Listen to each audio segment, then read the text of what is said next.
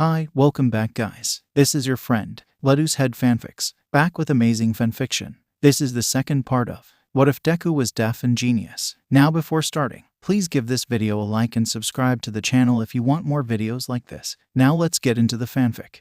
After dismissal, Izuku checked his phone to see where Shinso was. The whole thing with his current fosters was so new he didn't really know what the routine was going to be. Luckily, his friend had texted. Apparently, Aizawa wanted to talk to them really quickly before they left for the shop. He snagged Mei by the elbow, guiding her through the halls as she sketched a diagram on some spare graph paper. The halls were congested as students and teachers milled about, heading to their various destinations. Someone bumped Mei's drawing hand and she hissed in irritation as it caused a jagged mark across her page. Izuku paused to make sure she was okay. But just as he started to turn to look and see what had happened, someone practically ran him over. The point of their shoulder was right at the perfect height to slot itself into his already bruised eye socket.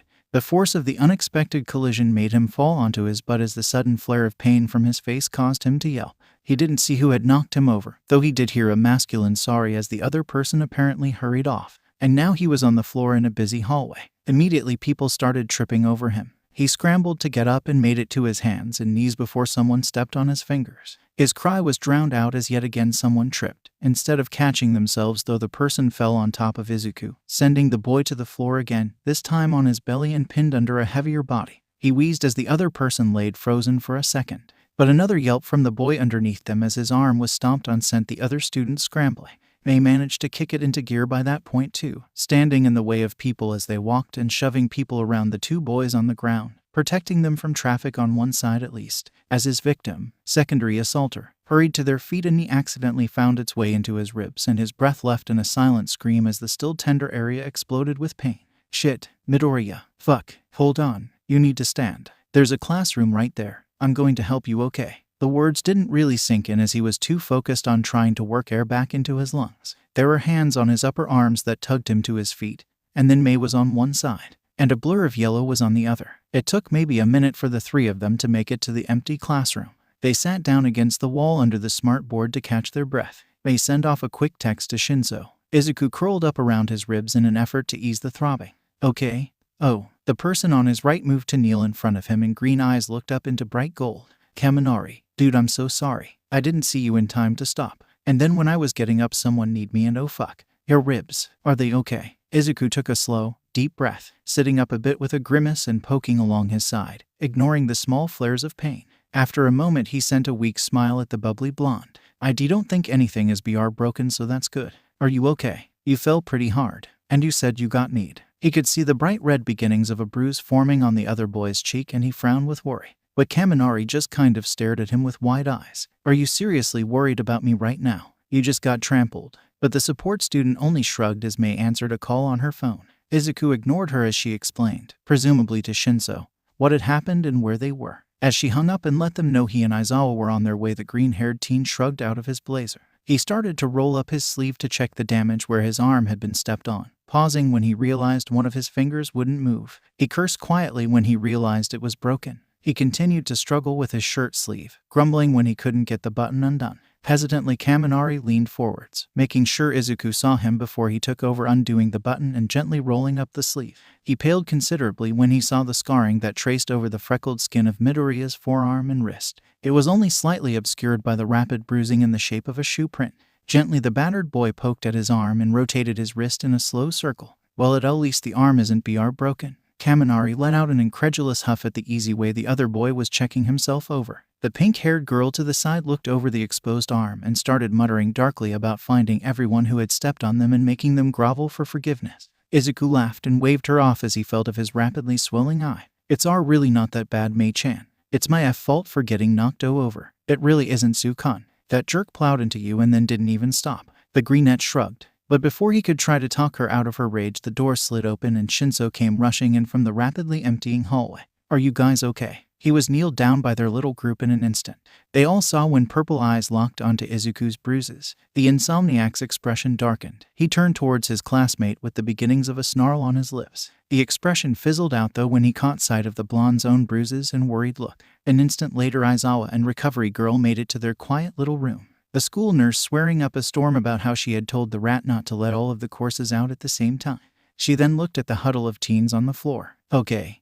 Who hurts where? Kaminari spoke up before Izuku could calmly give a report to the nurse. Midoriya-kun, his ribs. I really didn't mean to. Please make sure he's okay. They could all feel the exasperation when the nurse sighed. Of course, Midoriya, shirt off. Once we make sure you aren't bleeding out internally, we can move to the infirmary. Izuku rolled his eyes at the comment but started undoing his buttons as best he could, before pausing to give the electric boy in front of him an uncertain look. If he reacted badly to the scars on his arms, what would he do if he saw the one splashed across his torso? The other boy took the look to mean something else and blushed furiously, spinning around to sit with his back to Izuku.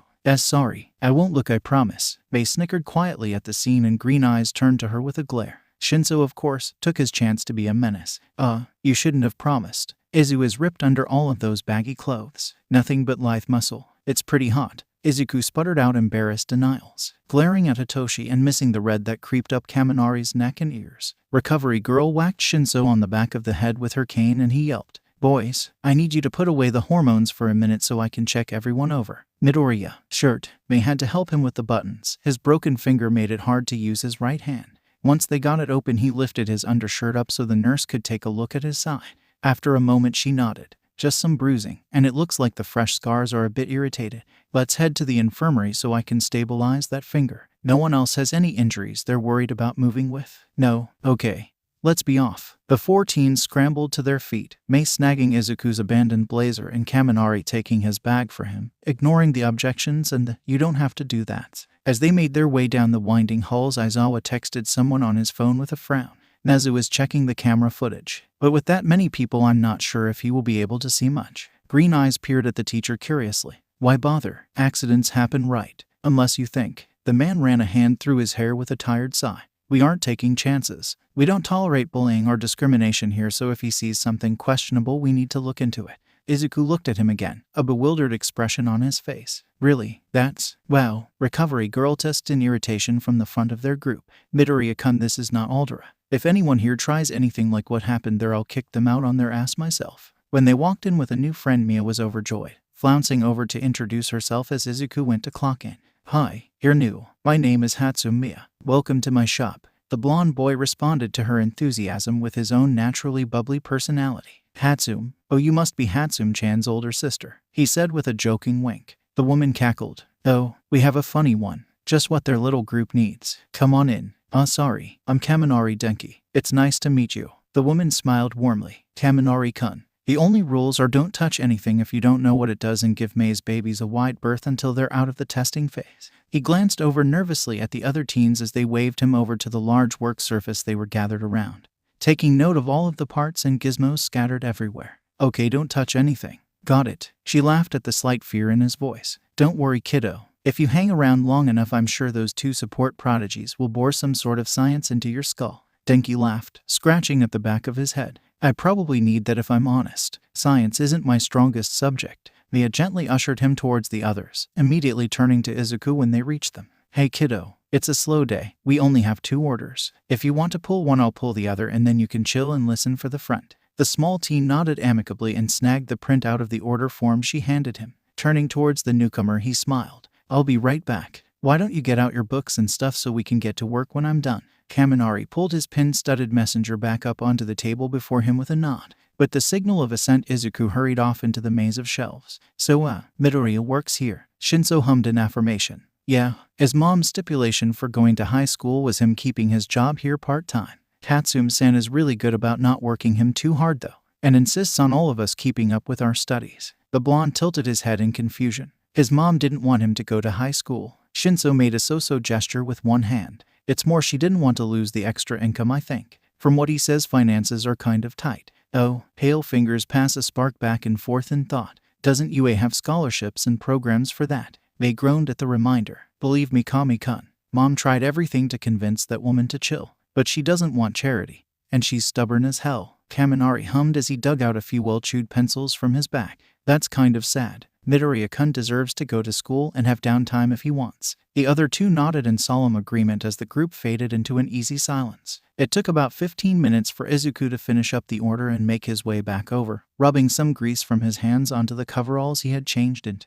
Alright you three, are you ready to learn about exponents and variables? Shinso groaned, and Kaminari started to, before getting distracted by how skin-tight the black undershirt the greenette was wearing was. The sleeves of the coveralls were tied at his waist and hid nothing of the lithe muscles that were being hugged by dark sports spandex. May just settled in to make her way through the homework as yet another boy truly started to simp for her friend.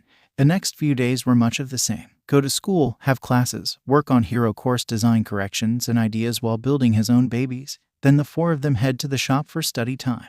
Kaminari had to head home by dinner time, but every other day Shinso was allowed to stay. Aizawa and Yamada trusting Hatsum-san and understanding that his friendships were important.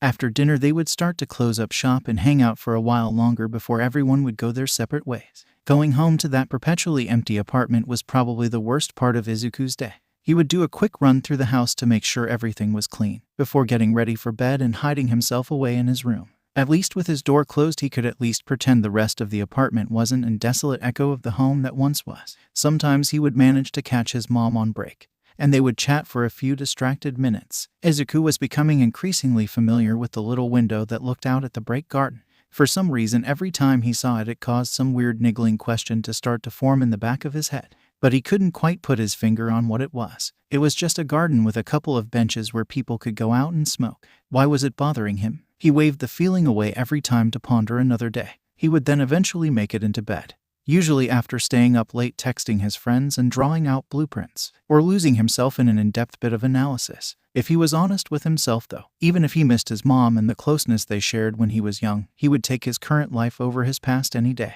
Back then he'd only had his mom. And even then she would have bad days where she would come home from work tired and hardly look at him before going to bed. Now he has friends, and a second home, a job, and is working towards a career in the most competitive school in the nation. So while he is sad, it's a sadness that is fairly easy to cope with. What isn't as easy to cope with is the stress of keeping up with his coursework as well as making time for his own projects in the studio. Once the hero students from both Class A and Class B had been given his suit suggestions, an influx of requests had come in. Power Loader had just groaned and started assigning kids from Class H extra projects in order to make sure all of the requests were met as quickly as possible. As soon as one design was turned in, it was handed to the professionals for testing and fine-tuning, and a new project was assigned. 2 weeks in, and Izuku and Mei had single-handedly redesigned 3/4 of the equipment used by the first-year hero course, and Kuroyama had fine-tuned every single outfit design. And that was on top of the support students making their own items to show off during the sports festival that was quickly approaching. Things had been getting better between the three of them and the rest of 1H as well. Frequently others would come up to one of them to ask for help with coding, aesthetics, or troubleshooting. And in return they all watched out for the three prodigies to make sure they didn't get stuck or burned out, jumping in to hold pieces for welding or pinning, or wiring, and having a chat to bring a bit of fresh air into their spaces. It brought even more relief to Izuku when a classmate showed him such acceptance. It made it easier to relax while in the 1H classroom or support labs. Knowing he wasn't about to get attacked, he could focus in on whatever he was working on. His grades and ridiculous rate of creation showed the improvement. But the best thing to come out of the weeks in between the USJ and the sports festival are the blooming friendships between him and some of the other 1A students. After that first lunch, the groups of people cycling through his table were a lot smaller. But there were constants in the teens they'd had lunch with on the first day of school. Yaoyorozu, Todoroki, and Koda, Shoji, Jiro, and Kaminari were also almost always there as well. The last few seats at the table changed day to day, with people stopping by to ask questions of the support students or to chat about homework with the others. It was nice to have such a diverse group of people to talk to when they wanted. Hitoshi in particular seemed to get along with Jiro. The two had a similar sense of humor, although the girl found it less funny when she was being teased for her crush. Kaminari had also slotted himself seamlessly into the after-school shop sessions. He swore up and down that Midoriya was the only one who explained the homework in a way he could understand. And when Mia had the boy try reading with different colored overlay strips, the energetic boy practically cried because the words stopped shifting around on him. His moms had him tested for dyslexia the next week. When Yue was alerted to the diagnosis, they put a plan into place to help him in the classroom. He also joined in on Hitoshi and Izuku's sparring sessions and Mia and Izuku's yoga. He had apparently been wanting to learn more hand-to-hand for ages and jumped at the chance to learn what the smaller green boy could teach him. Hitoshi suspected following along with the yoga was for ulterior motives. But he wasn't complaining, as he enjoyed watching the two other boys go through the workout from his spot on the couch. Denki was surprisingly flexible, though he had nothing on Izuku, who had been using yoga to help work his way through mental blocks for almost a year by that point. Mei was always a menace when she caught him staring though, like she could talk. He had seen the way she looked at the pink-skinned girl from his class. The day of the sports festival dawned bright and chilly, the spring still holding on to the nights. It would heat up quickly as the sun burned off the last of the dew from the grass. But until then, Izuku made sure to keep his hands in his pockets while he walked down the streets. Cold fingers were the worst when your hands were covered in scars. He had to yank them free in order to catch an airborne Hatsune though. She, Kaminari, and Shinso had been waiting under the tree right on the inside of the gate, and the flying tackle was quickly becoming her favorite way to greet Izuku when he was the last one there. He grunted as she slammed into him and then spun her around to dissipate the force, both so he wouldn't fall and because it always made her giggle. He set her down gently and let her tug him over to their little group. Good morning everyone. Hitoshi waved with a yawn and the electric blonde gave him a nervous smile. Did either of you get any SL sleep at all? The purple insomniac gave him his signature smirk. Really, Izu, you're going to ask me that? The greenette planted his hands on his hips. Shinso Hitoshi, I know damn well Aizawa offered you some of those low-grade sleeping pills. The other boy shrugged and looked away. Did you not take them? No, I did. And you didn't sleep. Pale fingers rubbed tiredly at purple eyes. His aloof facade in shambles before the storm of green as always. I was so nervous I ended up fighting them. So, yeah, no sleep. Kaminari gave the taller teen a supportive pat on the shoulder. I know how you feel, man. My mom's had to yell at me to stop sparking like 4 times last night. This is such a big event for the hero course. The thought of fucking it up and getting booted is terrifying. The pale brainwasher went paler at that thought. Dude, Denki pulled his hand away to use it to scratch the back of his head with a strained laugh. Sorry, I just can't stop thinking about it. May groaned dramatically. The chances of that are extremely low. First of all, someone would have to do good enough to compete with you hero jocks, and then they would have to actually want to transfer. Don't most general education students want to transfer? Kaminari groaned, running a stressed hand through his hair again. Izuku held up a hand placatingly. Okay, chill. There have only been 3 TR transfers in the last 10 years. With all of the training you two have done, I doubt you will fail badly enough to be the one they cut on the odd chance it happens again. Shinso rolled his eyes again. Says the support student who regularly kicks both of our asses. The freckled boy flushed and the other two felt themselves melting a bit at his adorableness. Some of the tension draining from their shoulders. May gagged at their show of gay pining and started dragging Izuku away from them. Come on, let's get to our classrooms before we're marked as absent. Izuku walked onto the turf as 1H was called. The rest of his class a wild gaggle around him. Not caring to try and walk in a neat line as those who were done with their support gear for the day dragged along those tightening last-minute screws and taping sparking wires. The group stumbled to a stop in a mass next to the orderly lines of hero and general students, making the divisions between them even more crystal clear. Izuku giggled to himself at some of the looks they were getting from the Gen Ed kids. When he finally turned to face the stage where Midnight was standing and preparing to give the opening speech, his eyes almost bugged out of his head at her outfit. That was his design. The one Majima-sensei had him scan on the first day of classes. No one had told him she was going to use the design. He inevitably found himself looking over the design with a critical eye, noting the slight changes in the positioning of the zippers and the lovely scrollwork on the bracers protecting her forearms. After a moment she caught him looking and sent a smug wink at his floored expression. As the last business class walked primly into position, the greenette took a moment to center himself again, deciding to ask Majima later why he hadn't been informed of his design being in use. He tuned into what was going on around him once more as Midnight started up the opening speech, welcoming the spectators and going over the basic rules for the day. Eventually she wound down her part and a sneaky grin stole across her face. And now for the student pledge. For our first-year representative we have the support prodigy who scored the highest we've seen on the entrance exam in years, as well as the kiddo who designed the fabulous new outfit I'm debuting today. His heart sank as his brain caught up with what was happening. Midoriya Izuku, please step forward and inspire us all with that brilliant mind of yours. Oh God. Hiroyama had to nudge him forwards before he was able to remember how walking worked. He was sure he was pale. He was 110% sure he was shaking. But he still managed to make it onto the stage without tripping, so one win in the bag. Now he just had to make up a speech on the spot. As he was handed the microphone he took a deep breath and thought hard about the school year they had all had so far. About getting to watch the hero classes, about the USJ, about his lunches with his friends. He took a deep breath and did his best to try and formulate a way to put his feelings into words. Oh gods, don't stutter. Please don't stutter. Channel your inner present Mike. You've got this. Here at UA, he began, thankful when his voice only shook a little bit. We are all invited to push ourselves to the brink every day, to better ourselves in every way in order to better both our futures and the futures of everyone we will ever come into contact with. The amount of brilliance and determination I see while walking down these halls every day is breathtaking. It's also an inspiration. Because of my fellow students, I find the fire needed to reach a little bit farther towards my goals. Here at UA, we give each other the push we need to do better, be better. In all ways, physical, mental, and moral. I have never met so many kind-hearted and stubborn people, and I am privileged to be able to stand here today with them and enter into a competition that is that next step we need on our paths to those better futures. To all of my year mates, all I can say is, stand with pride at all you have accomplished so far, and get ready to push farther. Go beyond. The resounding plus ultra he gets from the spectators and students would probably have busted his old hearing aids. His shaky hands all but throw the microphone back at Midnight as she claps him on the back. He made good on his escape, merging with the rest of 1H and doing his best to smile back at the small shoulder pats and words of praise he received on his way back to his friends. He was sure he was pale as a sheet by this point. Public speaking was the most terrifying thing he had ever done. He was so thankful he didn't stutter. May rubbed his back consolingly as Midnight got the crowd back under control. Eventually, they were able to move on to the announcement of the first event.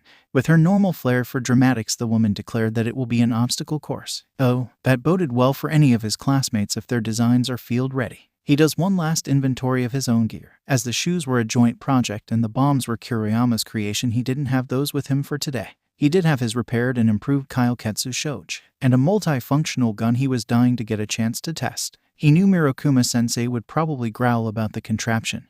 His dislike for guns was well known, but Izuku knew a lot of heroes could potentially benefit from the ease of use and the special ammo it was built to shoot. Hopefully the support companies who would be watching today would agree if he was able to show off what he could do. Other than those two, most of his other gear was more subtle, things he had thought of as he remade the outfit that had been trashed at the USJ. Fingerless gloves with brass knuckles built in, which with the press of a button would turn into the short but efficient claws of Bognok. He also had retractable cleats built into the bottoms of the guards that covered his shoes. The metal that wrapped up over his toes and heels would make for stronger, more solid kicks, and the cleats made sure he would have traction if the footing got dicey. Admittedly, he didn't make very many things for the festival, his focus being on perfecting the things he was bringing and on designing the things needed by the hero course. After all, a sports festival, while important, was not more important than the lives of the kids he was meant to be supporting. He took a deep breath, scoping out the entrance to the obstacle course. He realized instantly that it would be a problem. He frowned before snapping his fingers when he had an idea. Quickly, he did a few stretches, trying to make sure he wouldn't pull anything in his legs with his upcoming stupid moves.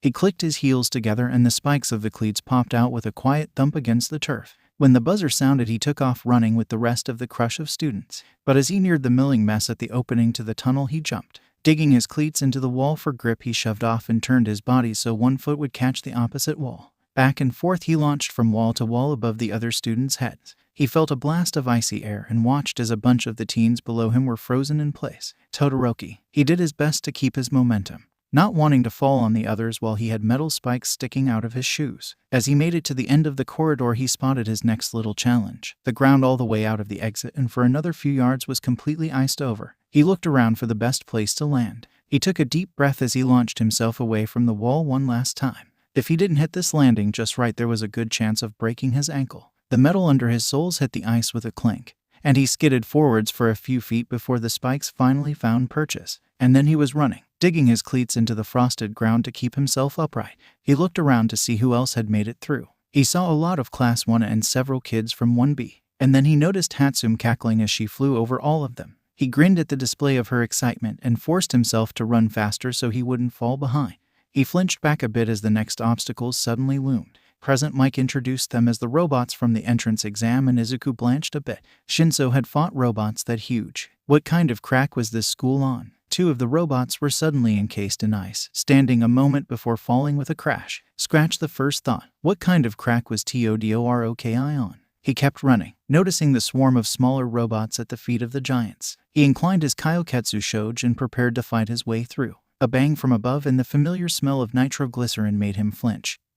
He saw Bakugo throw himself over the down bots with the help of his explosions and frowned. He had honestly forgotten the other boy would be there today. He forced himself to keep moving. He could panic about competing with Kachan later. He reached the first few robots and lashed out with the weighted end of his weapon, swinging it in a horizontal motion so it would wrap around a robot's neck. When it had a good grip, he yanked back harshly, expecting greater resistance, and almost overbalanced when the head popped off easily.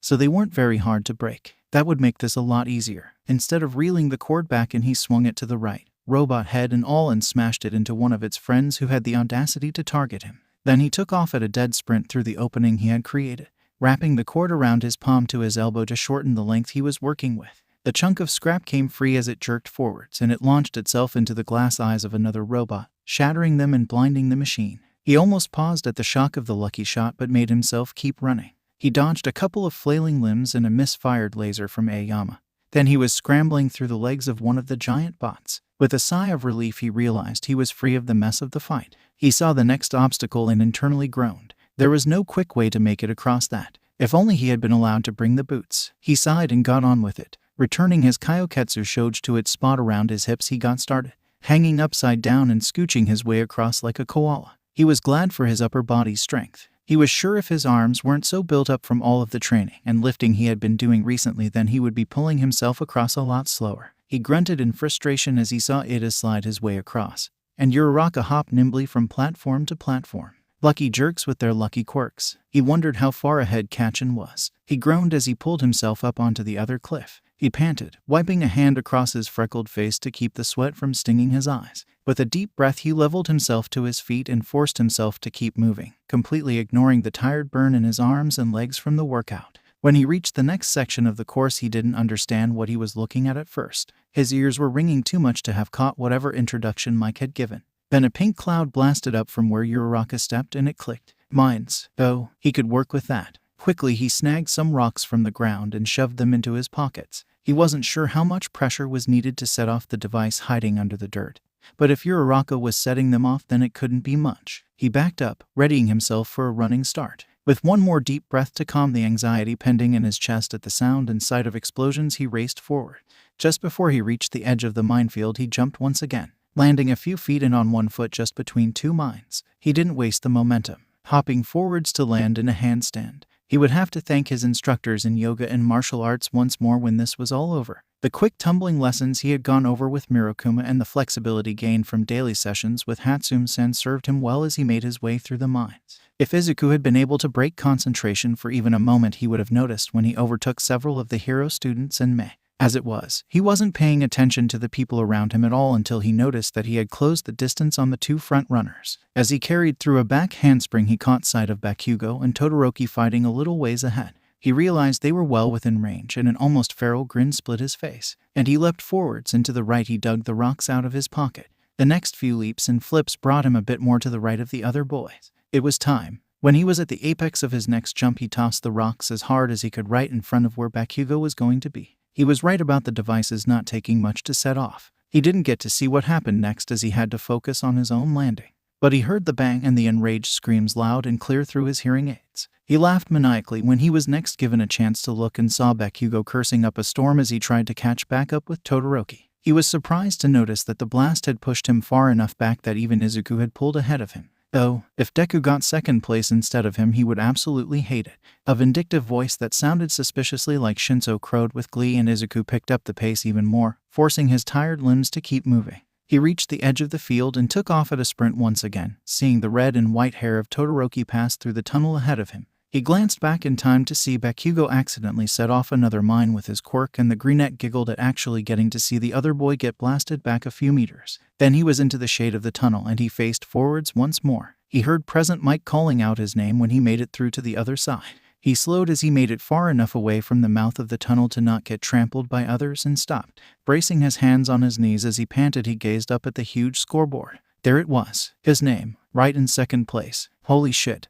After a moment he glanced around and noticed Todoroki staring at him, an unreadable look on his face. Izuku smiled and nodded at the quietest of his lunch buddies. But before he could try and say anything around his rough breathing, there was the sound of a blast and angry yelling. And then something was yanking him up by the back of his collar. The greenette choked at the pressure around his throat. Oh god, that was Kachan. He had dared to beat Kachan. He was swung around to meet the raging blonde, his collar still firmly in the other's grasp. Kachan. He struggled to get the name out around the pressure on his larynx. You stupid Deku. What the fuck was that? You cheating fuck. Green eyes began to tear up as the panic started to set in. This was how he would die. On national television, taken out by his childhood friend. Then a pale hand was latching into Bakugo's wrist. The two boys looked to see who would interfere and came face to face with cold heterochromatic eyes. Bakugo, let Midoriya go. Huh? Who are you giving orders to, you half and half bastard? When he didn't let go right away, Todoroki's knuckles whitened as he increased pressure on the other's wrist. Eventually, the strain on his tendons was too much and Bakugo's grip released. Izuku scrambled back and Todoroki stepped in between him and the walking explosion.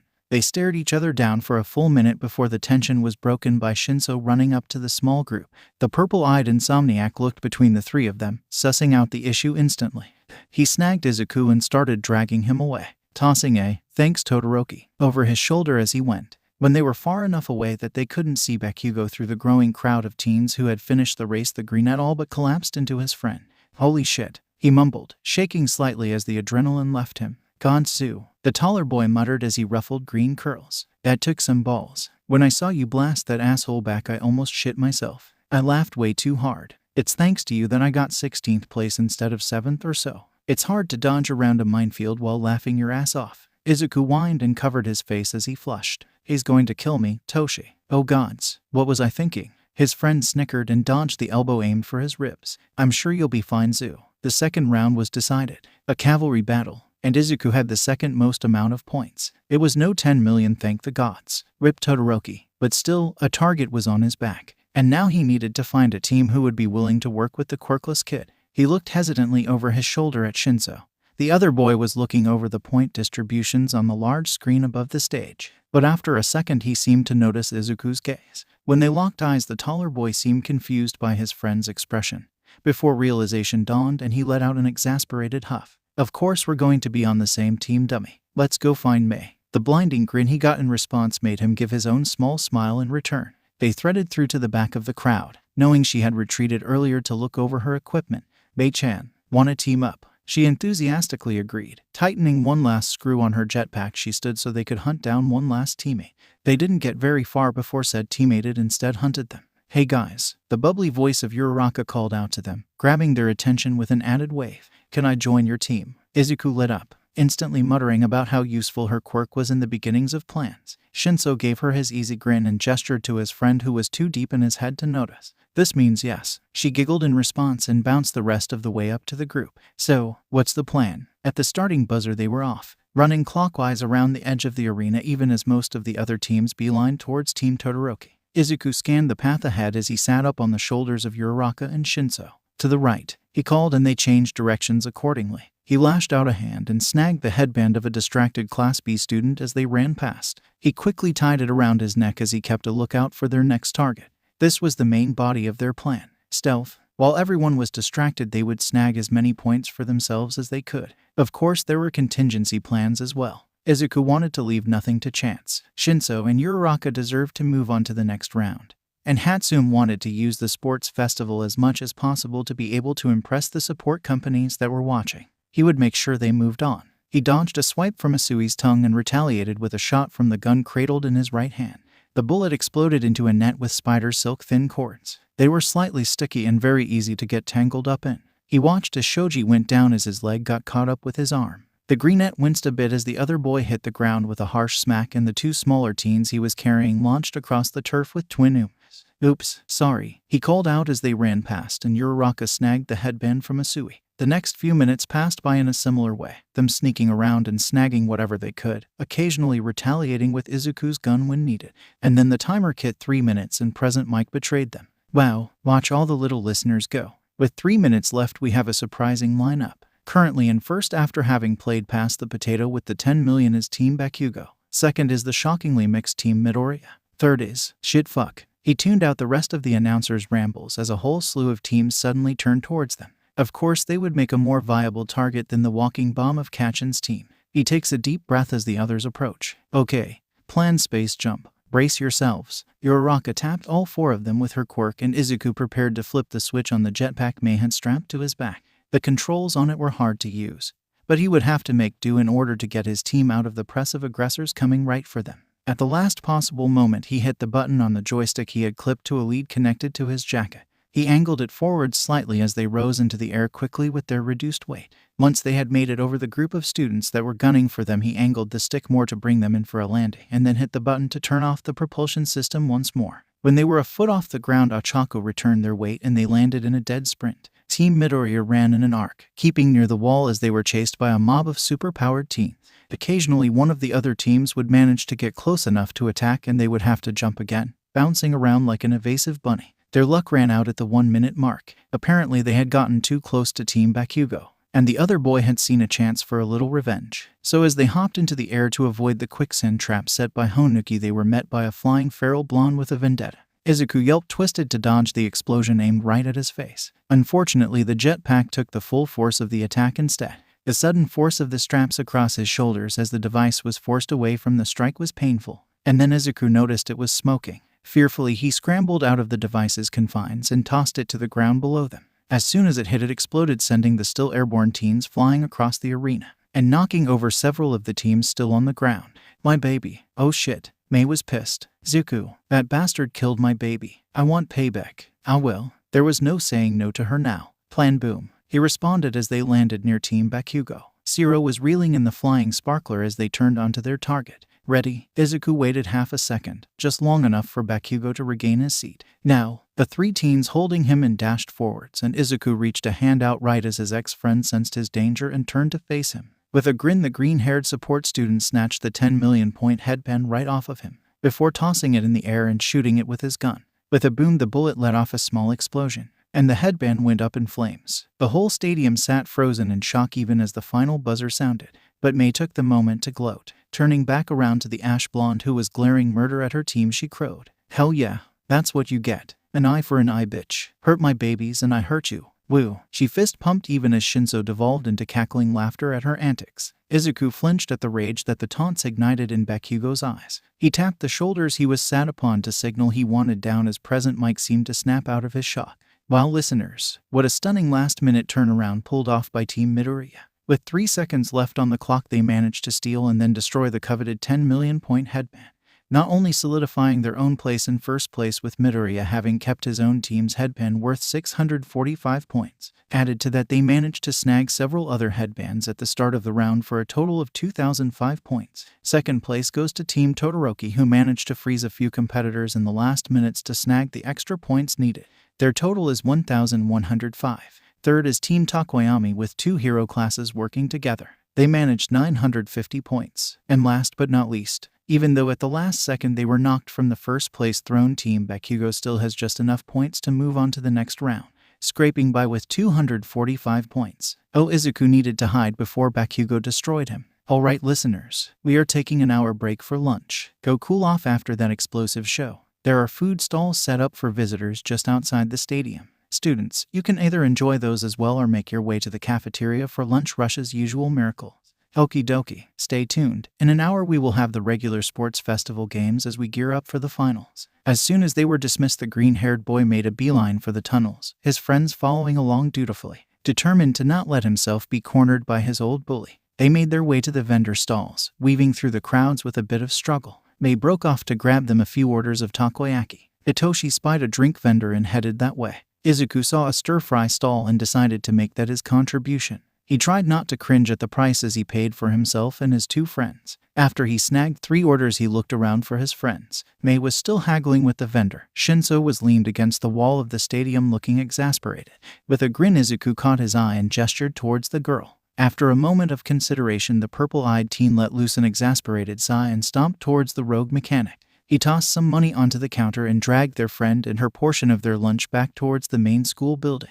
They set up their improvised picnic under a tree a good deal away from the crowds. They each traded their extra portions around before digging in. As they sat and chatted, a few others from their classes came and went, stopping in the shade to inhale their own snacks and chat before running off to go talk to someone else they had seen. It was a nice lunch. What was less nice was walking back into the arena to find most of the girls from Wano looking embarrassed while wearing horribly garnished cheerleading uniforms. Gyro practically hiding behind the taller Yaoyorozu. Izuku glanced over his shoulder to where Shinso had been walking, only to find that the taller boy had vanished. He spun until he found his friend stalking off towards 2 of his other classmates. He quickly identified them as a slightly uncomfortable-looking Kaminari and a gleeful Mineta.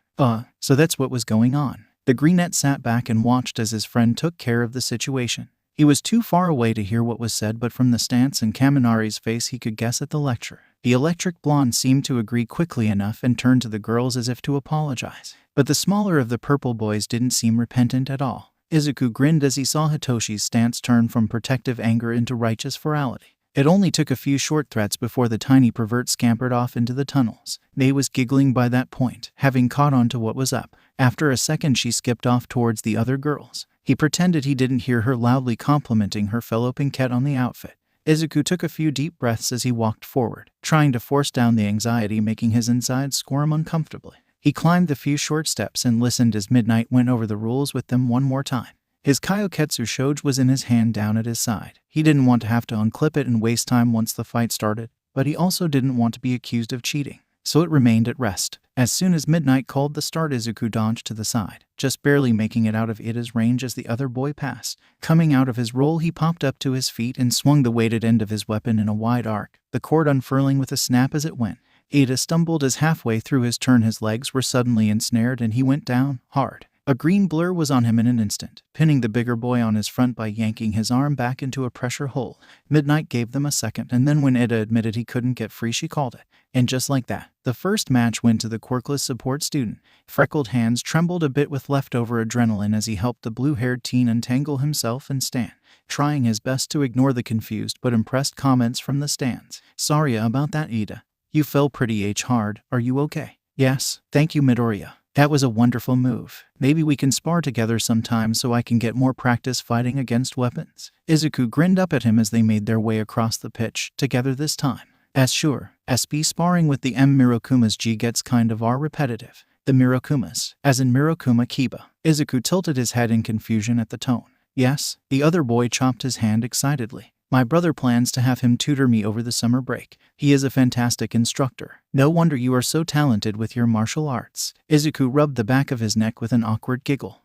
Why yeah, I've been going to his self-defense classes for a few years. It's just recently that I started having PR private lessons. They passed Tetsu in the hall, the steel-skinned teen obviously in the zone. I'm going be back to the St. Stans. I want to check on 1H and make sure no one got hurt during the obstacle course. Are you going to CL Class 1A's box?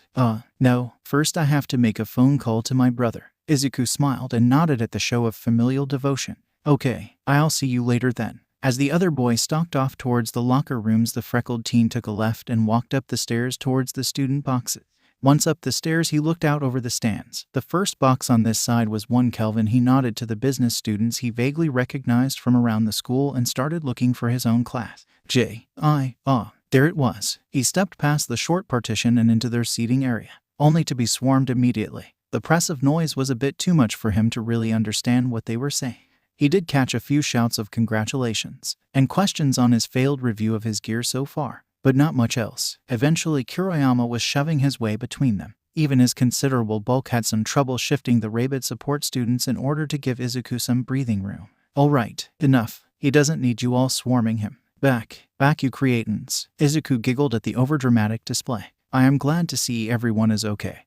His hulking friend spun to look at him. Oh yeah, none of us got more than a few bumps and bruises, though we've all got tons of ideas for support items to start on when we get back. The Greenette smiled and let the others ramble to him about the ideas they came up with when they got stuck on the obstacle course. Apparently only about half of them even made it to the fall, and from there only 4 made it to the minefield, as Izuku congratulated Kiriyama on actually being able to make it through to the end, though a few places too far behind to qualify for the second round. A voice called out over their little partition from the hall. Hey Midoriya, good job on your fight, bro. He turned just in time to see Kaminari disappear from where his head had popped up from over the low wall. And then the excitable blonde was cheerfully waving from the entrance, making sure it was okay to intrude on their space. Hi Kaminari. Thanks. Kiriyama excitedly waved the other boy forwards and Kaminari beamed at him before running over and excitedly bouncing in place. For real though man, you were like, oop, wah, bang, dunzo. It was so cool. Izuku flushed bright red as the hero student layered on the praise while mimicking his earlier dodging and counter-attacking.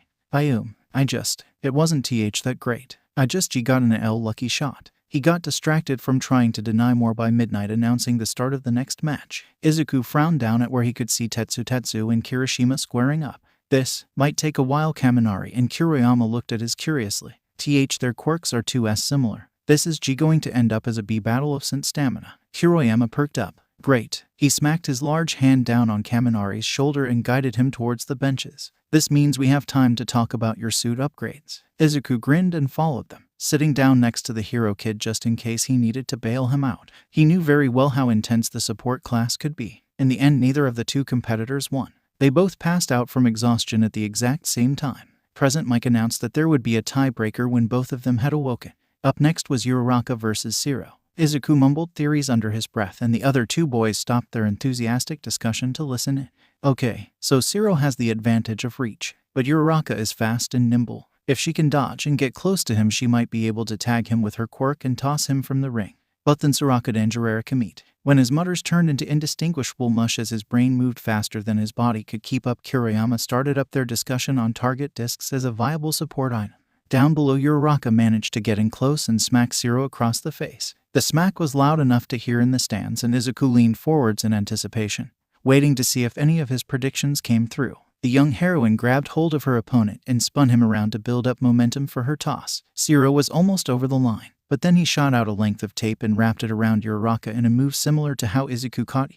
Unfortunately, Uraraka didn't see the danger until too late and was already in motion to release her quirk. As his gravity returned, Zero had the leverage he needed. In an impressive show of core strength, he grabbed the tape and torqued his body, pulling Uraraka harshly off of her feet. She landed with an oomph, one foot touching the ground outside of the marked line just a second before Zero himself hit the grass. Midnight pronounced Zero's win as Yamada enthusiastically praised both of the fighters for the close match, even Aizawa pitching in to give a begrudging compliment. Izuku buzzed with excitement before Kaminari grinned over at him. Do you want to go say hi to them? I think Mei and Shinso are with Wana right now, so you can go talk to Zero and Uraraka and then chill with them. Izuku paused where he was bouncing in his seat and then nodded enthusiastically. When the two stood, Kiriyama did as well. May I come too? I would like to talk to Mei about the functionality of a disc shooter. Sure man, the more the merrier. With that, the three of them headed out, walking around the top of the stadium towards the hero course boxes. When they arrived, Kaminari called out a greeting. Hey guys, look who I found.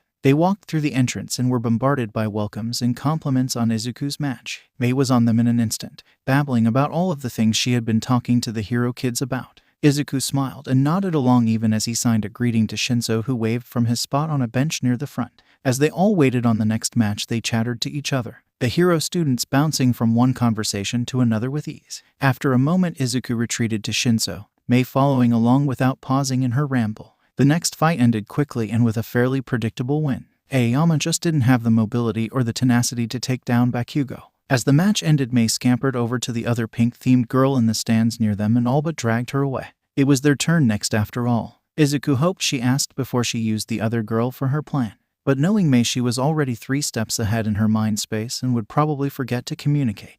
The way the fight went actually surprised him though. It seemed like Mei changed her plan after all. Instead of Ashido using the gear Mei had made, Mei was using it all herself, narrating over hijacked loudspeakers as they went. Mei would pull out a baby. Ashido would see what it was and attack as if she knew what it did. And then Mei would counter with the invention. And then the dance would begin again. Izuku was on the edge of his seat the whole time. There were so many gadgets that Mei had never even mentioned to him. Oh, he was so hacking her computer in the lab to see what else she had been holding out on him. After about 30 minutes of grandstanding and playing up to the support companies who were watching, Mei finally showed off her last bit of gear, a shimmery smoke bomb in her trademark pink. And that, folks, ends today's demonstration. Please give it up for my lovely assistant Ashido Mina from 1A. As Mina waved to the crowd, the support student went on. And remember, if you need gear without peer, come to me. This is Mei Hatsum of Hatsum Incorporated signing off. With that, she stepped out of bounds with a grin. Midnight was giggling uncontrollably as she announced Ashido the winner. And then the two girls walked off the pitch arm in arm. Izuku smiled at their antics, writing down all of the questions he had for Mei in his notebook so he could quiz her when they got home. It was good to see her getting along with other people their age, especially people he himself didn't really hang out with much. He was really happy she had made a friend. The greenette stopped walking, wide eyes blinking in disbelief that the youthful heroine just cussed. And in defense of him, Kaminari looked over at the other two teens mouthing, Aldera. Shinso grimaced and Mei shook her head, whispering that it was Izuku's story to tell. The electricity user thought back to the scars painted across a freckled arm and decided not to pry. Not everyone was free with their stories for a reason after all. When they got to the nurse's lair, she waved the kids over to take seats on a couple of the beds while she puttered around grabbing some supplies. Aizawa looked to Hatsune with a sigh. Call your mom and let her know I'll be driving you three to her shop after this. I'm sure Midoriya will be tired after RG uses her quirk, so that'll be quicker and safer than you all taking the train. He looked over at Kaminari. What about you? Will you need a ride? The boy waved him off.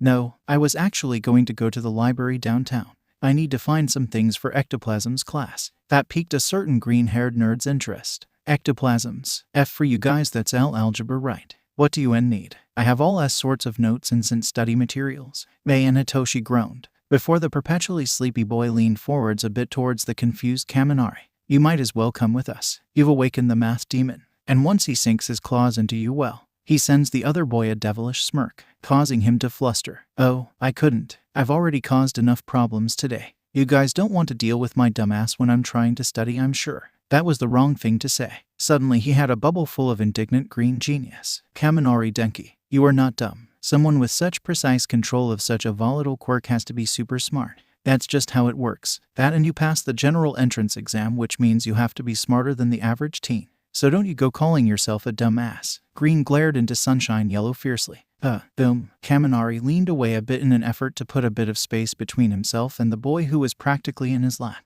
The movement snapped Izuku out of his little rage sphere, and the greenette flushed when he realized how close he had gotten to the other boy. Denki was blessed by a close-up look at cute freckles highlighted against red, and he stared at them a bit dazedly. With a cackle, Mei took pity on one of them, both of them, and snagged Izuku by the shoulder to pull him back. Down, tiger. Izuku plopped back down into his spot on the bed and tried to hide his face with the fingers that weren't broken. Luckily, he was saved from the teasing his friends were gearing up for by Recovery Girl dumping an armful of supplies onto a bedside table and getting to work. It was a matter of 10 minutes to get them all sorted and heading down to Aizawa's car in the underground car park. Yamada was already in the driver's seat of the SUV when they got there, and the kids piled into the back. Kaminari decided not to question the English teacher's presence in favor of having a minor freak out in the very back seat while Izuku and Mei babbled about something science in the row in front of him. Shinso, however, raised one knowing eyebrow and gave him that damn smirk one more time before looking out the window and ignoring everyone. Denki wondered which of the two boys would kill him first. Izuku leaned forwards with anticipation as Shinso and Kaminari walked into the ring. This next fight could really go either way. Izuku knew Hitoshi had been doing his best to avoid using his quirk in class, and the couple of times he did use it, he tried to hide its activation requirement with things like eye contact or 5-point physical touch. So Kaminari didn't know how Shinso's quirk worked, but Shinso knew all about Kaminari's quirk and its drawbacks. That being said, the electrical quirk was exceptionally powerful, so this match really came down to whether or not Shinso was able to dodge long enough to ensnare the blonde.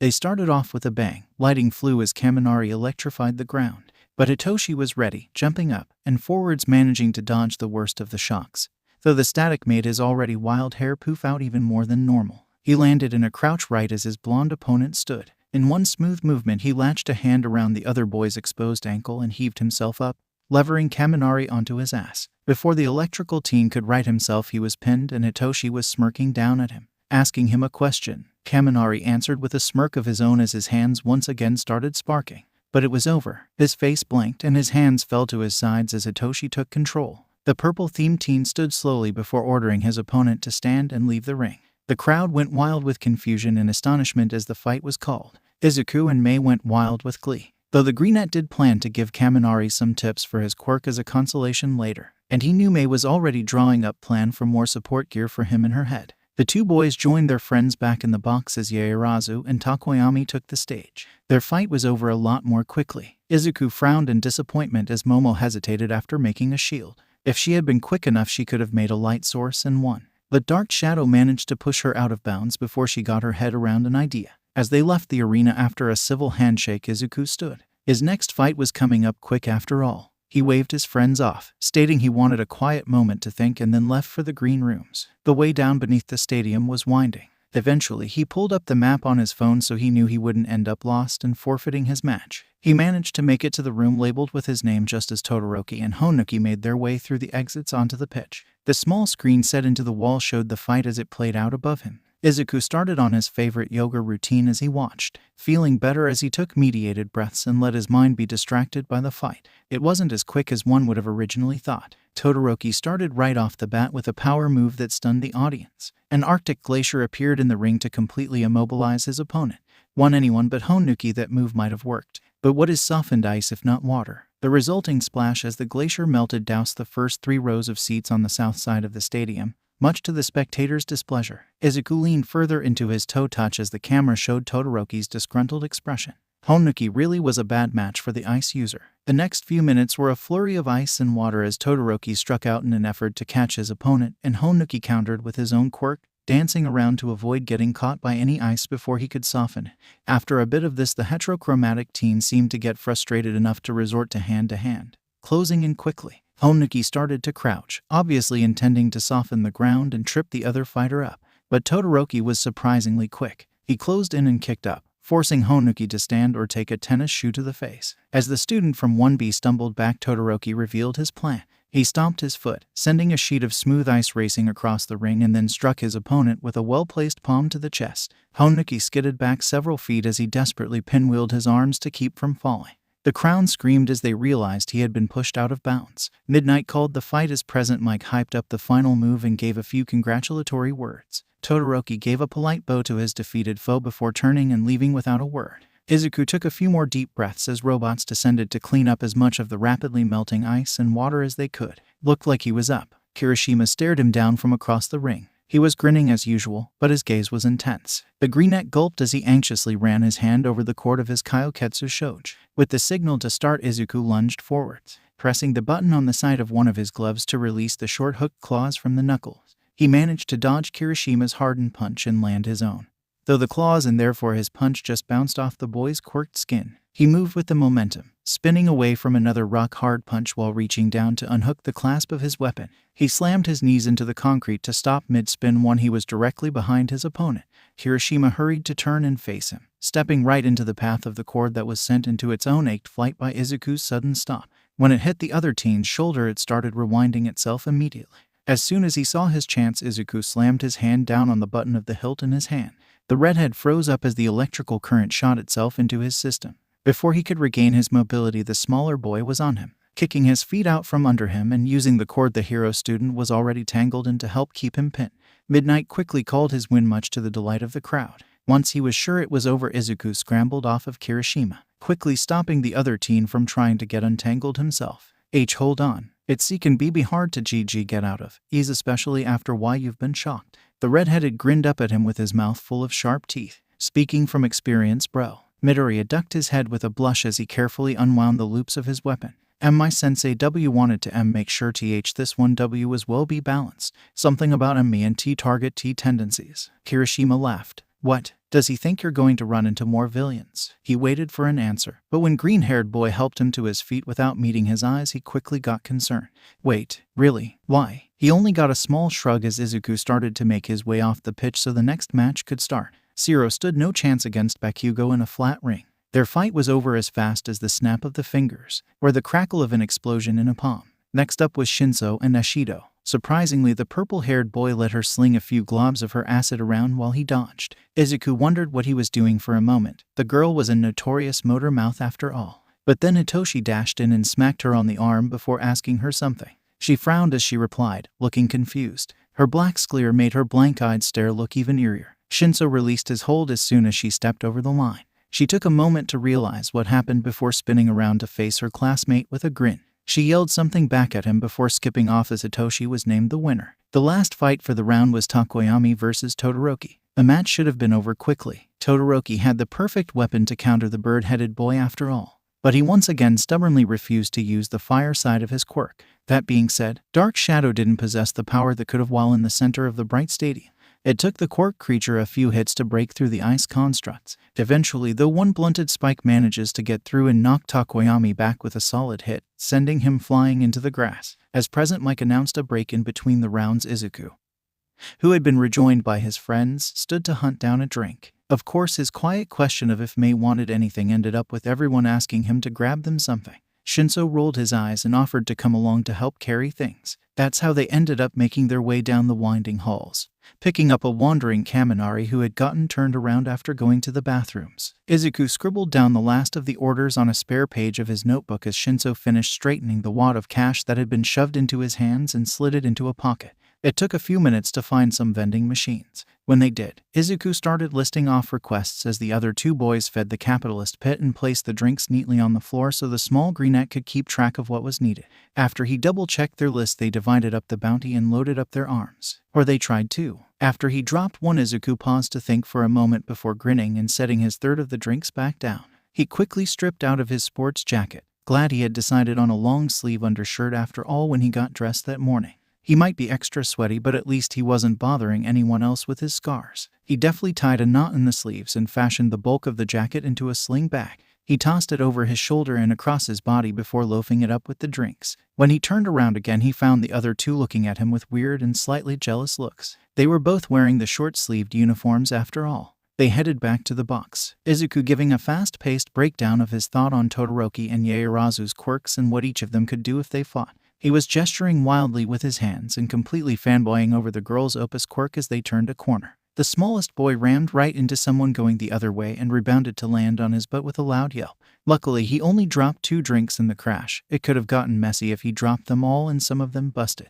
Ouch. After a second to react to the shock, green eyes shot up to see who the other accident victim was. A freckled face paled a bit as Izuku's gaze locked with gray and blue. Oh, TT Todoroki-san. I'm so sorry. Are you okay? The quiet hero student studied the boy on the ground impassively. That's when Shinso and Kaminari kicked into gear. The electric boy kneeling down to ask if his friend was okay while Shinso took half a step forwards in an attempt to shelter the smaller boy a bit. But Todoroki completely ignored all of it, just staring Midoriya down and asking, "You really think she has any chance against me?" The greenette paused in waving off Kaminari's concern. "Yes, but not using the fire element to your quirk there are many strategies she could use to beat you. Honestly though I think it would come down to a matter of stamina and quick thinking." The support student flinched when he looked back up from his minor mumble storm. Todoroki, despite his face still being fairly blank, looked furious. He started backpedaling quickly. "I mean, if you using your FF fire would have even the playing F field con considerably. He flinched again as the ice welder's facade broke a bit. "I will not be using that bastard's fire." Shinso stepped more in front of Izuku, preparing to use his quirk. But it was Kaminari who asked a question first, talking without thinking as was his habit. "Dude, why not? Both sides of your quirk are powerful as fuck." Todoroki was full on scowling now. "Because I do not agree with how my quirk came to be. Tell me, have any of you ever heard of quirk marriages?" The other 3 teens winced. That was a part of history no one really liked brought up. Eugenics in general had been outlawed ages ago. But when quirks had showed up, the practice had seen a resurgence of popularity. Izuku was, of course, the first to put the question together with their topic. Shinso was quick to get it as well, though Kaminari was a little slower on the uptake. The greenette stood from where he had been sat on the floor, a furious look crossing his face. "You're kidding." He didn't. Itoshi looked nauseous. "It makes sense, Sue. His quirk is perfect. There's no way it wasn't manipulated into being." The grimace on the shortest boy's face was unusual, but depicted his disgust adequately. "That's awful." This time it was Kaminari's turn to stand from where he had been crouched near Izuku. Confusion painted across his features. "Okay, what did who do?" Purple eyes locked with blue and gray. "Endeavor used Todoroki's mom to make the perfect quirk," Shinso stated with his usual bluntness, though the lilt had a bit of question to it, as if he was asking, begging, to be wrong. That hope was quickly stomped on as the boy across from them gave a sharp nod. "That's right. My father bought my mother, and then paid off everyone else who questioned their union so they would look the other way. I'm the 4th child, and the only one to come out with an even split of their quirks. The day my quirk manifested was the day I was first taken to the training hall. Endeavor had a masterpiece to refine after all." Izuku was pacing now, scarred fingers running through and tugging harshly at tangled curls. "That's so fucked. Damn it. I've never liked the man, but he's a hero. He shouldn't be allowed." The support student froze before turning to the once again expressionless teen. "Your mother, is she okay?" He caught a glimpse of deep sadness in his eyes before Todoroki looked up towards the ceiling, as if remembering something. "I hope so. In all of my memories she was always crying. She hated that my left side resembled him so much. I'm sure that made things so much harder on her. She called it unsightly before she poured a kettle of boiling water on my face." Thoughtlessly a hand reached up and traced the edge of the blotchy red scar. He had her committed to the psych ward for damaging his prize. I haven't seen her since, though I hope that being out from his direct influence means she's at least a little happier. Kaminari was openly crying. Dude, that's so messed up. You need a hug. Can I give you a hug? The other boy looked back at him in confusion. Sure. That was all it took before he had an armful of the class joker. Seeing that he didn't pull away, Midoriya quickly stepped in to join the hug as well, making sure both boys saw him so he didn't spook anyone. After a minute, everyone stepped back and sorted themselves out. Izuku pulled out a travel pack of tissues from somewhere to hand to Kaminari so he could clean up. And then the green-haired teen delved into the next hard topic. Okay, I get where you're coming from. I really do. But the PR profession, the three of why you are going into is too dangerous for that mindset, Todoroki-kun. If you go into heroism half-assed, you might not get why yourself killed. But the people who depend on you in the field, why your fellow heroes and civilians, there will be so many you could have saved. But because of stubbornness, you will sign their death warrants instead. Is that the kind of hero you want to be? As the other three stood frozen at his harsh realism, Izuku scooped up the couple of drinks he had dropped and started around the corner. Before he looked back over his shoulder. Also, he might have had a hand in creating that quirk, but neither part of it is his. After all, he doesn't co-control it, just like he shouldn't control you. That's your Q quirk, Todoroki-kun. USH should choose how you use it without even thinking of HM. With that, he stalked off, mumbling inside to himself. Shinzo caught a few words and smirked. Endeavor just awakened the beast. Come on, Kaminari, let's get these drinks back. My arms are cold. They quickly followed after the short tornado of a genius, leaving a stunned elemental to stare after them in shock. Izuku stood at the exit of the tunnel feeling nauseous. For some reason his brain had blocked out that if he won his last match then this one would be against Kachan. And now he was getting to feel all of the stress at once. Joy. He could just bow out. He had shown off his support items well enough. He had nothing to prove, not really, except he kind of did. He kind of wanted to see how he would do against his tormentor in an actual fight. In the past he hadn't been allowed to do more than try and minimize the damage. But that one flip he had allowed himself on his last day at Aldera had felt good. It had felt good when he fought back, and he wanted to see if he could actually win. He took a deep breath as his name was called. By the time he stepped out onto the field, Bakugo was already in the ring, waiting. He thought about backing out again before he shook the thought off irritably. He couldn't live in fear forever. Besides, the villains at the USJ had been scarier. He stepped up to the challenge, squaring off against his oldest foe. Midnight reiterated the rules, eyeing the blonde teen with barely concealed apprehension. At the sound of go, his ex-best friend lunged. Right hook. Typical. Izuku ducked and drew the gun that had been strapped to his thigh for the entire festival. He dug out one of the rounds from his right pants pocket and shoved it into the chamber. He dodged another swing, this one laced with the familiar heat of an explosion, and brought the muzzle up to bear. A hand was reaching for his face, the glitter of fiery death held in the palm. He quickly pulled the trigger, not allowing himself to think. He hit his target. It was hard not to at this range. Kachan screeched as the ammunition hit his palm, right above where the ball of the hand met the wrist, just to the left of the mutated nerve igniter. It hit, and then it exploded into foam. The blonde teen cussed up a storm as he frantically tried to swing his arm to get the clinging substance off, but it was ineffectual. As fire suppression foam was made to stick to and cover surfaces in order to prevent fires from spreading as well as put them out. He loaded and shot off the other round he had in his hand, hitting the other boy in the chest. Izuku would have aimed for his other hand, but it was currently out of direct line of sight. Lucky for him though, the instinctual reaction to being shot in the chest was to touch the spot of impact, and Bakugo didn't stop to think before he used his free hand to clutch at the pain as the breath was knocked out of him. And within seconds of the fight starting, Izuku had managed to effectively cancel out the great Bakugo Katsuki's quirk. The playing field was a bit more even now. Making a split-second decision, he shoved the gun back into its holster. He wanted to see how things would play out without the use of his support gear. While his opponent was still reeling from the loss of his quirk, he struck, getting in a good solid punch to the solar plexus. Most people wouldn't be able to effectively fight after losing their breath twice in less than a minute. But Katsuki was too stubborn to back down. He swung wildly in response, making Izuku dodge out of the way with a neat roll over one shoulder. Bakugo has always been the type of fighter to press forwards, relentless and aggressive. For a few more swings he kept Izuku on the defensive. The greenette grinned when he spotted his chance. Kachan struck palm open, obviously an instinctive attempt at using his quirk. And when the concussive force of an explosion didn't come, he stood for a second longer than he should have, braced for the recoil. This left the blonde wide open. Izuku lunged for the wrist in front of him, quickly gaining control of the arm and thus the body attached to it by locking the joint in a pressure hole. He followed the momentum of the movement and twisted, turning the bent wrist as he went. He dragged his bully to the ground and looped a leg around his straining elbow, effectively cutting off any further movement with the threat of shattering the delicate weak points of the wrist and elbow. Bakugo, of course, still tried to struggle free but only ended up cursing in pain. After a full 30 seconds, Midnight called the match. Izuku had won against Kachan. He quickly released his hold and scrambled back, straightening and whirling around to beam at the wildly cheering boxes of his classmates and hero course friends. He waved in excitement, the adrenaline making him bolder than he normally would have been. Mei and Hitoshi were at the front, pressed against the wall of the stands. They looked even prouder than he felt. He could just barely make out their faces at that distance.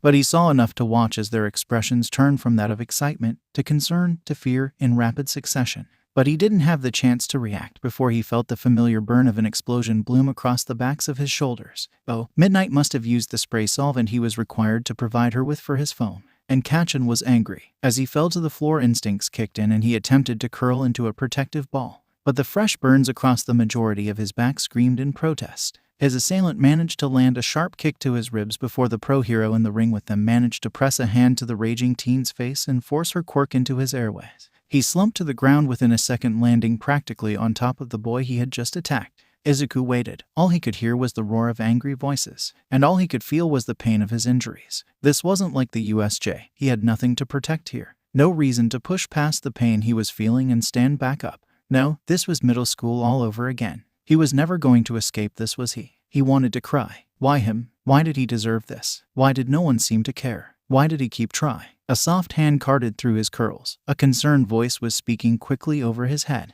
He cracked his eyes open, turning his head to the side so he could see who was crouching over his prone body. Pain-filled green met worried blue. And suddenly he wasn't in the halls of Aldera. He was back at UA. And Midnight Sensei looked scared. Yakumni Sensei. He slurred worriedly, hoping Kachan hadn't hurt her in his effort to get to him. Am I alright, Midoriya? You were just attacked out of turn and burned pretty badly. You are the one we should be worrying about right now. Am fine. Hurts, but V had worse. Don't even thin I ave a cushion this time. Midnight looked really pale. The support student frowned and started trying to get his arms under him, wincing slightly as the burns pulled. The woman crouched beside him started fluttering around anxiously, telling him not to move, but he shrugged her off. I's fine. Gotta clear the ring rig. Midoriya, that is so not the problem right now. But by that point the teen had levered himself to his feet and she quickly had to step in to keep him from overbalancing and hitting the ground, more than likely to land directly on his burns. With a sigh and a curse at reckless idiots, she helped in his endeavor to make it to the short set of steps leading off of the platform. The crowd was still going crazy around them and Izuku made sure he kept his head down. He really didn't want to listen to them yelling at him for ruining their fun day. As they made it to the stairs, he was glad to see the school's Metabots approaching. That meant he could lie down again. Moving hurt. He wasn't sure Kachan had ever burned him that badly before, except for maybe the brand on his shoulder. That had been pretty ugly. Or maybe the burn on his chest. Midnight Sensei helped him into the stretcher, belly down with his arms down at his sides to keep the skin in as relaxed a position as possible. She was being really nice. She was such a good hero. As the Metabot started trundling forwards, he stopped forcing himself to pay attention to what was being said around him.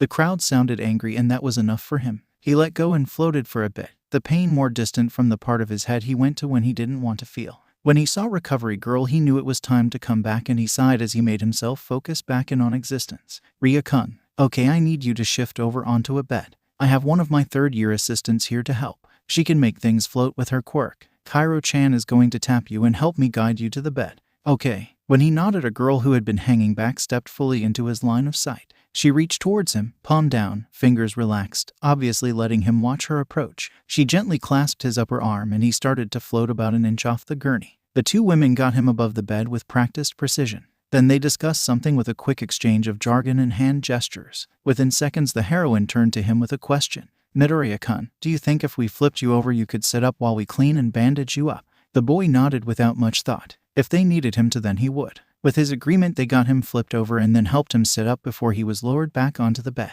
The girl in the medical course stepped back for a moment, looking a tad bit green. But after a few deep breaths, she was back at his side and helping Recovery Girl remove his shirt. He could feel where the edges were tugging at his skin. Either the material of the shirt had melted, or his burn was bad enough that it was already oozing. He hissed as they peeled it away but didn't protest. It took several minutes to pull the last of the stuck cloth away, and after that he was informed that there were still a few bits of fibers they would have to pick out before they could really clean the wound. He nodded, knowing it was necessary, and they got back to work. It took a while before things were cleaned and wrapped and he was given the full rundown. Second degree burns from the tops of his shoulders to his waist. First degree across the skin that had been subjected to the blast's outer edges. And, right between his shoulder blades, was a hand-sized circle of a third degree burn. So Kachan had let the spark go before he actually made full contact. That was unusual for him. Usually, when Izuku was involved, he liked the branding effect his hand had when he let the blast start at point-blank range. Luckily, his ribs were only bruised. He was getting really tired of them being broken and sore. Also, his hair was singed and would most likely need to be cut,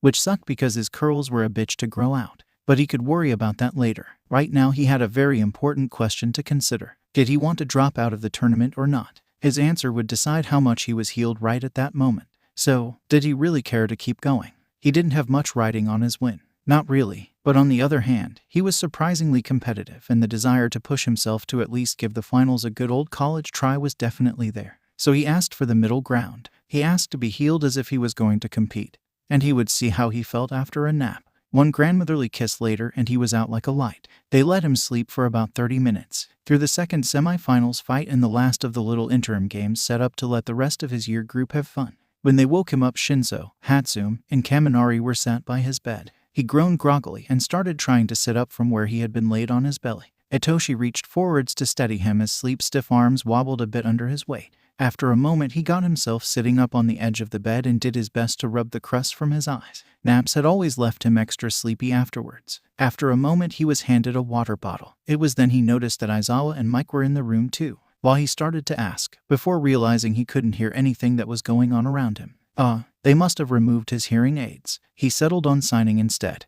Not in the mood to ask about his mechanical ears. What's going on? Mike was the one who replied, hands signing rapidly matching his usual way of speaking. We need to know if you still want to compete in the final match, little listener. There's no pressure if you don't want to. We just need to know so we can either announce your withdrawal or set up the ring. Oh, right. Damn naps and their ability to tamper with his short-term memory. After a moment of consideration, he turned to the purple-haired teen who still stood beside him. Who won your match? His friend grimaced before pointing to himself. Why did he look upset if he had won? Todoroki was a formidable opponent. Winning against him would be something to be proud of. Unless, oh God, Satoshi, please tell me you didn't. His friend looked away, shame written in his stance. Izuku sighed. Why go so far? His friend refused to look up to see his question, so he resorted to one of his least favorite things. Speaking without being able to hear. W.Y. Hito. He trusted us. At least that got a reply. Though he wished he had chosen different wording after the intrigued looks his teachers were giving them and the look of discomfort from the blonde sitting to the side. I was angry, his friend stated, still not looking away from his chosen spot on the floor. I had just watched my best friend be blindsided by the explosive shit stain who should have been expelled a month ago. In front of a crowd. On live television. And I wasn't able to do anything. And they just expected my match to go on like nothing had happened. I didn't even have time to ask if you were badly hurt before I had to be in the ring. I just wanted to get it over with so I could come see if you were okay. So I used the first thing that came to mind that I knew would get him to talk. Izuku sighed. I'm fine. IW will be fine. But why you need to apologize to Todoroki-san? His friend nodded miserably. The greenette sighed again and looked back to the teachers, settling back into sign now that he was speaking to people who could make eye contact.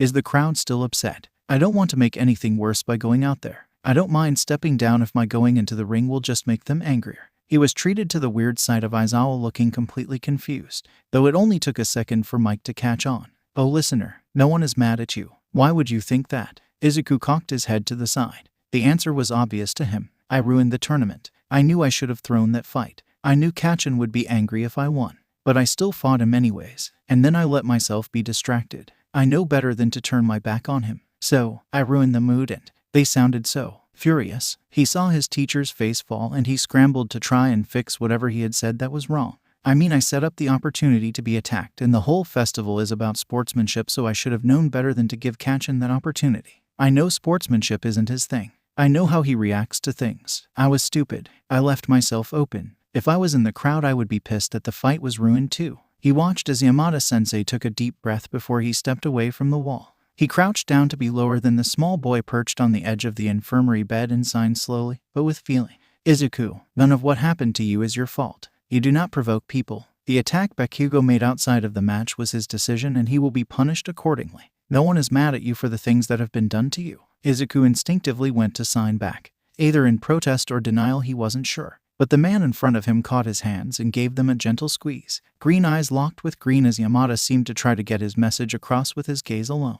After a moment the teen was sobbing. I don't. I see can't. PL please. I don't understand. His teacher tugged him forwards into a hug. He felt the vibrations of the man speaking, but he couldn't hear the words. Luckily, Aizawa was quick on the uptake and took over signing so his husband could comfort the boy in need. He was positioned just right for Izuku to be able to see his hands over the blonde's shoulder. It's okay. You don't have to understand right now. Just accept for the moment that no one is mad at you. No one who matters at least. Izuku sniffled as he considered that phrasing. No one who mattered. Without a doubt, if Kachan was awake right then he would be furious. But did he really matter? The Greenette had been so much happier over the past year or so, and Kachan had barely had any part of his life in that time. And the times when he was around were the darkest bits in his memories. So maybe Yamada was right. Maybe he needed to think about letting his childhood friend go once and for all. Or something like that. After a few minutes of calming signs and May finger combing his tangled curls, he leaned back away from his teacher and sighed. I think I would like to compete. He grinned and turned to the gloomy violet-themed teen who was still sitting in his chair. Besides, I have to kick Toshi's ass in order to protect Todoroki's honor. May giggled in glee at the joke, and even Hitoshi cracked a smile, though his eyes promised he would act on his regret and apologize properly later. Mike left soon after his decision, heading towards his announcer's booth and setting in motion the next steps for the tournament.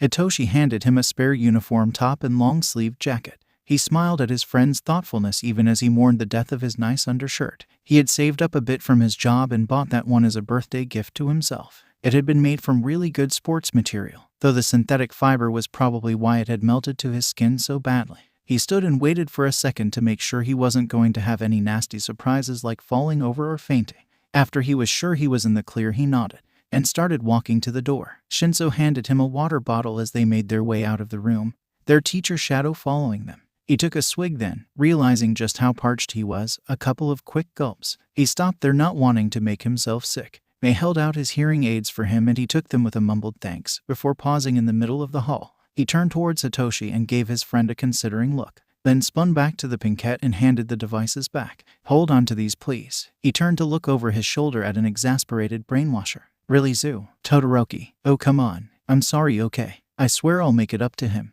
But Izuku wasn't listening. He had started walking again, smirking in a surprisingly Hitoshi way. If he had his ears in, he would have heard Aizawa's amused chuckle as he patted the purple teen on the shoulder before giving a light push to get the complaining teen moving again.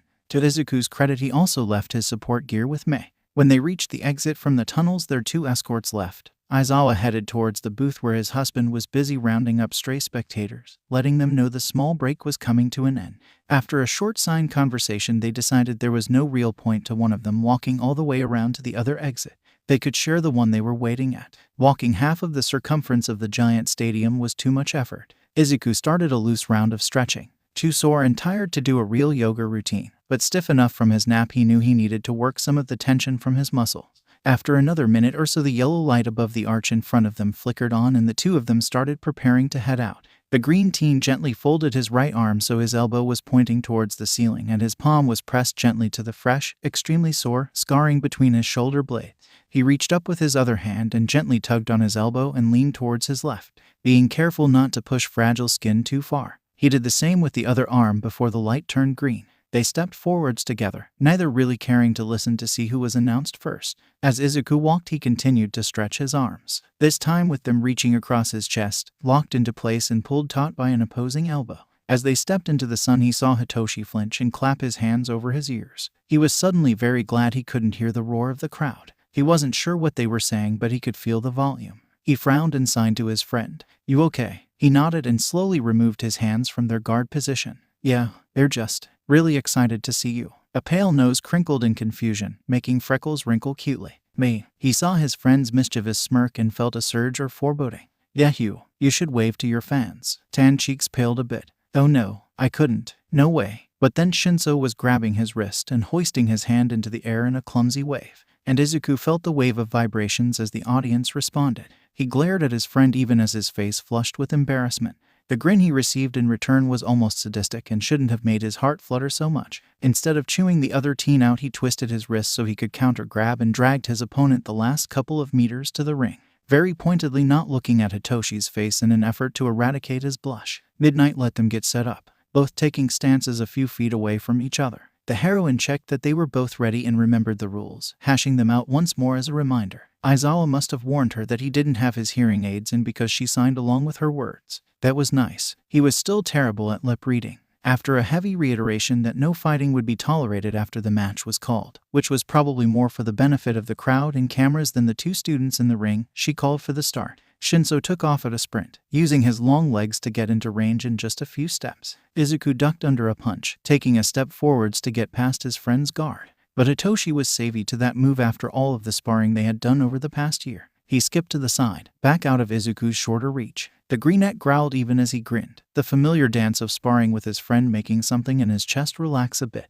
He swept his right foot forwards in a tight half spin, planting it when he had reversed his stance. Then he continued the momentum shifting into a back kick with his left foot. The half a step forwards and the extra reach of his leg was enough to close the small distance needed, and he blew past Hitoshi's guard. His kick landed squarely in his diaphragm. He felt the breath leave the taller teen as he stumbled back and pressed his advantage. Dodging an off-balance hook, he ducked into his purple-haired friend's space. Shinso took another step back trying to regain his advantage, but he wasn't given the chance. A freckled and scarred hand latched onto a wrist, and then his friend was stepping past him, his free arm coming up to loop across a pale throat. And then with a sharp torque and a yank on the arm he had gained control of, Izuku was slamming the taller boy back first onto the ground. Shinso kicked out at the greenette, who was still standing.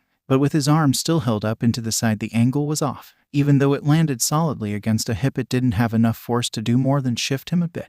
It also reminded Izuku that his legs were free. Within one breath and the next, Hitoshi was pinned under 135 pounds of genius. Izuku was straddling his waist, his ankles hooked across Shinso's thighs as he sat back on his heels to keep his longer legs pinned.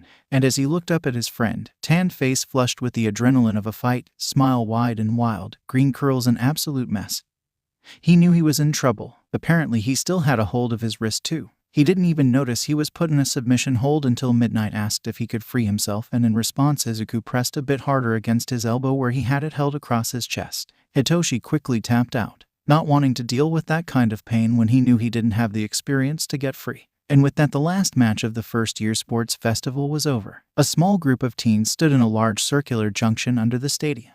Hound Dog was giving them a quick rundown of the ceremony as Cementos prepared the winner's podium. Izuku was using himself as a buffer, standing in between a quiet Shinso and a blank-faced Todoroki. The tension between the two of them was palpable. He would have to ask Hitoshi what exactly he said later. Green eyes glanced around nervously, and when Hound Dog asked if they had any questions, he raised a freckled hand. Yes, Midoriya.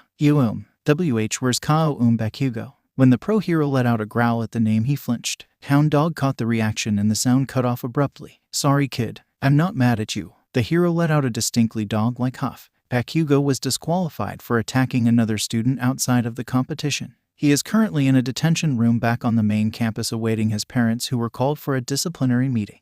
The smallest teen stared at him, gobsmacked. What? Hitoshi chuckled. Come on Izu, did you really expect UA of all places to ignore what he did to you?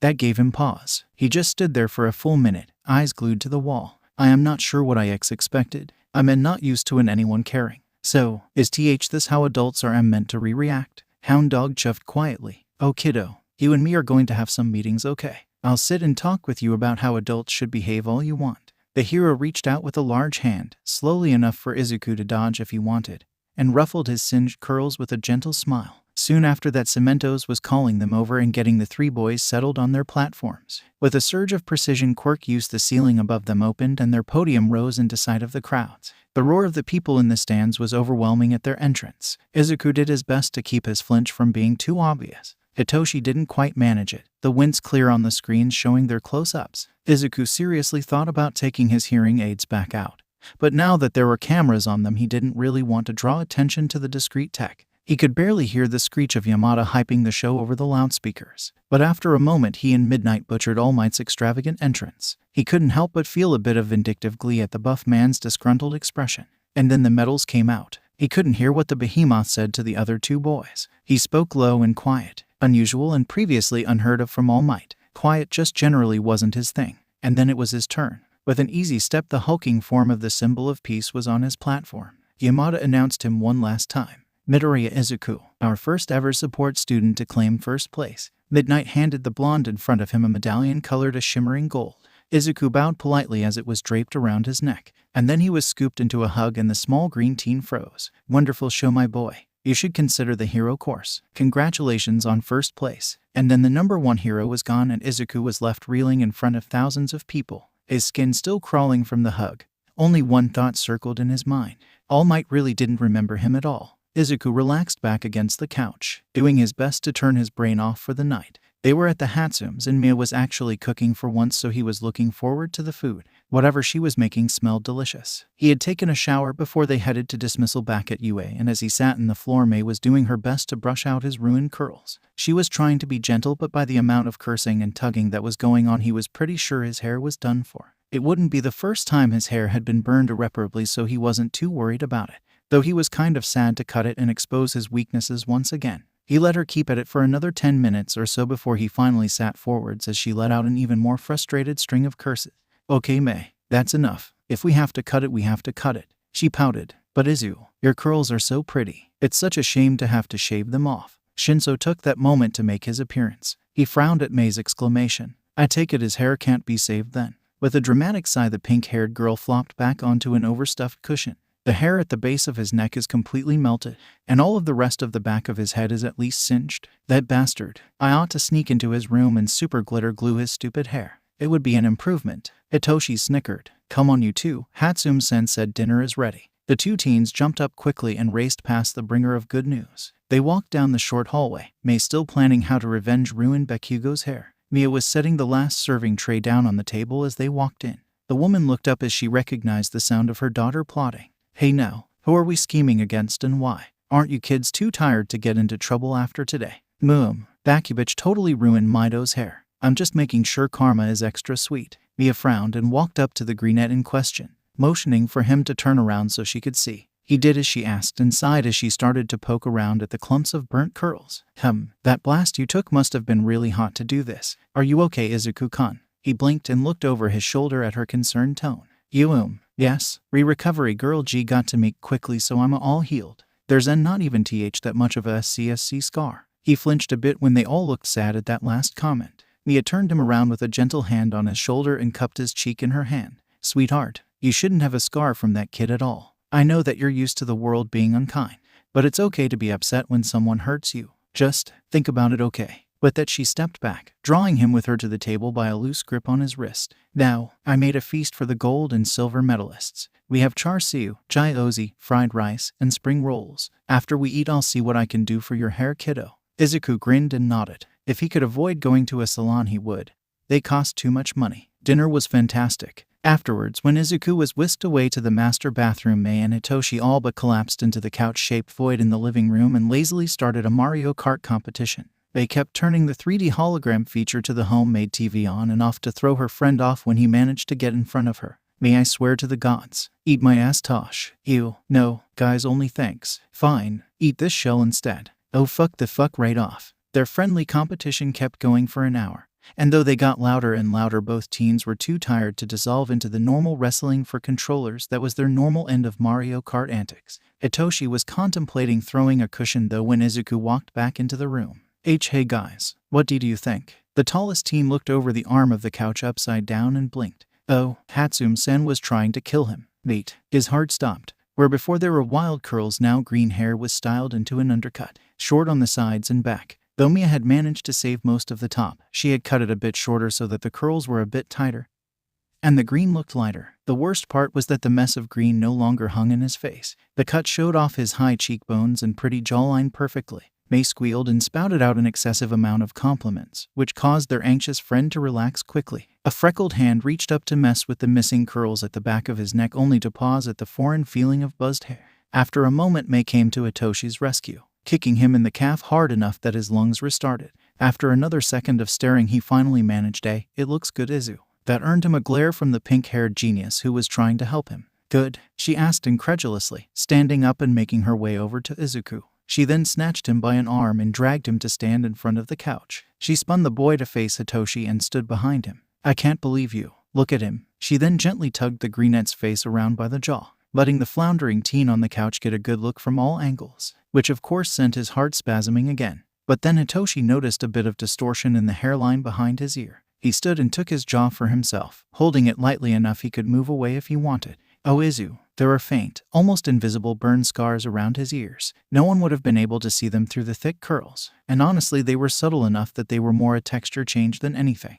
Izuku frowned and stepped away, fingers coming up to trace the uneven edges. Yeah, that's why I grew my hair back after. Well, that and because the hair hid the hearing aids too. Hitoshi frowned. But why? Your scars are a part of you, right? That makes them cool as far as I'm concerned. Cool, Mei signed in exasperation where their friend couldn't see. She didn't have to worry though. Shinso was kicking himself for his wording without her input. He sighed in irritation with himself. That is I mean okay. Look Izu, we love you, scars and all okay. You don't need to hide them from us. And I'm sure the people at UA don't care either way, so don't worry about it. The haircut looks really nice on you, so if you like it you shouldn't have to worry about growing your hair back out. And Izuku was sniffling. But the scars are gross. Mei growled and pulled the smallest teen into an aggressive hug. Nope, absolutely not. There is nothing gross about being a survivor, Izu-kun. Hitoshi nodded and grasped a tanned hand with both of his. You're perfect just the way you are. Your scars are a part of you. They show how much you've fought to be here. So we love them too, because they're proof of your strength. They ended up cuddled in the swamp of a couch again as the shortest of the three sniffled and processed his emotion. Once they had all calmed down, Mei had turned the TV to a remake of the How It's Made show. They worked their way through an episode on motherboards before there was a honk at the front of the house and Shinso was grumbling and digging for his phone where it had been devoured by the cushion. Ah, that's Yamada. He wants to know if you want to ride Zoo. The greenette waved his hands. Oh no, I couldn't bother him like that. Unfortunately, Hatsune-sen chose that moment to interrupt. Honestly, Midoriya-kun, I would feel more comfortable if you took the ride. You've had a long day and it's late. If you don't ride with Yamada-sen, I'll drive you myself. She ignored his protests. Helping him gather his stuff, she grabbed her keys and dragged the three teens out to the driveway. The driver's side window was rolled down and the two adults had a quick chat. Before he knew it, Izuku was in the back of the car with Shinso, waving as Mei yelled a good night. So kiddos, was dinner good? The teacher asked as he swung the car around to head towards the GPS coordinates he'd had Izuku put into his phone. They confirmed that dinner was excellent, the greenette giving a quick rundown of what Hatsune had made for them and how wonderful it was. After that, chatting was easy. The blonde man behind the wheel made talking simple. The anxious teens who both had issues with talking appreciated it greatly. They got to his apartment complex and Izuku was surprised when Mike parked instead of just dropping him off. Actually kiddo, I had a question for your mom, so I figured I'd go ahead and ask real quick while I was here. That okay? The freckled boy shrugged. I guess. She might not be in right now though. I don't remember if she took that late shift or not. The hero gave a cheery answer and they all slid out of the car, Izuku leading the way up the worn stairs to his apartment. He unlocked the door and opened it with the customary greeting, only to be met with the furious gaze of his mother. She didn't even notice the two figures behind him before she started her tirade. Midoriya, Izuku, why the hell was I shown a video of you getting hurt at the sports festival? I don't remember signing the permission forms for you to participate. You're too fragile to be playing rough with the other kids. You know that. And where have you been? I've been worried sick. The teen she was targeting raised both hands defensively, taking half a step back on instinct. Mom, hi, I think the permission forms were in the ones you had Hatsune-sen sign as your stand-in.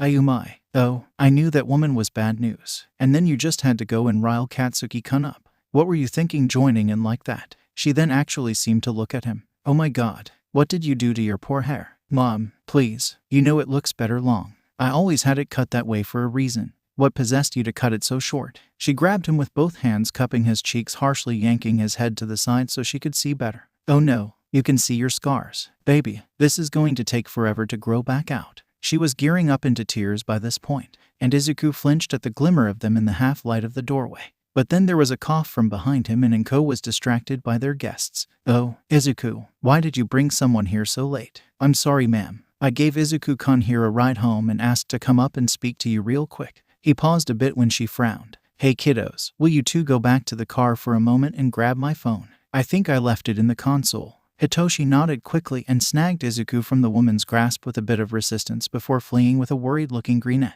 Hitoshi, why did Mike look mad? His friend spun around to sit him on the bottom step, because what she was saying was wrong. Wrong and hurtful and awful. Why didn't you tell me she was that bad, Izu? The teen in question cocked his head in confusion. She's not that bad. She just worries a lot. And as she likes it when my hair is styled like my dad's. I kind of forgot about that until she said something. Zoo, that was more than worrying, that was. I'm not sure how to put it, but it felt wrong. It was hurtful, and you shouldn't have to deal with it.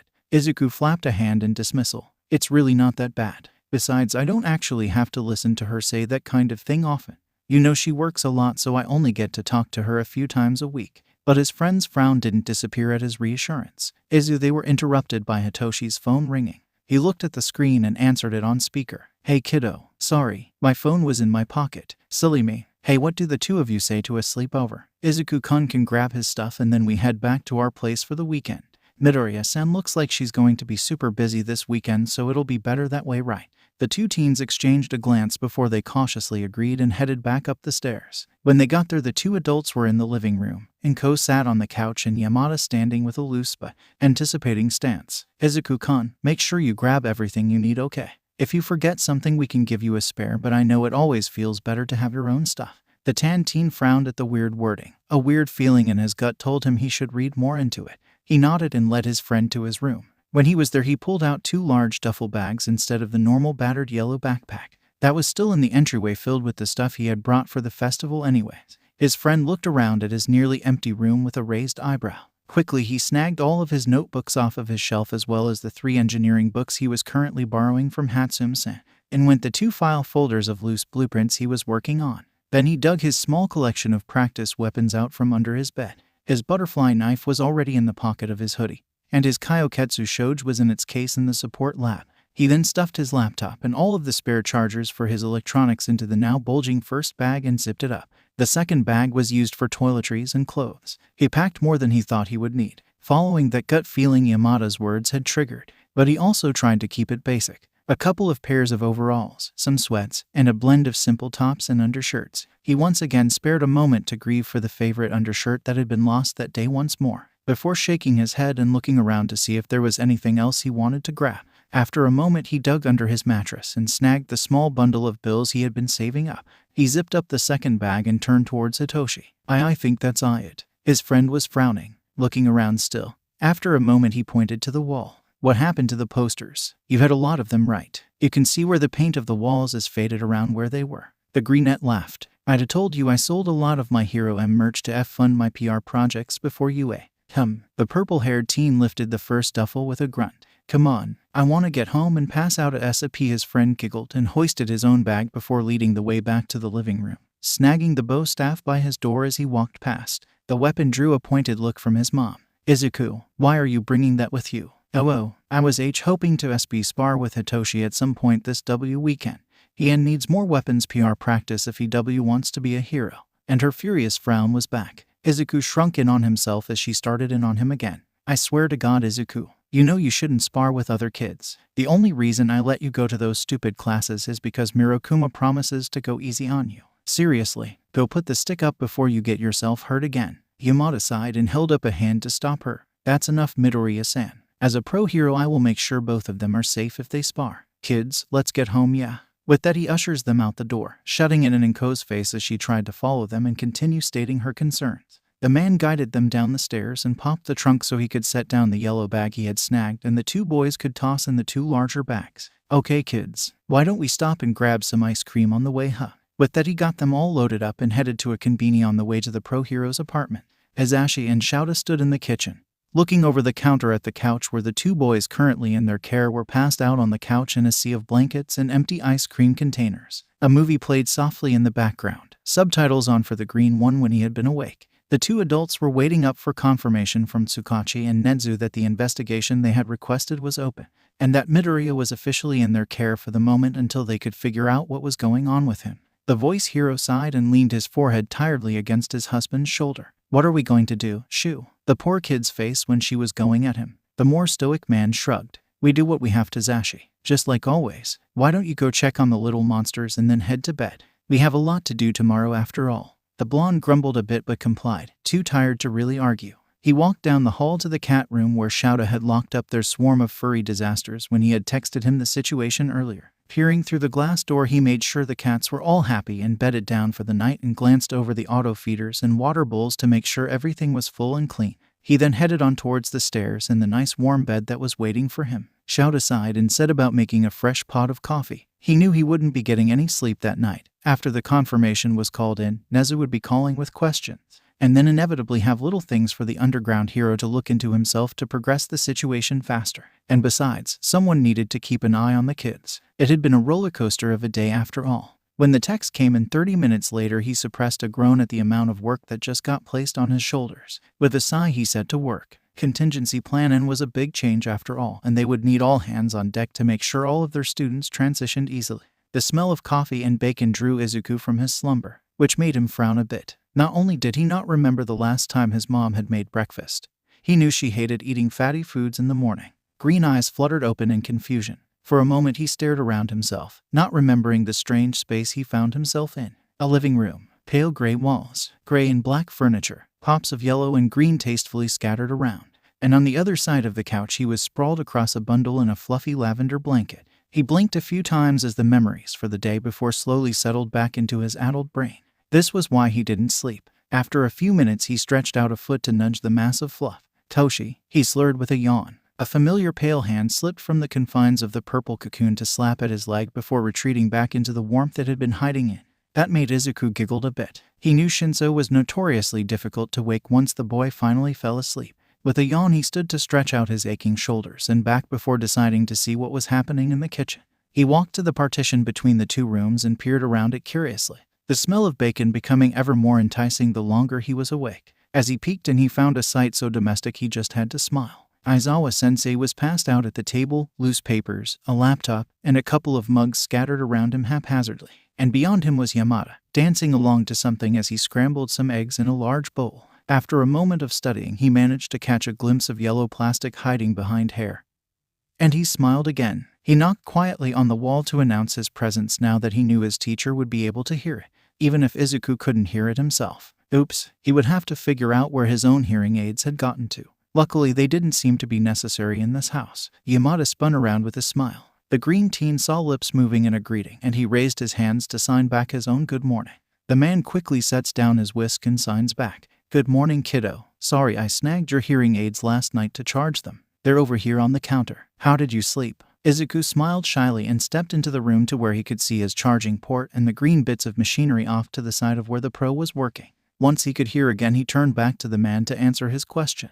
I slept well, sir. Thank you. The blonde man cocked his head to the side a bit. Hey now, kiddo. No need to call me sir when I'm at home, okay? Just Azashi is fine. Or Yamada if that's more comfortable. The freckled teen waved his hands frantically at the suggestion. Oh no, I see couldn't. The English teacher snorted. Sure you can, kiddo. Anyways, breakfast is almost ready. Can you do me a favor? There's a glass door down the hall. Think you can open it and let the gremlins out? They'll take care of waking the other two for us. Forrest met Lime in confusion. Gremlins. But instead of replying to the question, the pro just grinned and waved him to the hall that went further into the apartment. So off he went. He wandered down the hallway towards the stairs. There were two doors on the left, one on the right. The first on the left was the only one made of glass, so he made his way to it and opened it with a quiet click.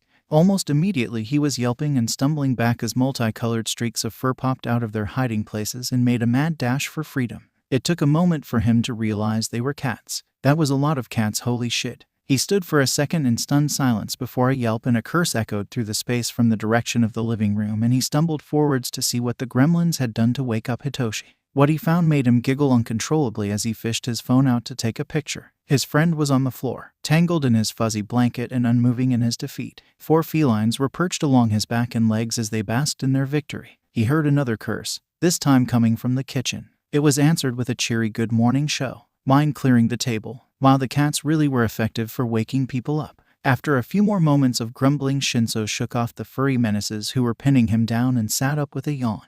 Gee morning, he mumbled. Good morning, Toshi. Did you sleep okay? His friend nodded and stood before heading down the hallway while rubbing at his eyes, still clearly struggling towards wakefulness. Izuku giggled again and went back to the kitchen to offer his help with breakfast. Breakfast was delicious. Apparently Yamada was a decent cook and partially good at American dishes. He made a note to tell Hatsune-san that little tidbit at some time in the near future. He knew she had a soft spot for American food after living with her college roommate. Afterwards, Aizawa cleared the table and waved off any attempt to help with the dishes. Instead, he ordered his husband and foster son to give Izuku a proper tour and show him the guest room he would be using. The apartment was a bit odd. It looked like a basic apartment block from the outside.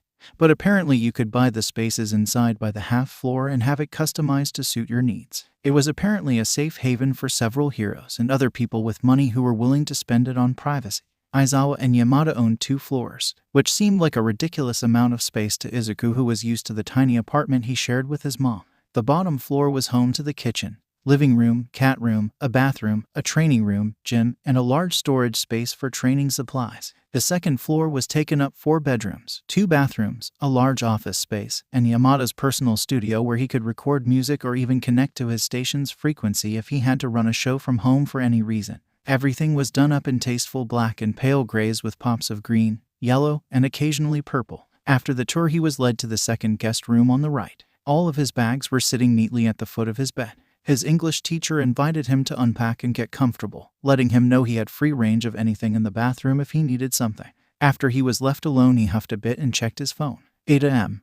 He should get moving. He got dressed in his coveralls quickly, then did brush through his shortened curls with a comb, frowning slightly at the weird sensation of having so little hair. He tossed his phone charger and wallet into his pocket and made his way back downstairs. Hitoshi noticed him as he walked out of the hallway and into the living room. The brainwasher took in his outfit and frowned. "There is no way you are working a shift right now." Izuku shrugged. "I work every chance I get. Why would today be different?" His friend groaned before calling out, "Yamada," loudly enough to make Izuku grimace, knowing his friend would have a sore throat later. It was a matter of seconds before both of their teachers appeared. Aizawa from the kitchen and Yamada from upstairs. "What is it, kiddos? Is something wrong?" The blonde man questioned them with a hint of urgency. He relaxed a bit when he saw Shinzo's face, though, sensing from his expression that at least there was no immediate danger. Instead, the teen stood and snagged his friend's arm to fully turn the other boy to face the adults. "Apparently this dumbass thinks he's going to work today." Izuku sputtered indignantly, but his protests at the wording pettered off as he caught on to the adults' expressions of surprise and exasperation.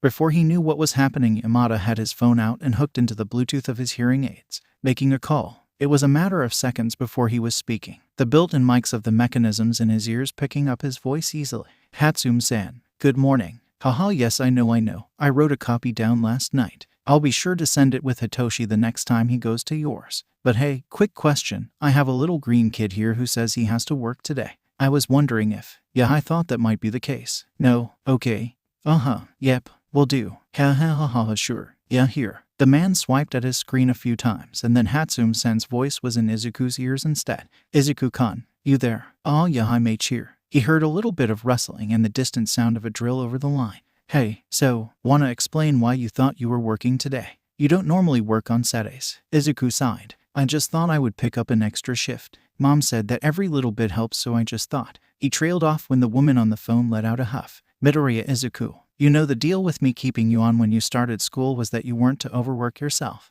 You did a lot yesterday. Not only that, but Recovery Girl had to use her quirk on you, and I know that knocks a person for a loop for a day or two. So no, you are not working today. You are going to stay there, spend time with your friend, and rest. No studying, no tinkering. Sit and watch TV or something. Understand?" Izuku frowned a bit, but knew better than to argue with his stubborn boss. With a sigh, he agreed. After a few more words, the woman asked to be passed back to Mike. Izuku let the hero know he was done, and the call was switched back over to the hero. Izuku promptly flopped down onto the couch to pout and figure out how to make the Bluetooth feature of his hearing aids more secure. It wouldn't do if just anyone could tap into them after all. The adults continued to talk amongst themselves for a while. Izuku and Hitoshi stared at a playthrough of the latest Animal Crossing game that the Violet Insomniac had cast from his phone as a way to distract his friend. Izuku wasn't really focused on it, but it gave his eyes something to follow as his brain pondered his new puzzle. The morning was filled with forced idleness, and it was driving Izuku mad. He hadn't brought any of his school books with him. They were all neatly stacked at his work area in the shop from where he had caught up on assignments the day before the festival,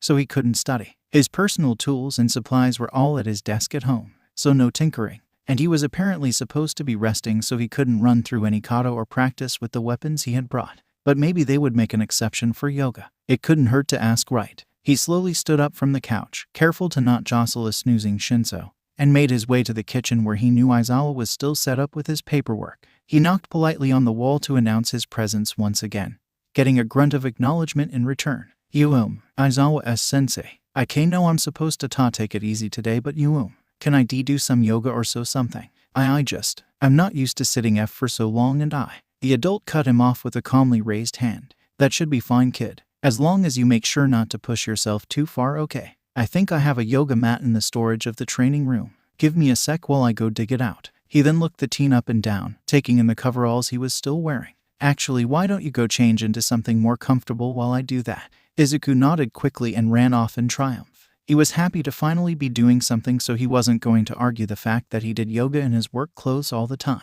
He quickly made his way to the guest room upstairs and dug through his duffel bag to pull out a pair of dark green joggers. He figured the shirt he was wearing was good enough, so after he switched out his pants, he hurried back down towards the training room. He opened the door and peeked his head in to find Aizawa rolling out a thick mint green yoga mat. The hero looked up at him, then gestured towards the mat with a nod. "This good kid." The small teen jumped a bit at the question. "Oh, yes, it's great, thanks." The man hummed and made his way towards the door, and by proximity the kid. "All right, I snagged you a water bottle." He pointed to the lime green reusable bottle on the floor by the door. "The speakers in here are under Jim's surround if you want to hook up your phone. Feel free to ask if you need anything else." With a quick pat on the shoulder as he slips past, the man leaves Izuku to his own devices. Izuku wanders over to the mat and pulls his phone from his pocket. He debated for a moment, but eventually decided to hook up to his ears instead of the sound system in the room. He didn't want to risk disturbing anyone with his music. When the small chime sounded to let him know his phone was connected, he swiped through his playlists. Settling on a chill lofi list, he sat his phone down on the floor by the mat.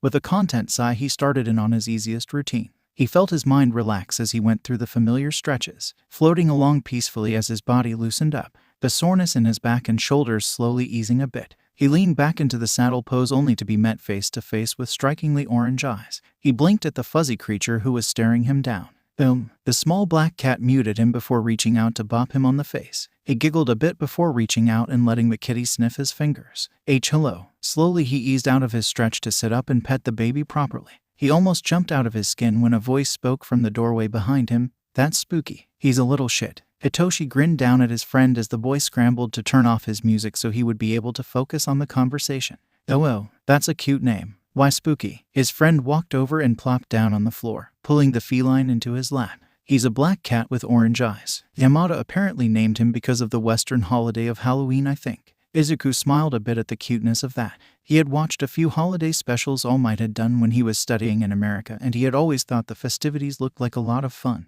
He's really cute. There are others, right? I didn't get a count when I opened the D door this morning, but... Hitoshi snorted. "Yeah, there's 8 of them." Green Eyes stared at the pale boy incredulously, obviously thinking Hitoshi was joking. 8. The violet-haired teen nodded. "Yup, apparently Aizawa has a soft spot for strays. Who would have guessed?" There was a hint of sarcasm in the statement, and Izuku laughed a bit, thinking of how easy it was for the man to invite the 2 of them into his home. He quickly sobered though, the thoughts that he'd been pushing away all day finally catching up to his racing mind. Hey Toshi, what am I? Do why you know why Yamada insisted I stay here this weekend? His friend sighed and his shoulder slumped. "I'm not 100% sure, Izu, but I know he wasn't happy with the way your mom was treating you. Besides, wouldn't you rather relax after yesterday rather than worrying about what your mom is going to say?" The brunette frowned. "But that was the first time she was home at night in over a month. Shouldn't I have stayed and spent time with her?" Hitoshi frowned. "That doesn't make her case look any better, Izu." Green Eyes looked at him in helpless confusion. Shinso just sighed and stood up. He walked towards the back of the room where the supply closet was. "Hey Hitoshi." His friend waved off his concern. "Gonna find another mat or something? You've been bugging me to stretch with you more, right?" Shinso slammed his head dramatically onto the table with a groan. Yamada snickered at the display as he dished up their lunches. Stir fry with chicken and a crap ton of different veggies. "Yum, see come on Toshi. It wasn't that bad. We took it easy." Izuku pouted playfully at his groaning friend. "You're the devil," the hero hopeful exclaimed with a flamboyant finger pointing at his friend accusingly. "A stupidly flexible demon. Your unnatural coloring proves your infernal origins." Izuku raised a green eyebrow and looked pointedly at the purple fluff standing out wildly from his friend's head. All right boys, time to eat." The bowls of fresh food were set in front of them, and with a quick itadakamasu and the surprisingly polite reply of "Duzo meshiager" from Mike, the 2 boys dug into the meal as only teenagers can. The 2 adults chatted quietly amongst themselves as they made their way through their portions at a more sedate pace, going over plans for the rest of the day and making sure the groceries were set for dinner that night. After a little while, as the boys started to slow down a bit, the adults dragged the 2 of them into the conversation. "Midoriya," Aizawa started, "we really need you to answer a few questions. A detective friend of ours is willing to be the police liaison. Would you like for him to swing by tonight?" Or if you prefer, he could come by tomorrow after lunch. Green eyes stared in confusion at the hero. After a few uncomfortable seconds, Izuku let loose with the question he had held as his teacher spoke. Why do I need to speak to the P-Police? The two pro-heroes at the table exchanged a look. Mike quickly chewed and swallowed the bite he was working through before taking over for his husband. Kiddo, I know this might seem weird, but for us to use our emergency foster license, the people who are in charge of these things are going to need to ask some questions, okay? Don't think on it too hard. Just answer truthfully and we will take care of the rest. Izuku stared the pro down. Emergency. Foster. Aizawa sighed and pushed his bowl away. Look, Midoriya, as pro-heroes we have seen some concerning behaviors from your mother, which means we can't in good conscience leave you in her care until we make sure her home is a good environment for you. But my mom doesn't hurt me. She's never hit me or anything. Shinso decided to cut in, wanting to help his friend through the confusion he himself had felt at first. Izu, I don't think your mom has been doing what she is supposed to. According to Yamada and Aizawa, a caregiver is supposed to provide for you a roof, food, clothes, and more importantly, they're supposed to be there for you. I've never seen your mom do any of those things. Izuku sniffled as he wrapped his arms around himself. She's busy with work. The excuse sounded flimsy, as they sat in a nice apartment owned by two men with 5 jobs who still made sure to take time out for their days for their foster son. After a moment of uncertain silence, Yamada sighed quietly and stood so he could walk around the table and crouch down beside the now silently crying green-haired teen. Look, kiddo, I know this is hard on you, but just bear with us, okay? If we find that she's taking good care of you, we will send you back nice and easy. If not, well, we will cross that bridge if we come to it, okay? I promise we only want to make sure you're in a good environment. One where you can thrive. One where you have the means to reach for your dreams, kiddo. It took a little while for them to calm Izuku back down and placate his concerns about the situation. But eventually he agreed to see the detective that afternoon. As Hitoshi cleaned away the dishes, his Ashi stood and ruffled green curls. All right, I have to get to the radio station. I'll see you all tonight at about 9. You boys behave. With that, the man wandered off to find his wallet and keys. Aizawa smiled softly at his husband's back before a beep from his phone from its place on the table distracted him.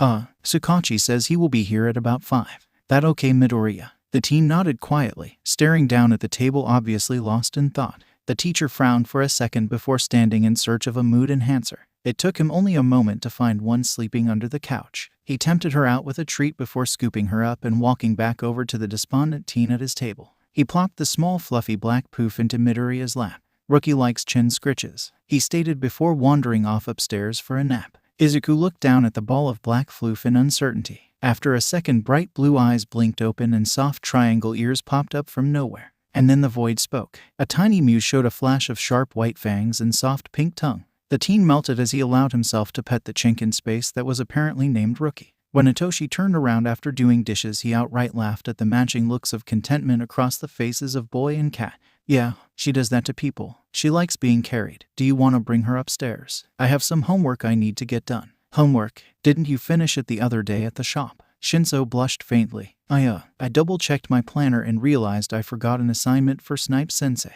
Izuku snorted. Of course you did. Come on then, I'll check your answers. Thanks, Izu. Detective Tsukachi is just as plain as Izuku remembers from his interview after the USJ incident.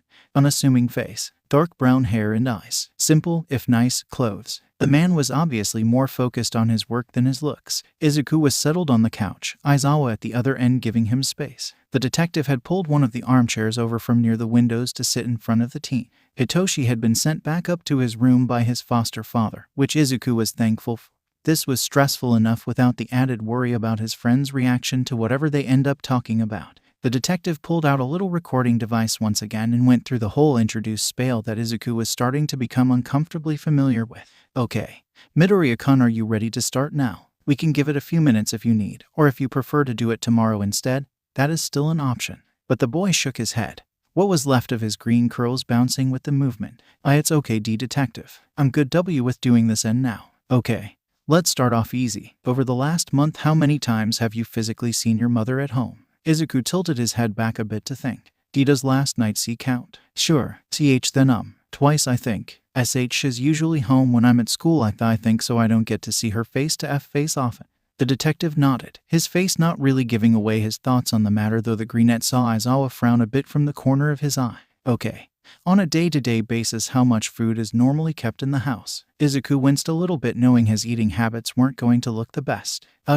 Not much, usually just some small snacks. B, but that's on me. I don't eat there much. And mom leaves me a weekly food boo budget. And I am mostly spend it on SC school lunches. I see. How much does she usually leave you? About 35 yen usually. Sometimes a bit more or less depending on her checks. Aizawa was looking downright concerned at that. Midoriya, that's not enough to pay for full meals at UA for a full week. Well, I usually just get a bowl of rice or something cheap from the vending machines every other day. But it's okay. I eat dinner with the Hatsums. Hatsum-sen always makes sure I have enough to eat. The pro looked unimpressed. Yuha, and what did you do before you met Hatsum-san? Well, I ate a lot of instant ramen. And I didn't usually eat at SC school because older was. Yeah, and it was better to not go to the lunchroom. The two men exchanged a look the teen couldn't quite decipher before the detective took over again. All right, and when did your mother start leaving money instead of buying groceries? Once again the boy paused to think, finger lightly tapping his lip. Around the first year of middle school, I think, and maybe the break between primary and middle. So when you were around 10 to 11? Why yes, she left more money back then though. Enough to buy groceries for the both of us. And when did that change? I think when the rent went up. So, middle of second year. The nondescript man nodded to himself. I see. Okay, moving on. Has your mother ever touched you with intent to harm? And no sir. All right. Has your mother ever physically hurt you? At that Izuku flinched a little bit. It didn't go unnoticed. Please remember my quirk Midoriya-kun, and that I'm here to help you. The teen sighed. She has a habit of grabbing at things when she's upset. Either with her hands or her quirk. And sometimes when she's like that she doesn't always realize her strength.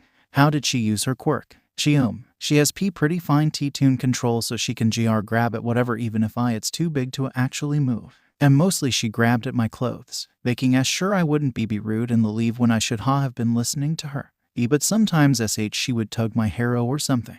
One time she was. Really am mad and She Midoriya trailed off looking queasy. Aizawa huffed and slid over a bit on the couch so he could rest a reassuring hand on messy curls. It's okay kid. We need to know this. I know it's hard to talk about but it needs to be said. Izuku took a shaky breath, leaning into the hand on his head a bit. She too tugged at something inside. I'm not sure what. I think it was my kidney. But it really hurt. Was sore for days after. He looked up from where his gaze had shifted to the floor after a minute or two of neither man replying. Both of them looked pale and a bit sick. She was really mad. And it only happened once. Suddenly Aizawa's expression shifted from one of shock to that of rage. Izuku flinched hard. Sorry. The underground hero raised a placating hand, obviously trying to calm his reaction after seeing the boys flinch. I'm not mad at you. What she did was incredibly dangerous. You're lucky she didn't kill you. Aizawa ran his hand through his hair with a huff. Okay. All right. Okay. That's not good. But let's come back to it later, okay? Izuku stared at the hero as he very obviously tried to calm himself. Eventually he gave a hesitant nod. Sure, though there's not really much else to say about that. Tsukachi decided to step back into the conversation in an effort to keep the normally composed hero from exploding. Right, later then. The detective paused for a moment to give them all a moment to compose themselves. Next question. Would you say your mother has met your emotional needs? That one really threw the boy off. Uncertainty written boldly across his face. Like, how? What kind of emotional needs? She makes sure to talk on the PH phone at least once a week. Does that count? The brunette sitting in front of the teen sighed. No, that doesn't. I'm more asking if when she talks to you does she help you feel better? Let's say you're stressed about an upcoming test. When you talk to her about it, does she try to help you at all? Izuku tilted his head again. More than likely she would just change the subject. She doesn't really like talking about school. It makes her sad I guess and she doesn't need more stress. So she just avoids talking about things you need help with. You kind of. It depends. Okay, say. Someone said something rude to you and it hurt your feelings. You tell your mother what happened. What would she do? To the men's surprise the teen scoffed. Oh, that's not a big deal. Mama always tells me how it is. If I tell her what so someone said she would just tell me if they were right or and not. Most of the time we were so. That last comment set off alarm bells for the two people listening to the boy. Aizawa rested a hand lightly on his shoulder once again. What kinds of things were people saying to you that she agreed with? The brunette waved a freckled hand in dismissal. Does it matter? Yes, Midoriya-kun. The detective stated firmly. If it hurts your feelings then it matters. Izuku sighed and started playing with his fingers distractedly. It's been a while since I've actually gotten my feelings hurt over this kind of stuff. I'm a null after all. I have to have a bit of a thick skin. Tsukachi flinched back at the term and Aizawa looked furious. Midoriya Izuku, please tell me your mother never called you that slur. The boy tilted his head a bit to the side, refusing eye contact and tugging at his fingers. And not directly, so she didn't say it directly, but she didn't dispute it. The teen said nothing, tugs on his fingers getting a tad harsher in the stress of the moment. Aizawa sighed quietly and reached over to gently pull his hands apart. Gentle on yourself, kid. Alright, the answer to that question was yes. Let's move on. And so they went. There weren't too many more questions, so it didn't take too long for the detective to finish up the interview. After they were done, the adults shared a look and Aizawa sent Izuku up to hang out with Shinso, saying they had something they needed to discuss about a different case. The green teen headed for the stairs gratefully, glad that the worst was over with. He scampered up the steps only to falter when he got to the top to see his friend crouching by the banister. The purple-eyed troublemaker raised a finger to his lips and pointed to his ears. Izuku raised an eyebrow incredulously, before realizing he could be listening into cool hero business. He joined his friend and turned the gadgets in his ears up to eavesdrop more easily. After a moment, he could focus in on the conversation downstairs. He had to ignore the sound of the AC and the downstairs neighbor's TV though, which of course sparked the idea of rewriting his tuning code.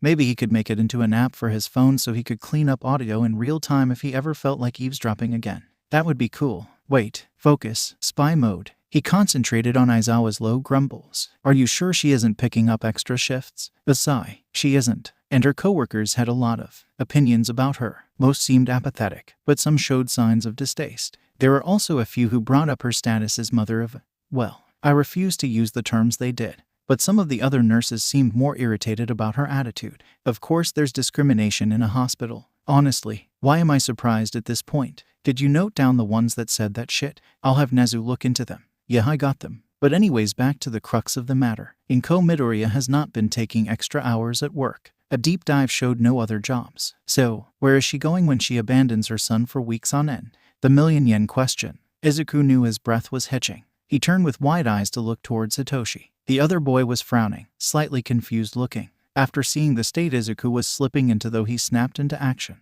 Standing, he dragged the smaller boy up and into his room, closing the door quietly behind them. Izuku, I didn't really catch all of what they said. What was that about your mom? The question seemed to be what opened the floodgates. Izuku keened quietly to himself before slumping to his knees with a sob. She lied to me. How could she? I worked so hard for her. Why? What did I do? The anguished cry made even Hitoshi's eyes tear up, and the pale boy quickly threw himself into the floor with his friend, scooping him up into his lap and murmuring soothing words into wild green curls. It takes a while for the boy to calm down.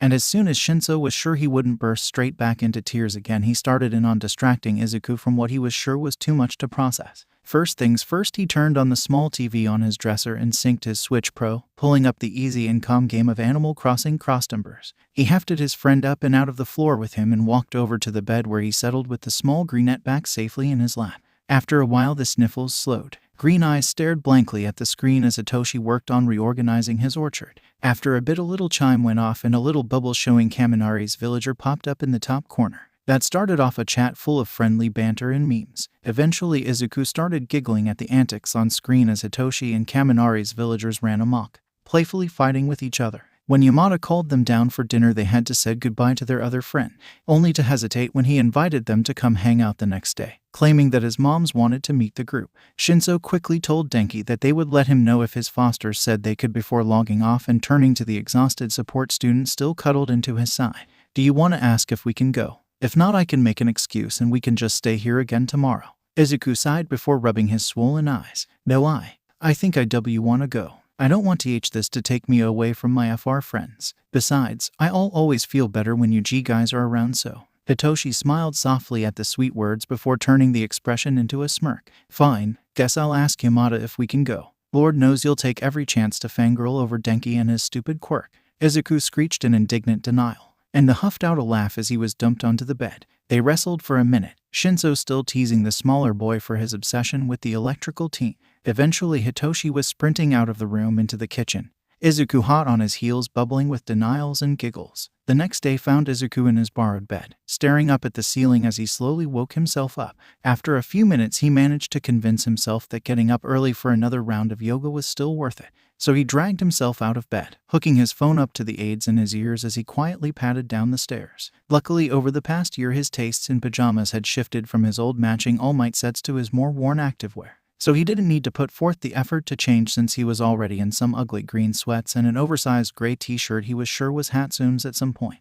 As tattered and holy as they may be, they worked well enough for a quick morning yoga routine. He put one of his more tranquil mixes on as he fetched and rolled out the mat. He took a few paced breaths before he stepped into his first stance, slowly waking his body up for the day. Another round of breathing, and then he's sliding his foot out further and bending his back just so. Hold, breathe, ease into the next form. He is never as at peace as he is during early morning yoga. He allows his mind to wander amongst half-formed thoughts. Nothing concrete, nothing he wanted to focus on. Hold, breathe, next. The thought of familiar green hair and eyes popped into his head for a half a second before he shoved it away with a savage ferocity. Nope, not today. Breathe, next. And on he went, working his way up in the complexity of his movements and contortions. When Hitoshi stumbled into the training room, he had his chest to the floor, back arched and the tips of his toes brushing the floor by his face, resolutely ignoring the slight pulling of his newest scars. Gaunt's Izu, that doesn't even look natural. The greenette stuck his tongue out petulantly, but kept up with his breathing instead of replying. Slowly he lifted his legs to point towards the ceiling before he carefully shifted his weight from his chest to his elbows. From there he straightened into a full handstand. Unfortunately, his baggy shirt made it to where he couldn't really see much when he was upside down like this, so he didn't see his friend eyeing his toned tummy. He did hear the gasp from the doorway though, and the sound suddenly reminded him that he was in someone else's home and that not everyone knew of his scars, and he wasn't wearing an undershirt. He quickly jackknifed into a standing position, tugging his shirt back down and tucking his arms behind himself, wishing that the stretched-out collar of the old shirt didn't show quite so much of his shoulders and collarbones. He nervously looked towards the door where Yamada stood in all his ruffled, half-asleep glory. The sharp movement of the kid seemed to have snapped the hero out of his surprise, luckily, and the man was quick to slide an easy smile back onto his face. Sorry, kiddo. Didn't mean to startle ya. I was just surprised at how easy you made that handstand look. I've never managed to master them myself. Anyways, I was just popping in to tell you two that breakfast will be done in about 30 minutes or so if y'all want to get a shower or something first. Hitoshi frowned at his foster father from his spot leaning against the wall, minorly upset with the man for yanking Izuku out of his quiet contentment. Okay, Yamada, we will be out in a bit then. He turned back to his friend, trying not to feel bad about being a bit snippy with his tone. But damn it, his friend had felt comfortable enough to not wear one of his stupid undershirts, and now the loud-mouthed hero might have gone and ruined it. Come on, Izu, let's go grab showers real quick and then we can head for the train right after breakfast. The taller teen made a discreet flapping motion with his hand at the man in the door. Luckily, Mike got the memo and walked away with a cheery, "See you two in a minute." The two teens made their way back upstairs, Shinso trying not to sigh as his friend very obviously did his best to keep his arms out of sight.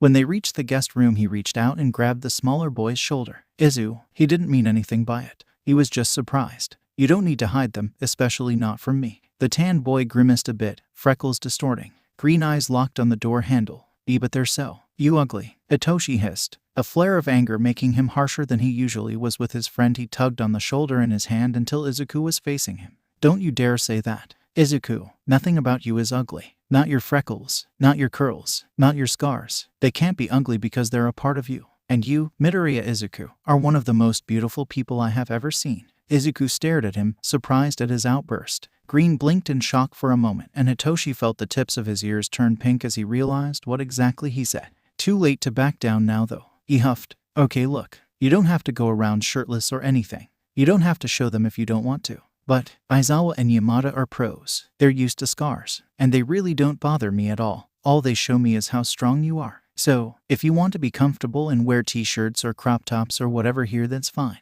None of us are going to judge you for the shit you've had to survive in the past, Izu. After a pause, where the words slowly sunk in, Shinso had a hug full of sniffling genius to calm down. It took a bit, and they had to rush their showers, but when they headed down to eat, the smaller boy was indeed wearing a t-shirt, his usual black spandex nowhere to be seen, the old green tie-dye shirt highlighting the lighter tones in his eyes. Hitoshi smiled with pride at his friend, and gave his fosters a grateful look when neither man reacted to the marks showing up and down the boy's arms. Breakfast was calm once again, chit-chat about the day's plans rolling over them all with ease. Aizawa made sure the green child had both of the adults' personal numbers added to his phone just in case something happened when they went out. The boys quickly cleaned up after everyone was done eating, Izuku borderline bullying Hitoshi into letting him help. Saying goodbye to the heroes, they made their way to the Jenkin to slip on their shoes, Izuku also sliding on a red zip-up hoodie that was so well worn it was borderline pink.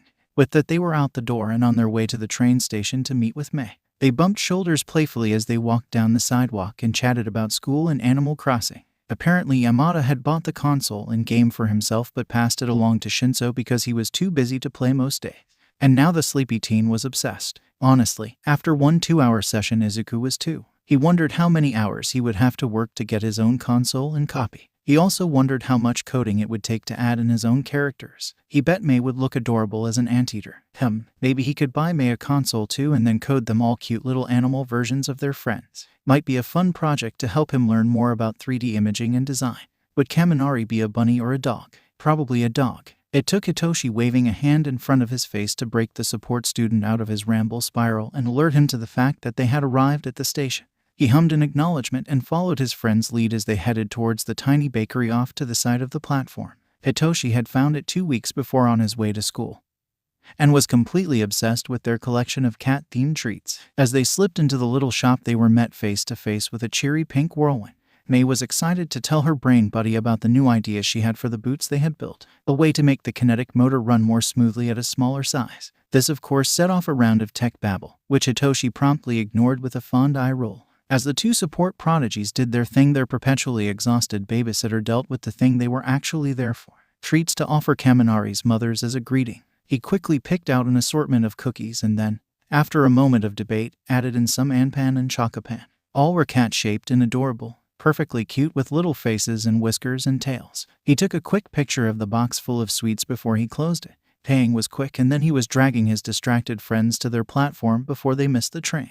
Once they made it to the right neighborhood, about 10 minutes by train away from the Yamada Aizawa apartment, Izuku plugged the address they had been given into his phone. Lucky he did, since the apartment was in a large complex, the Kaminaris building near the center of the maze.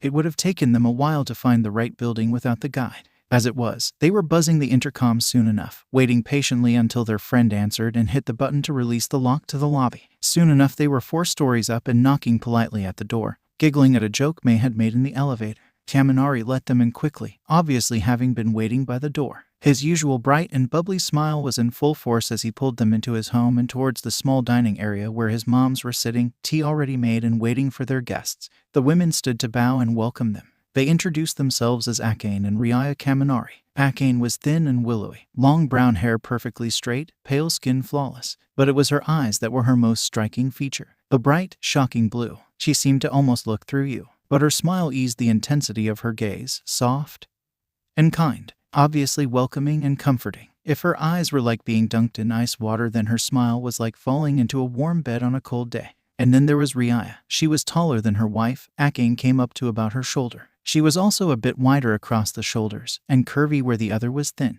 But she was no less kind. Her platinum blonde hair was cropped into a messy bob, and her golden eyes promised mischief and fun. And oh, looking closer, Denki's smile is a perfect mix of both of theirs. Easy and light-hearted and comforting and sweet. No wonder the boy was sunshine incarnate if these two were the ones raising him. They spent an hour with the women, chatting and having tea, before heading out to the nearby arcade and wasting the rest of the morning and a good chunk of the afternoon messing around. They ate lunch at the snack bar, nearly making themselves sick with the greasy food. Denki challenged them to a DDR tournament, which he won, but not before Izuku gave him a real run for his money. And they laughed at and cheered for and heckled each other endlessly. They discovered new things about themselves and one another. Shinso is surprisingly good at video games. Apparently a lot of foster homes would just shove old consoles at the kids to keep them quiet and entertained. Denki was not allowed to play any of the games with exposed metal bits anywhere near where his hands would be. The owner knew him on sight as the kid who fried a console with a metal plate under the joystick one time. They had no patience for first-person shooters because they messed with her eyes, and Izuku was ridiculously good at finding patterns in the games. He got the high score on the vintage Ms. Pac-Man game on his 3rd run-through. It was a fun day, a good day. They had fun, loud, obnoxious fun, like the teenagers they were. And when Kaminari's moms called to let them know dinner was almost ready, they traipsed back to the apartment feeling refreshed and lighthearted. They ate a far healthier meal with the 2 women, the adults getting to know the 3 kids who had so enraptured their son, and found themselves approving of these odd, but endearingly sweet, outcasts. Later they would let their son know the 3 of them were welcome to come over at any time. Eventually it was time for them to head home for the night. They did have school in the morning after all, So after a round of farewells, the original three stood in the hall waiting on the elevator, Mei chattering happily about the project she was going to work on when she got home, while Shinso acted as her soundboard. Izuku giggled at their antics before glancing out the window a few feet further down the hall, only for something to catch his eye. He frowned, stepping closer to get a better look. Something about the view seemed familiar, but he couldn't quite put his finger on why. It was like experiencing a cute déjà vu. He knew he had never been here before, but the maple tree in the little communal courtyard area below looked remarkably similar to something he had seen before. He was pulled out of his musings by the ding of the lift arriving before he figured out the weird feeling. With a giggle and a mental shrug, he let his friends pull him away from the view below, and then onward towards the train station, and then to the bed awaiting him at the Yamada Aizawa apartment. He didn't remember the last time he had felt so much like a kid, but he was so glad to have been able to spend the day with his friends. He knew he would look back on these memories with fondness for years. As he fell asleep, he found himself replaying the best of the laughter over and over again in his head. Izuku was really starting to like the vibe of mornings with Aizawa, Yamada, and Shinso. The start to their days were simultaneously boisterous and calming, the paradox perpetuated by the general hubbub of a morning where a home full of people are getting ready, 8 cats underfoot, and yet the easy quietness of those same people. It's not that they were trying to be quiet, it's more that they were content to move around each other without more than a simple greeting and a smile. Extra words were saved until everyone was sufficiently awake enough to appreciate them. But there was still noise, the sizzle of fish in hot oil, the patter of paws, and the quiet humming of the resident DJ. It was peaceful without being silent, and the greenette would admit to himself that he loved it. It wasn't until everyone was around the table and had at least taken a few bites of rice and miso before the spell was truly broken. Aizawa sighed from where he was checking emails on his laptop, third cup of coffee at his elbow and thoroughly done look on his face. Midoriya-kun, Nezu would like to meet with you before classes. Izuku tilted his head in confusion, not seeing the look Yamada gave Shinso as the other boy tracked the action. Why? The underground hero ran a hand through his hair with a grumble. He needs to talk to you about Bakugo's repercussions for attacking you, as well as the general meeting for people in other courses who place in the festival. The question is, who you would prefer to go with you? As your temporary fosters, either of us could go, or we could call Hatsune-sen up since she is still on your paperwork. I don't. Whoever has the tea time is fine. A sigh. We all have the time, kid. Which of us do you want? But the boy just shrugged. After a moment of silent conversation between the two adults, the men nodded to each other. Okay. From there the conversation dropped and Mike took up chattering about the themes he had picked out for his radio show that week. Breakfast rushed by quickly from there, Aizawa taking over the dish duty with a grumble and an order for the two boys to make sure they had everything they needed in their bags. And then they were all piling out the door. A small struggle with an escaped cat and they were out and on their way. Izuku stared out the windows on the car, feeling weird about being out and about so early. His train normally didn't leave for another hour, but because he was going in with teachers, they had to leave earlier so they could do their morning setup and paperwork.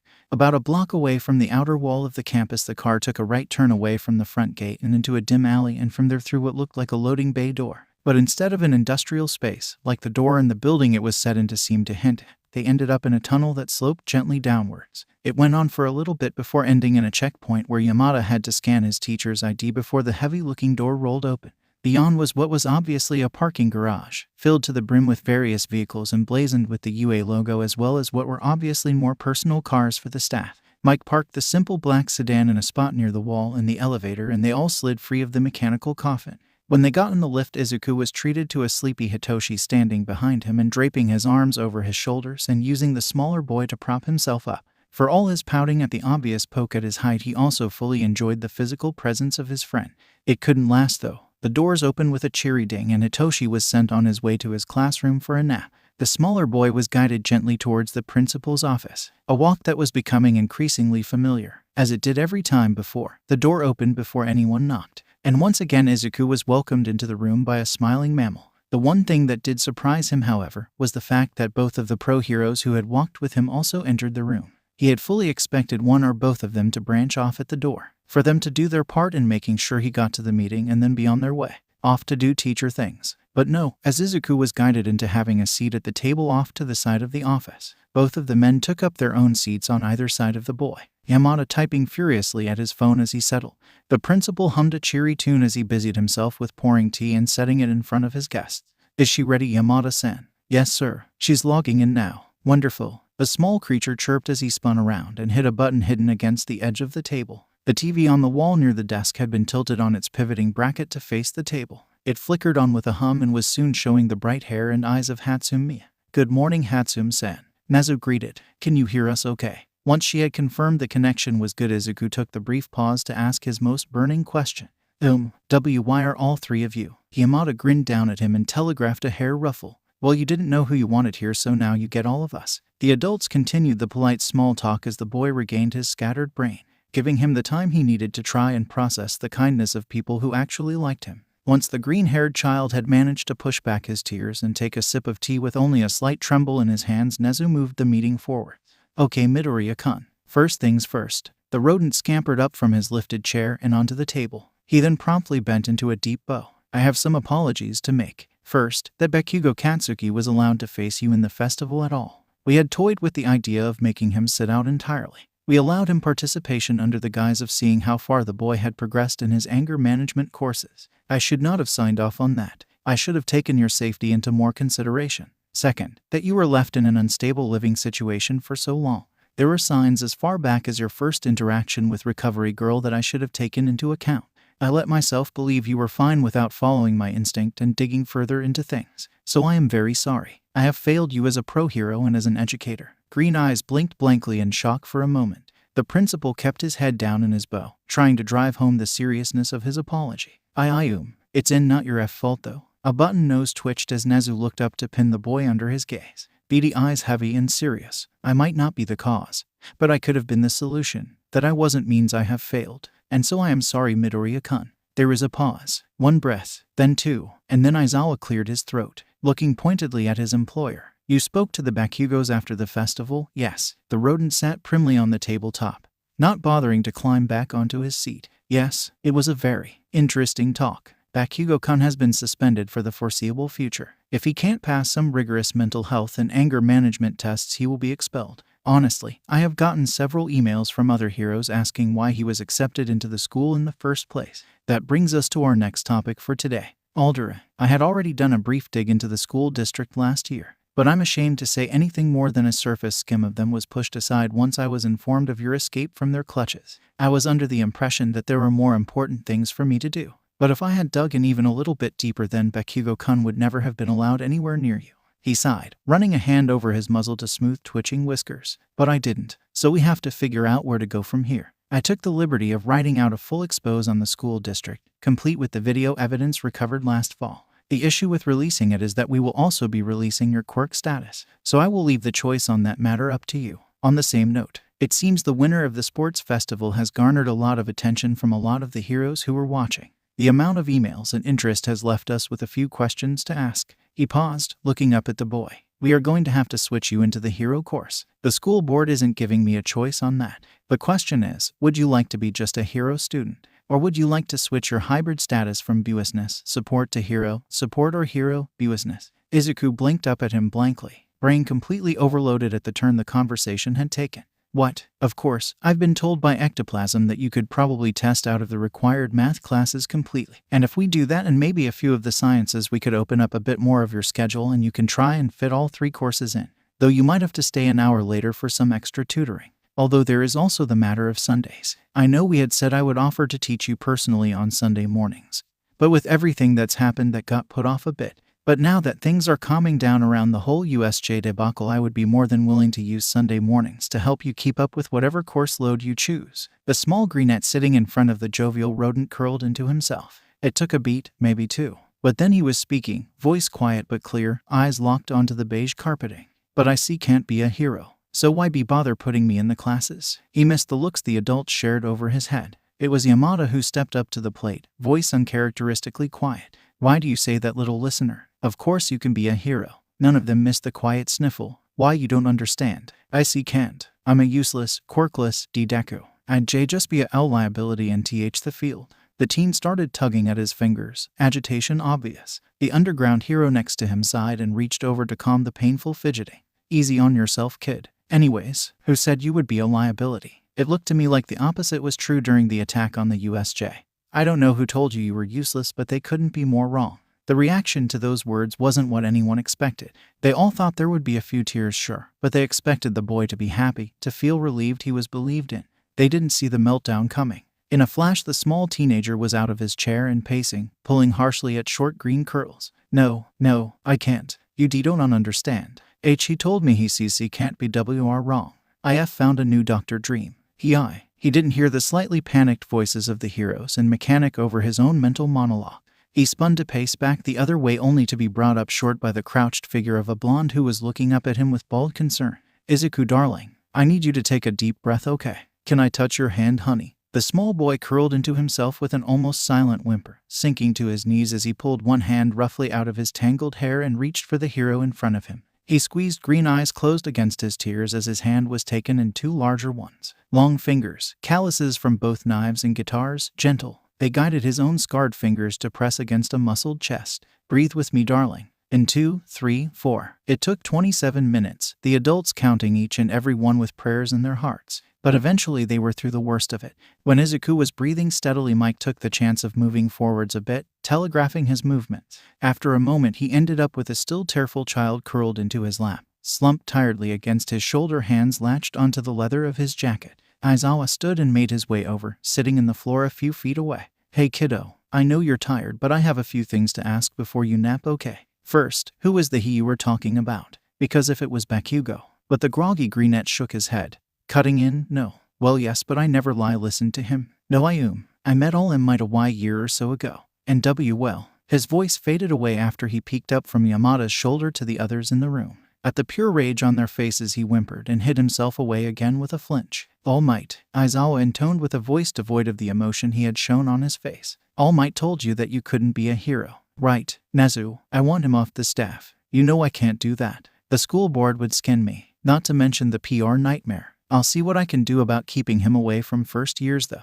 Maybe I can force him into some remedial courses on how to deal with children as well. He obviously needs it. As the other educators conspired on how to deal with the situation, Mike had started up whispering to the hurting kid in his arms. It's going to be okay, kiddo. We will set him straight, okay? But the boy shook his head. I don't understand. He's the number one hero. Of course he's knows who can and can't be a hero. Oh darling, no. That man is just as human as the rest of us. He can be wrong too. And he was wrong about you. You can be a hero. It may not be like how that musclehead is a hero, but a hero nonetheless. Maybe you could be like Sho, or even Majima. Either way, all it's going to take is you finding your own path, okay? Now why don't you nap for a bit while we wait for those three to finish their plotting, okay? The small teen blinked up at him for a moment before nodding and visibly putting his troubled thoughts aside for the sweet call of sleep. When Izuku became aware of the world once again, he found himself laid out on one of the sofas in the corner of Nezu's office. He rubbed at crusty eyes as he sat up, trying to take stock of the situation. His shoes had been removed, and Aizawa and Yamada had left. Nezu was sat at his desk chatting with someone over the intercom system connected to his computer, even as he appeared to multitask, scribbling on and stamping paperwork with one paw,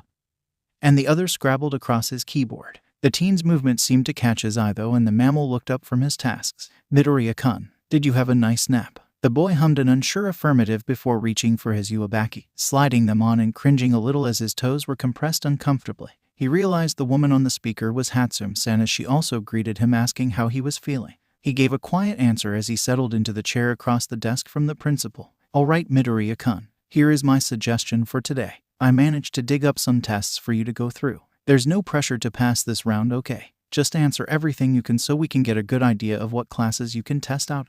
From there we will decide on what to do about the whole situation. Does that sound good to you? The boy blinked for a moment, still a tad bit groggy from crying so much, and then his nap. I guess. Hatsune-san spoke up calmly. Izuku, if you don't want to do it today, that's okay too. You could go to class like usual, or just come to the shop and chill, and we can do the tests tomorrow. The boy took a moment to think, gauging how he was feeling and checking the time to see how long he slept. He hadn't been out for too long, an hour and a half. There was still plenty of class time left. It would be a shame to waste it. But he didn't really feel overly social. The thought of dealing with rowdy support students wasn't as appealing as it would usually be. After a few moments of contemplation, he sighed and nodded to himself. Let's go ahead and get it out of the way. Nezu clasped his paws together with a smile. Excellent. I admire your tenacity, Midoriya-kun. Now, let me make us tea and we will get you all set up. And so they did. After saying goodbye to Hatsune-san, Nezu set the kettle on to boil and piled a stack of packets on the table where their morning meeting had been, asking the boy if he needed any pencils or erasers. Izuku shook his head and pulled out his small pencil box and selected the least battered mechanical pencil.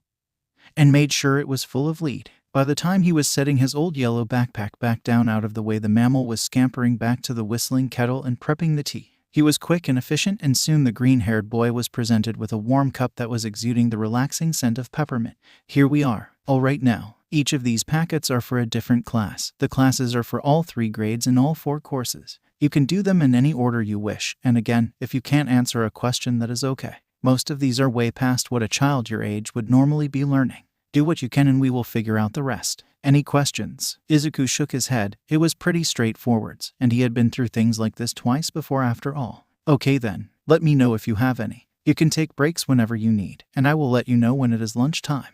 Good luck, Midoriya-kun. With that, the rodent retreated back to his own desk and left him to it. The teen took a deep breath, running his hand through slightly tangled curls in an attempt to center himself. He leaned forwards and dragged the large stack of papers over and looked through the packets, sorting them quickly into 4 piles. The subjects he liked, the subjects he had confidence in probably passing, the subjects he knew a bit about, and the ones he was unsure on. He started on the last pile first, figuring it would be the quickest since he would probably be skipping a lot of question.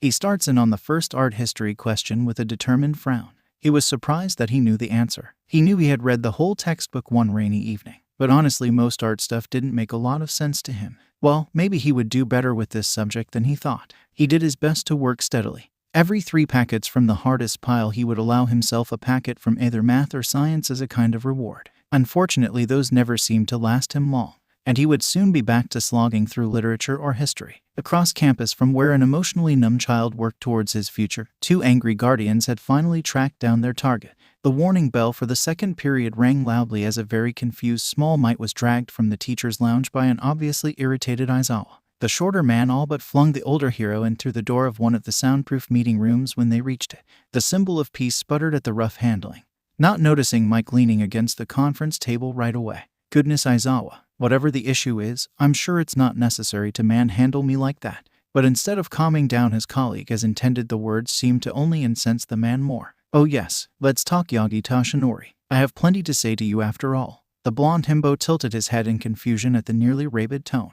Aizawa, my boy, is something wrong? Suddenly the seething younger man once again had a fistful of Yaga's shirt, dragging him down to make eye contact this time. I am not your boy, but from today on you will be calling me Aizawa-sensei because you obviously need lessons on speaking to kids, and I guess I'm going to have to be the one to teach you. His eyes glowed faintly yellow in an obvious show of restraint as the older man once again sputtered his confusion.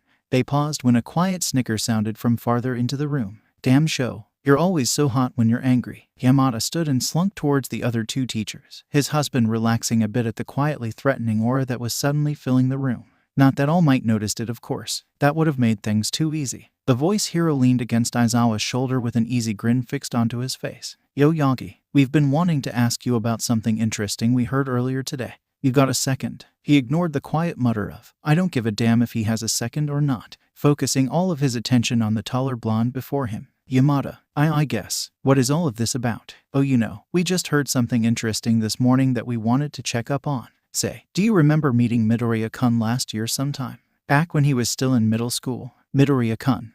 He's the support course student, right? The one who won first place.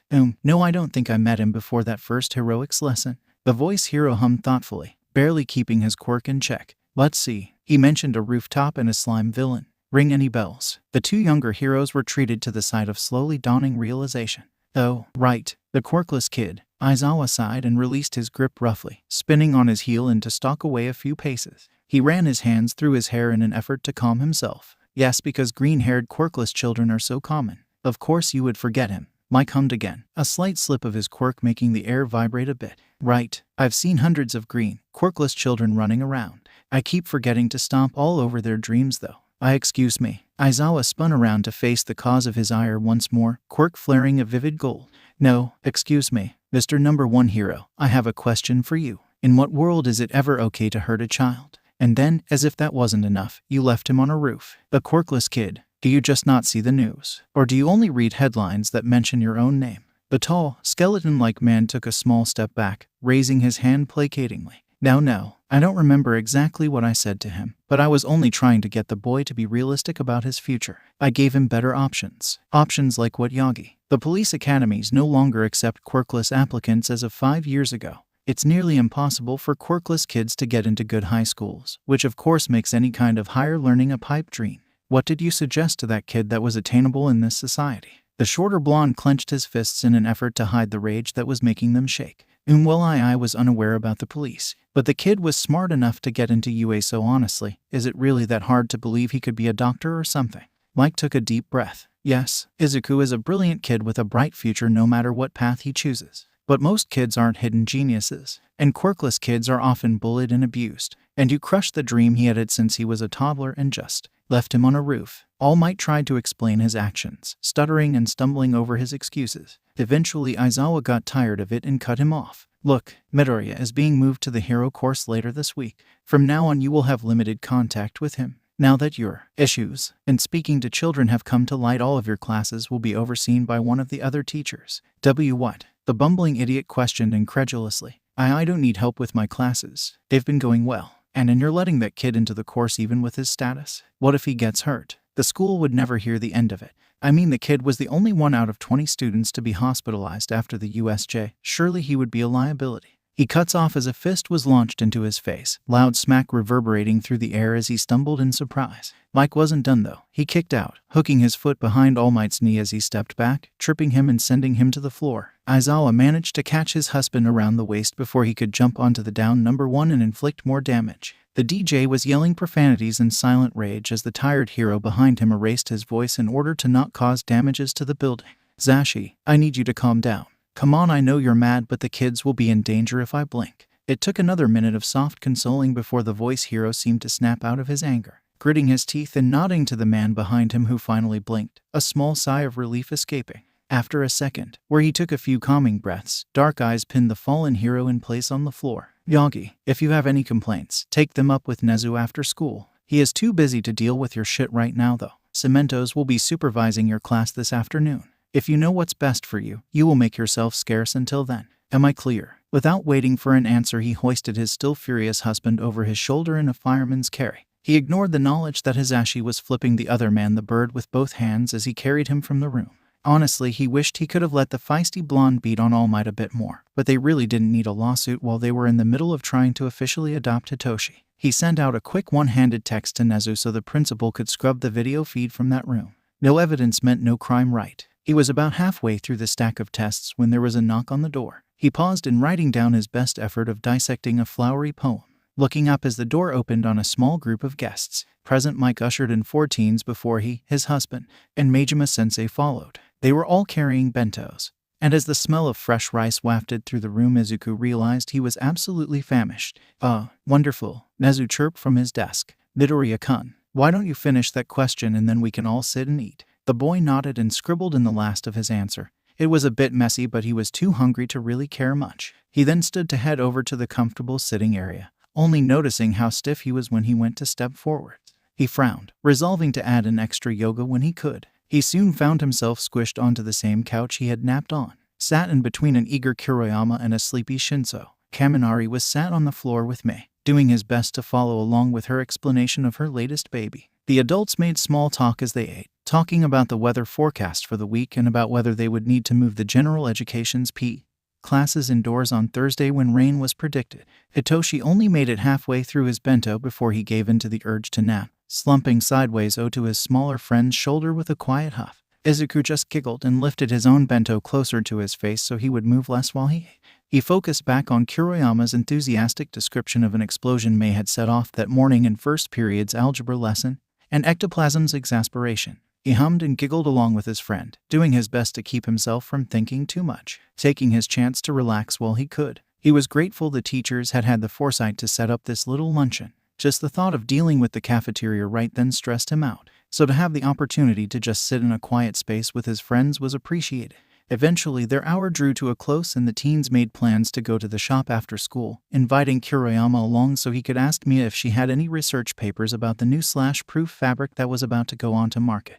They ran their plans by the underground hero and his husband, making sure the Fosters were okay with it. The compromise was reached that the heroes would drive the group, and would Mei please text her mom and let her know they would be stopping by to chat for a bit. Izuku smiled through the quick hugs and goodbyes from his friends as they hurried back to classes. And then it was back to the grind for the greenette as well. He sat back at the table, erasing the untidy scrawl of his last answer to write it more legibly. A fresh cup of tea at his side and a relaxed smile on his lips, Izuku felt simultaneously invigorated and exhausted by the end of the day. His brain hurt, but it was the hurt of a well-worked muscle rather than that of a headache. As the packed SUV made its way out of the hidden UA parking lot, he let his head rest against Shinso's shoulder. As the shortest, he had been crammed into the middle seat, all protests ignored. So his revenge was making his friend play pillow. Even as the purple-haired teen talked over his head to Kaminari, who was pressed up against his other side, static electricity making what hairs were left on his arms stand up. Honestly, for being squished into the middle seat, he was ridiculously comfortable.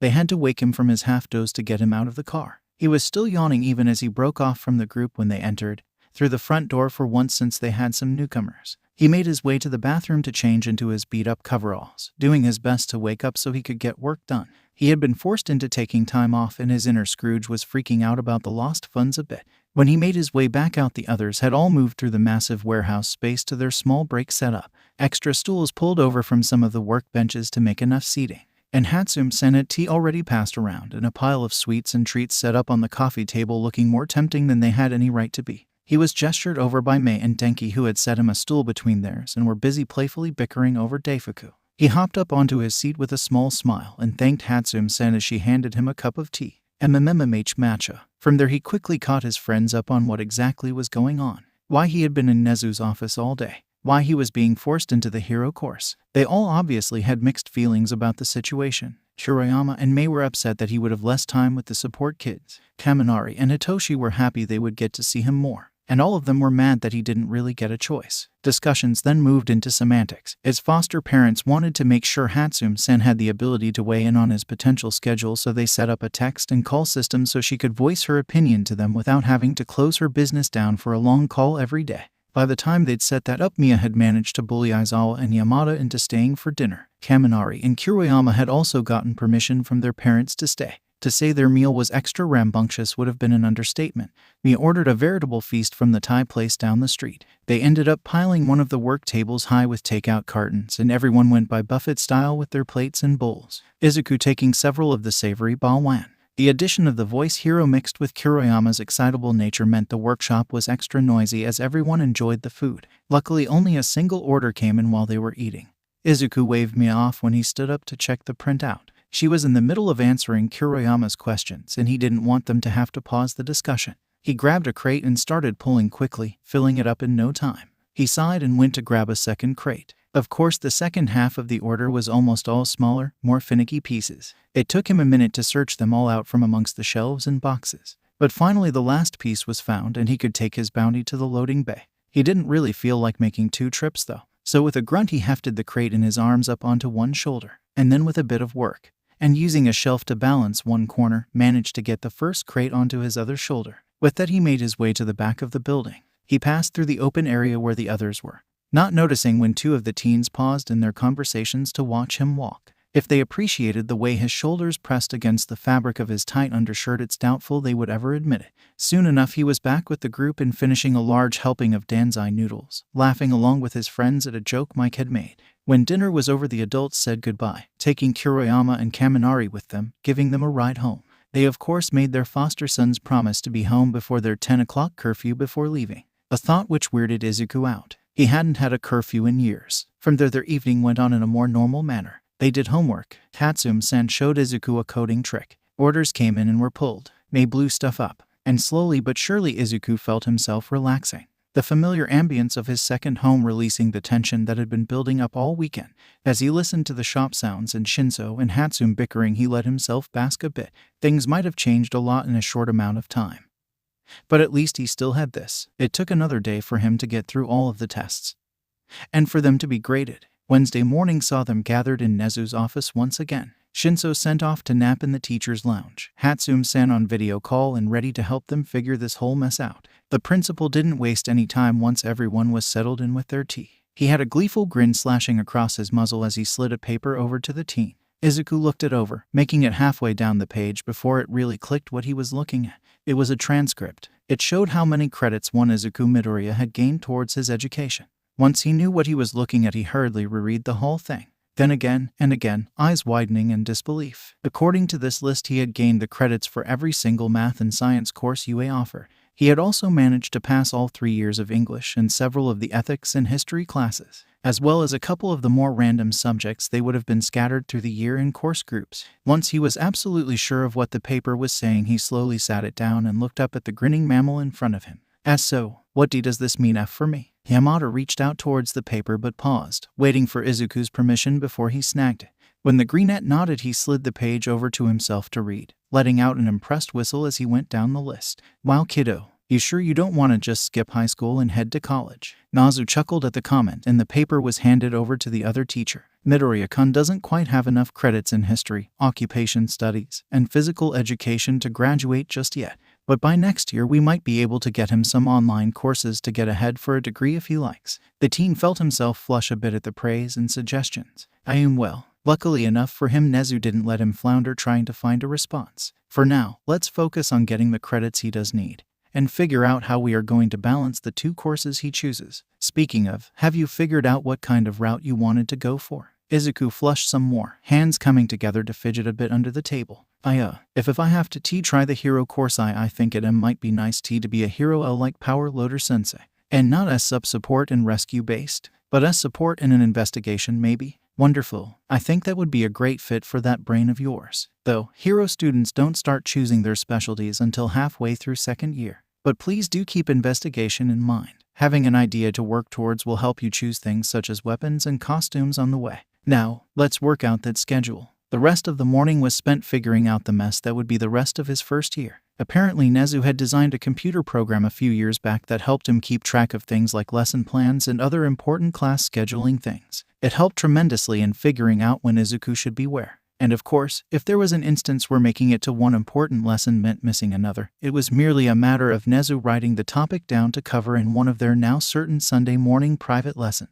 By lunch, everything was ironed out and the teen was released to head to the cafeteria to meet his friends. He bowed as he left, thankful the worst of it was over. His head was still spinning with all of the plans and logistics even as he reread the schedule he had been handed for the next 2 weeks. He sighed, resigned to his fate. The next 2 years would be hectic, but at least Nezu was going to let him tweak the code he had written for an app so he could keep his schedule updates on his phone. And once it was set up, the teachers could update him to any and all changes. He sighed. After lunch today, he was supposed to go with one for their heroics lesson. Or well, his heroics lesson 2 now. He made it to the cafeteria and beelined it to the table where he knew his friends would be. Flopping down dramatically in his customary place next to Hitoshi, he groaned. If they wanted the Quirkless guy dead, there are easier ways. Mei snickered from where she was sat across the table, apparently having a deep conversation with Ishido. Hiya Izu, I take it things went well then. The inventor cackled. Izuku let his head flop onto the tabletop with a bang, much to the amusement of the others who knew where he had been.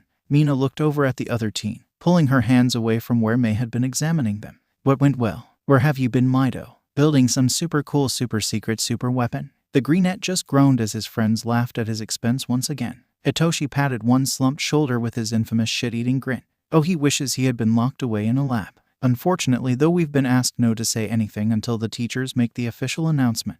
Oh, that's no fun. Several other complaints rose up from the others at their tables and those around, but were fended off with playful banter. After a moment, a plate of curry was tapped against the back of the greenette's head. The smell convinced him to sit up and actually eat something. He smiled at Kaminari as he was handed the plate. The blonde must have gotten up to get him food as soon as he saw Izuku heading to the table to have returned that quickly. He dug in as his friends chattered away around him. Some of the support course students stopped by the table to ask questions about certain things for their dual projects, and he sighed at the reminder of all of the coding he was behind on. He would have to ask Mia to borrow her computer for some of the more complex things so he could still work on them after school. He turned to ask Momo a question about the upgrade to her costume before pausing, noticing the empty chair to her left for the first time. He let her continue her chat with Gyro as he pondered why Todoroki wasn't sitting at their table like normal. After a moment, he looked over at Shinso and raised a pointed eyebrow. The purple-haired teen winced a bit and looked away, having noticed where his smaller friend's attention had wandered.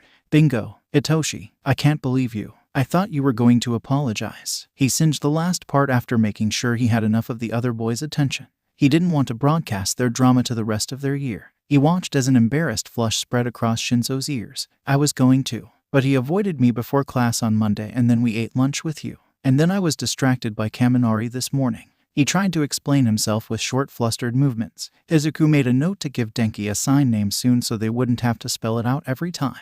He sighed. We have heroics next. Hopefully we can find a chance then. You really shouldn't let it go on like this though. The longer you wait, the harder it will be. The taller teen nodded with a sigh, running thin fingers through wild purple hair. I know. I'll try and do it as soon as possible, okay? They ignored the curious look from those around them at the silent conversation and finished scarfing down their food before the bell could call them away from it. Izuku waited outside of the classroom doors, listening as the class settled into their desks, conversations buzzing pleasantly between friends. Aizawa turned the corner down the corridor and nodded as he drew closer. Wait here for a minute until I let them know what's going on, okay? The greenette nodded and watched as the teacher entered the classroom, listening with amusement as the students scrambled to their desks. Aizawa's deep voice echoed in the silence when they had settled, and the hybrid student sighed as he waited for his cue. All right, listen up, Hellspawn. Starting today, we have a hybrid student switching tracks and becoming part of the hero course. He will be joining our class in all classes relevant to his studies, so as of right now you will treat him as a classmate, all right? Come in, kid. He tried to keep his hands from shaking as he slid the door open to enter the room, but there was no way to stop the flinch as the class exploded into noise when he stepped into the room. The hero kids quickly settled when their teacher flashed a glowing yellow glare and growled out, "Quiet, heathens." Izuku stepped up to the traditional place beside the podium as Aizawa continued his introduction. You all should know this, but this is Midoriya Izuku. From today on he will be a hybrid member of both Class 1 and 1H. Please be mindful of his specialized schedule. If I hear of any one of you Hellspawn making him late to a support class, it will be you taking the detention for him. Understood? He waited for confirmation before turning to the green child next to him. Anything you want to say, Midoriya? The small teen started a bit before looking nervously around the room, relaxing a bit when he recognized every face there. I'm happy to be working with all of you. PL, please take care of me. He bowed quickly, earning a few encouraging and welcoming words from his new classmates before the stern homeroom teacher sent him to sit at the desk in front of Shinso. He gave his friend a shaky grin as he deposited his bag on the hook attached to the side of his desk, fighting the instinct to hide it under his chair to protect it. Aizawa started up the class as his newest student sat, frowning sternly out at the sea of young kids. All right, listen up. We have a special informatics lesson scheduled for today. He snagged a remote from the podium, clicking a button to bring up a list on the smartboard. Names were neatly listed one after the other, 10 of them or so with numbers listed beside each. All right, this is a list of offers that were put in for 1A's first-year internships. Izuku perked up a bit and looked closer at the list as chatter picked up around him. Todoroki 5,471, Yaorazu 2,384, Ida 890, Ashido 421, Siro 403, Uraraka 335, Kirishima 105, Kaminari 34, Takoyami 10, Aoyama 2, Shinso 1. Izuku sighed a bit once he had a chance to take in the distribution of offers, noting the obvious favoritism towards a certain demographic of the class. To his surprise, the others picked up on this rather quickly as well, Kaminari speaking up to question the numbers. Sir, why doesn't Shinso have more offers or Midoriya? They were both on the podium with Todoroki and he got so many. The greenette was surprised again when it was Todoroki who answered the other boy. Most of those offers are to appease my father. They don't actually want much to do with me personally. Aizawa hummed. There is that. The top 3 students on this list are from prominent hero families. But there are other factors at play here as well. Anyone have any ideas? Izuku glanced back over his shoulder at Hitoshi, fidgeting a bit with indecision on whether he wanted to answer. Purple eyes rolled at him and with a smirk Shinso lazily raised a hand. He didn't even wait to be called on before drawling out a simple quirkism. Obviously, Izuku snorted a bit at his tone, trust Shinso to be so blunt, before glancing around the room. He frowned when he saw confusion and hesitancy scattered about the hero kids. Midoriya, you have an opinion, and trust Aizawa to catch the look on his face. He sighed and pulled at his fingers under the desk. Hitoshi is alright. Heroics is one of the most quirkist careers there is. The X examples set there are what set the tone for the quirkism that exists in the rest of society after all. As so it makes sense to assume that our quirks and statuses are the reason for the discrepancies and the numbers when you compare it to other situations we have experienced previously. There was a pause as everyone digested his wordy answer and Izuku studied the top of his new desk, tugging at his fingers harshly as the pause drew on. After a moment their teacher took pity on him and cut back in. Very good points, Midoriya. You and Shinso are correct. The reason the two of you have fewer offers are due to quirk statuses. Shinso, you have a mental quirk with an activation requirement you've managed to keep hidden, And Midoriya, you're the first Quirkless student to even make it to UA in 30 years. The heroes who are watching are uncertain of you too, so they're going to hang back and keep an eye out to see what happens. Right now, they don't see you as a reason to put their own names on the line. It's stupid, but a lot of heroes prefer to have interns that have quirks similar to their own. He cleared his throat. Now, I'm going to move us along, but rest assured there is a whole week of classes for quirkism in the industry in the second semester. If any of you want to ask questions before then, come visit me during office hours and I'll clear things up as best as I can. For today, I'm going to hand out the lists you have to choose your internships from. Those with no offers will have the standard list of 40 agencies who work closely with the school every year. He set stacks of papers down on each of the front desks, letting them pass back the packets after they found the one with their name in bold on the front. Right. Now before you make that important decision, there is yet another important decision you have to make first. Something that could affect the rest of your career for better or for worse. The tension in the room skyrocketed. Most of the kids leaning forwards over their desks as they waited to know what could be so important.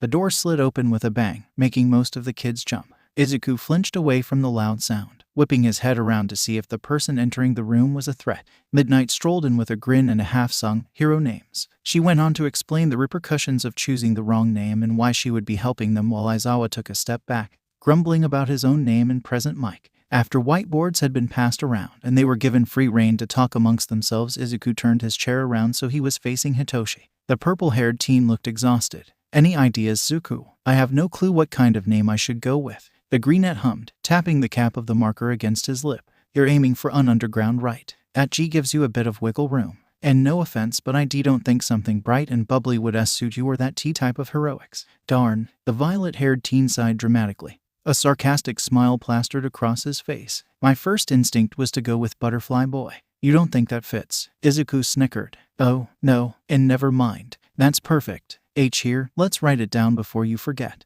He uncapped his marker and spent the next minute or so wrestling for control of Shinso's board. In the end, he sat back, completely devolving into giggles as he looked at their now ink-smeared hands. A tap on his shoulder made him flinch a bit, suddenly remembering he wasn't goofing off at the shop, but instead stuck in a new classroom with several kids he didn't know very well. He quickly looked up, relaxing a bit when he met honey yellow eyes. Oh, Kaminari-kun. WH, what's up? The other boy smiled at him like the personification of electricity that he was. Bright enough to light up the room and mischievous enough to send a tingle down the spines of the two-seated teen.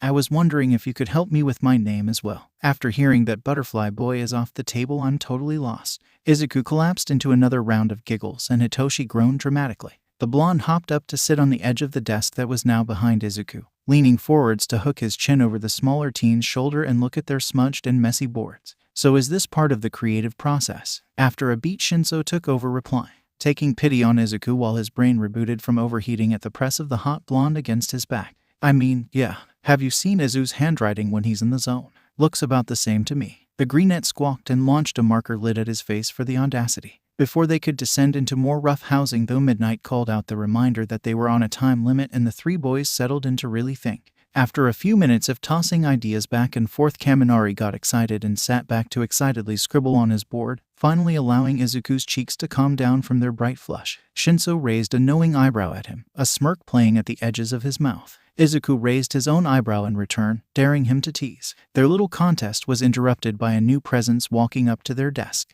They both looked over to be surprised by the ever-stoic form of Todoroki. Midoriya, the elemental quirk wielder, greeted. I was wondering if you had any suggestions for a name I could use. I was just going to use Shoto, but after listening to some of the suggestions you had for Kaminari, I wanted to see if there was something better. The whole time he spoke, the taller boy stubbornly kept his gaze directly on Izuku, refusing to even glance at the purple-haired boy across from him. Izuku played with the marker in his hand nervously. I can give you suggestions, but I'm not sure they'll be all that good. What have you got? The greenette started rattling off suggestions, interspersed with explanations when needed, just like he had been doing for Kaminari and Shinso a moment before. Somewhere in the mess of ideas, something struck Shinso as good and he started writing down variations to see what felt right. After a few minutes, Izuku trailed off, having gotten his best suggestions out and not wanting to overwhelm the quieter teen. Todoroki nodded his thanks and started to walk away, looking thoughtful. Hitoshi quickly reached out to snag his wrist in a gentle hold.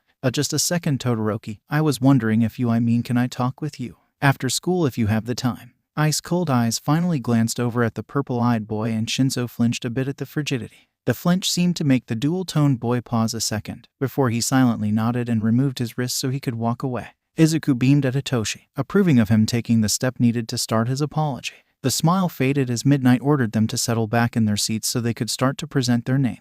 He felt panic in his bones as he stared down at his smudgy but blank board. He looked back up at his friend pleadingly, but Shinzo just frowned and shrugged, gesturing for him to turn back around.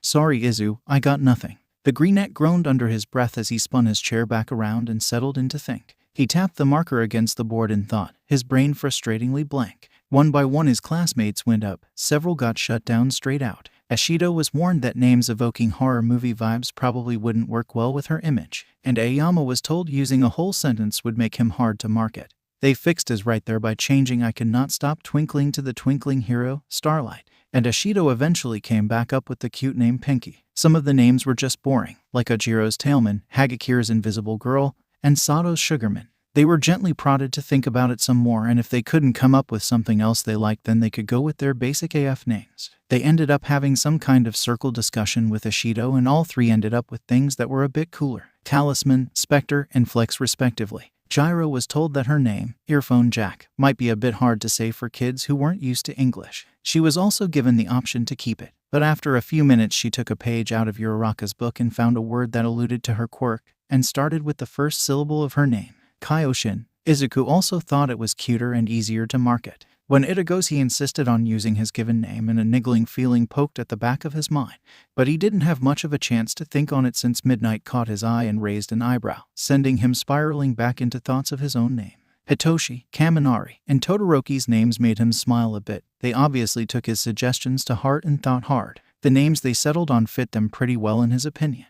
The compelling hero, Yuchai, the electric hero, Kaizu, and the versatile hero, Hantai. He especially liked the dual meaning in Todoroki's name. As Shoto returned to his seat, though, he felt himself truly panic. What should he choose? He didn't have a quirk to base his name off of like everyone else. He could base it off his looks, but he was kind of plain. Maybe his coloring. Something to do with green. He hadn't felt this stupid in ages. As his name was called, he shakily scrawled out the only thing he could think of and stood. He showed his board to the room and instantly felt the disapproval of the teacher next to him. He flinched as he glanced over to see her frown. "Isn't that what Bakugo kept calling you in the ring? What does it mean?" Izuku fidgeted with the edge of the board in his hands. It's a nickname. Kind of. It's an alternate R reading of my name. It's a SH short for Dekanabu. Means S useless. Midnight's frown deepened. So it is an insult. Why would you want to use that as your hero name? He shrugged a little helplessly. It's what I thought of. It's WH what I've been called F for ages. The hero sighed. Okay. No, I'm sorry honey, but I can't let you use what is essentially a slur as your hero name. Tell you what, since I know this hero thing is a bit of a surprise for you, I'll be nice and give you an extension. You have until tomorrow morning before classes to come up with a name. Just swing by the teacher's lounge before class to see me. With that, he was banished back to his desk, and Aizawa climbed out of his cocoon to teach the rest of the lesson, mostly just an overview of the rules and such for their internships. Izuku sighed and started taking notes. He had a feeling it might take him all night to find a good name. Izuku and Hitoshi were splayed out on the break couch at the shop. Kaminari was helping Kiriyama through an English lesson at one of the workbenches while Mei was setting off controlled explosions in the tiny testing room. "I still don't know what to do about a name," he confided, slipping his hearing aids free to toss them onto the messy coffee table. His tinnitus had been acting up for the last hour, and listening to the muffled booms was only making things worse. The lanky boy shifted a bit so signing would put less of a strain on his shoulders, moving so he was sat more upright. "Why don't you try the same thing you did for Kaminari and I? Just think of what you want to convey and throw out synonyms until you find something that sounds cool." Freckled hands threaded through wild curls in irritation, and he huffed. "That's great and all, but I don't have a quirk to convey." He knew his signs were a bit sloppy and wide with his frustration, but he also knew Shinzo would catch his meaning. He could almost hear his friend's long-suffering sigh as he sat up straight, turning to face him fully and bringing his legs up to sit cross-legged. "I never said anything about a quirk, Izuku. I said, think of what you want to convey. So, what do you want people to think of when they think of you? Who do you want to be? Think on that for a while, okay? See if that leads you anywhere." With that, Hitoshi flopped back onto the cushions and closed his eyes, obviously going to try for a nap. The greenette sat back thoughtfully, taking in the advice and rolling it around in his head for a minute or two before he reached down to snag a notebook from the coffee table. By this point, he barely bothered to label the things. He had 3 sets and each had up to a dozen notebooks already filled. Heroes, support, and class were scrawled haphazardly over the covers. He managed to reach a Hero 1 from his seat and opened it to the last few clean pages at the back. This was Heroes number 13, which meant it was mostly full of sketches of Class 1B and ideas for improving their quirks. Absent-mindedly, he jotted down some buzzwords. Things he thought a hero should convey. Things he wished he could be. Things he thought of when his friends popped into his head. He filled the whole first page with just random words before he paused and went back to look it over to see if anything stuck out to him. By the time he had it narrowed down to 3 or 4 themes to play around with, Hatsune-san had already ordered dinner for those who were allowed to stay that night, and he was trying not to get distracted with thoughts of the Italian food heading his way. He had never tried Italian before he started hanging out with Mei, but Mia was obsessed with good food and insisted on any kids in her vicinity trying a variety of things to expand their palates. And now he was drooling at the thought of chicken piccata with artichoke hearts. No, bad Izuku. Focus, but garlic bread. Names, themes. What kind of hero did he want to be? When he was a kid, he wanted to save people with a smile just like All Might. But now he knew better. Now he knew how much of that smile was fake. So, now that he had a second chance, now that he was actually in the hero course at his dream school, what did he want to do? Who did he want to be? He didn't realize he had been staring blankly at a wall for 10 minutes until Mia leaned in to block his view. Izuku-kun, you okay there, kiddo? Having trouble with a code or something? He smiled a bit and shook his head. And no, I have to choose a hero name, and you don't know what to choose. He nodded, feeling himself slip back into his head a bit. After All Might told me no I guess ISW switched dreams? But now I get to have both Dr. Dreams, and I'm happy. Really I am. But I had SH shoved the WH whole hero thing so far down. And now you have to drag it back out from the dark place you hid it in, huh? Oh kiddo. He smiled up at her weakly, glad she understood his rambles. Bronzy gold eyes closed for a moment while she ordered her thoughts. When they fixed on him again, he felt himself relax a bit. She had that look on her face, the one Mei said was her mom mode look. He knew whatever she said was going to help him get to where he needed to go. Izuku, honey, you've been through a lot, especially in the past few years. And you've been so very strong, so very brave, and so very stubborn. Kids like you are so rare. Kids who are willing to strive with all of their wit, strength, and determination to push forwards against everything that tries to stop them. And that is how I know that no matter what path you take, you will push through and end up on the other side stronger. And if that path is heroism, well, I think the world better watch out, because you're going to be a damn good hero. He gave her another wobbly smile, fighting back tears after her little speech. She grinned back, before getting distracted by the foghorn going off. She stood and ruffled his hair before quickly making her way to the shelving maze to go and grab their food. Izuku let his gaze drift back down to the notebook still open on his lap, something niggling at the back of his head. She's right, you know. A voice startled him and he looked over his shoulder, green eyes wide, to find Kaminari leaning a hip against the back of the couch, arms crossed and smiling at him softly. You're going to be a better hero than the whole of Wanna put together. His bright yellow gaze flickered to the other end of the couch. Izuku followed to look to meet eyes with a half-awake Hitoshi who just gave him a crooked grin. They let the rest of that conversation lie for the moment though, because Kiriyama was packing his stuff up to leave and Kaminari was jogging over to help Mia sort through the massive takeout boxes. And the small green boy on the couch felt himself warm a bit in the confidence of his friends as he got handed a massive box of pasta. Bakugo Katsuki was pissed. He had been for as long as he could remember. Anger was a normal emotion for him, but since the day of the sports festival, the boiling fury in his gut had reached a new height.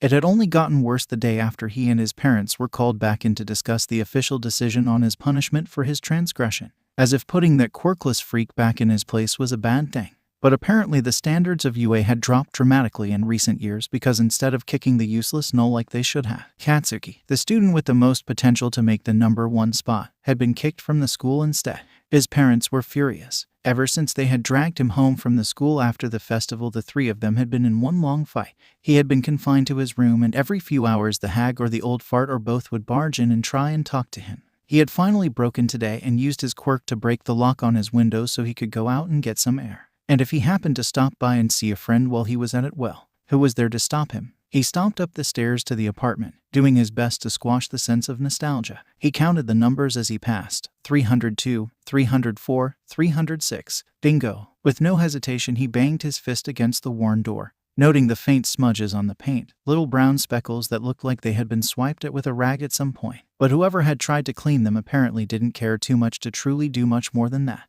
figures that the loser would be just as useless with cleaning as he was with everything else. After a moment he growled and banged on the door again, taking out some of his frustrations on the inanimate object. Just as he was contemplating using his quirk on the lock like he had done to his window, the door creaked open. But instead of being met with the scared and freckled face he was expecting, a different greenette stood before him. He blinked in surprise at seeing his auntie. It had been years, and as far as he knew she should have been at work around this time. Her voice shook him from his vague musings. "Oh, Katsuki, how are you, honey? It's been so long. I knew you had grown up a bit after having seen you in the sports festival, but seeing it in real life is different." She cupped his face in her small hands and tilted his head back and forth a bit.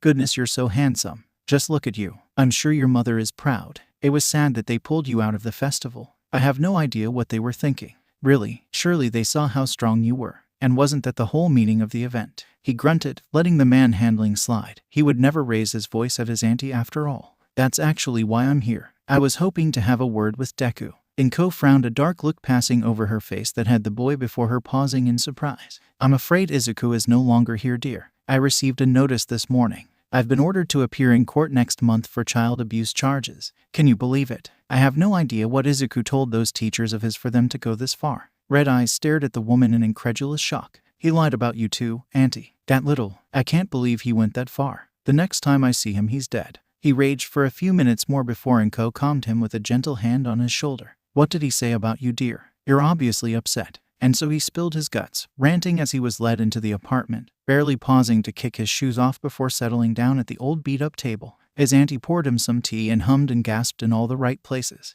But it wasn't until he mentioned being expelled that she really reacted. Suddenly she was standing, a furious look on her face. They did what? How could they expel their most promising student? "You were only looking out for Izuku. I can't believe this. Ugh, now I'm even more glad I'm moving. See how he likes being abandoned." Bakugo blinked at the announcement and looked around, taking in the mess of an apartment for the first time. He noted the moving boxes and the nearly empty roll of tape.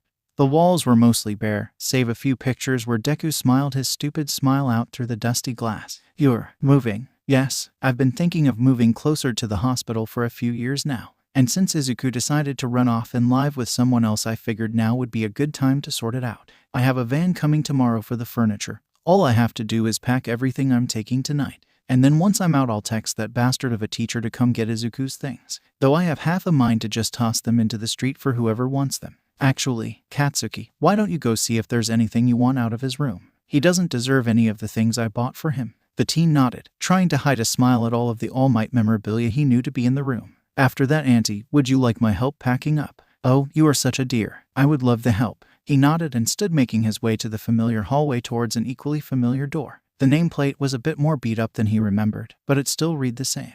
He opened the door, no longer hiding his grin, trying to remember exactly which shelf the 25th anniversary limited edition All Might in Flight figure was sitting on. But to his shock, when the door swung wide, there were no figures to be seen. No figures, no posters, no brightly colored hoodie hanging from the bedpost. He froze, sweeping his gaze around in confusion. Instead of the shrine to All Might that had been in this room since he was a kid, there were blank walls and empty spots on the shelves. The room wasn't empty per se. The desk was covered with a variety of small tools, and a few of the shelves held a small cardboard box or two that, when he investigated, were full of small bits of metal and wire and screws. He scowled. Now, not only was the Deku a freak, but he had the balls to replace his hero with useless junk. What was he supposed to do with any of this shit? With a growl of irritation, he swiped everything off of the surface nearest to him before turning towards the desk and picking up the closest tool. He lit his hand up with a high-intensity bang, melting the plastic handle. He made sure to drop the molten substance onto a pile of small parts, fusing them together. He then reached for his next target. And the next, and the next. None of that bastard's tools would be usable ever again if he had any say in it. From there he grabbed a sharp bit of metal and went around slashing what he could so there would be no usable boxes or blankets or clothing left. Deku had gotten on his last nerve, and if he wasn't here to take the brunt of his anger, then his stuff would have to play the temporary stand-in.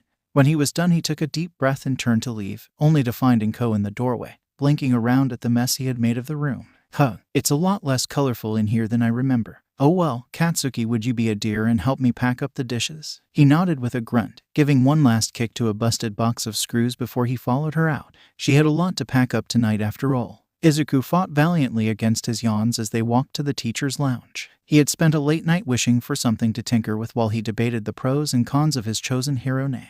In lieu of a gadget, he had pulled his practice balisong out of his bag and worked on a few new tricks. The various bruises on his hands and arms showed the progression of his exhaustion as his brain continued to second-guess itself into the early morning hours. He did have the knuckle-duster trick down pretty well now, though. He made it to the door first and knocked politely with a quiet Ajiyama shimasu, ignoring Mike snickering a bit at his manners when he was technically opening the door for teachers too. He slid the ridiculously large door aside and bowed a bit as he stepped in, looking around for the teacher he was meant to speak to. Midnight was reclining in her office chair, feet propped on her desk as she read from an old paperback novel. When she noticed their entrance, she grinned and slid a bookmark free to mark her place. "Good morning, cuties," she greeted them cheerfully. Shinzo just huffed and wandered over to the couches in the small lounge area, flopping down face first and doing his best impression of a dead log. Izuku smiled at his friend's theatrics. Hoping for his sake he was able to nap a bit before class, he was well aware that Hitoshi hadn't slept at all the night before. The quiet whispers of the Animal Crossing villagers had lasted until their alarms had forced them from their rooms. He hesitantly walked over to the female pro, doing his best not to crumple the form in his hands from nervousness. "Gee, good morning, Midnight Sensei. I settled on an end name." She grinned, setting her book down and holding out a hand for the paper. He smiled back shyly and handed it over. She looked over the form, making sure it was filled out correctly before her eyes alighted on his choice. She felt herself grinning again. "Oh yes, I think that has a nice ring to it, honey." "Yes, that will do nicely." Approved. She reached over and gave his hair a gentle ruffle before she woke her computer to begin filing his request. Izuku bowed to her, a please thanks falling from his lips before he excused himself to go chat to Mike about an upcoming assignment. He was ecstatic that a pro hero who relied so heavily on marketing approved of his choice of name. And now that he was over the hurdle, he felt himself relaxing a bit. The teacher's lounge in the early morning was a peaceful place. Izuku found himself leaning into the quiet atmosphere, watching as the other heroes and staff trickled in ones and twos, most of them beeline towards the large coffee bar in the corner, the only thing keeping most of them sane. Speaking of the coffee bar, Aizawa approached Yamada's desk from that direction, hands expertly juggling 4 large mugs. Green eyes blinked up at the dark-haired man in confusion when one of the mugs was set down in front of him. Instead of an answer, he just got a hair ruffle before Aizawa moved to place another mug in front of his husband. The teen looked down at the mug that was obviously meant for him and noticed a cartoon watermelon printed on the side along with the English pun "You'll gon' make me lose my rhyme." A chuckle drew his gaze back to Mike. Sho has a talent for picking out personalized mugs. He found that one after he saw you in that tie-dye shirt the other day. The boy tilted his head in confusion. "Wait, the mug is mine. I thought I was just going to borrow it for today." The blonde smiled fondly. "Now, lil listener, since you and Hitoshi will more than likely end up here most mornings, we made sure to get you your own. The daily struggle for the communal mugs isn't worth it. That being said, make sure you rinse it out and hang it on your labeled peg before you head to class, okay?" Izuku nodded hesitantly, picking up the mug and taking a sip, eyes lighting up at the delicious brew. "Oh, this is good." That earned him another chuckle and a nod. "Yeah, Nezu keeps us stocked with the best beans and fixings. And Sho is a master at finding the perfect mix." The teen hummed appreciatively as he took another drink. Most of the coffee he'd had recently had been the basic corner store stuff Mia brewed at the shop. It wasn't good, but it kept him going. But this was fantastic. Nutty and smooth with just a hint of chocolate sweetness. It made him miss going to the coffee shop with his friends. They should go again soon. He settled in as Mike went over the study guide he had been given for the test needed to receive his JSL certification. Once he had that, then he would have a tiny bit more wiggle room for his classes. He giggled at a joke the English teacher made and leaned forwards to look at the paper. Things at school were finally leveling out a bit. Now all he had to do was keep busy and keep his mind off of the issues with his home life, and he would be fine. The green and pink teens in the corner cheered wildly as the teacher approached before a loud bang and an accompanying plume of smoke cut their celebration short. Power Loader snorted and continued walking towards the kids, snagging a fire extinguisher on the way. He tossed the device to Hatsum, who was already spouting off ideas on how to fix the issue with her now ablaze baby. Turning to Midoriya, he motioned for the boy to follow and turned to lead the way to his small private office, a circular room situated in the center of all 4 support labs. Once they were settled at his desk, he leaned forwards towards his student. "Okay, kid, I have an offer for you. If you haven't chosen someone to intern with yet, I would like to extend an offer. Normally us teachers don't take interns because the whole point is for you guys to go out and network with heroes you don't interact with often.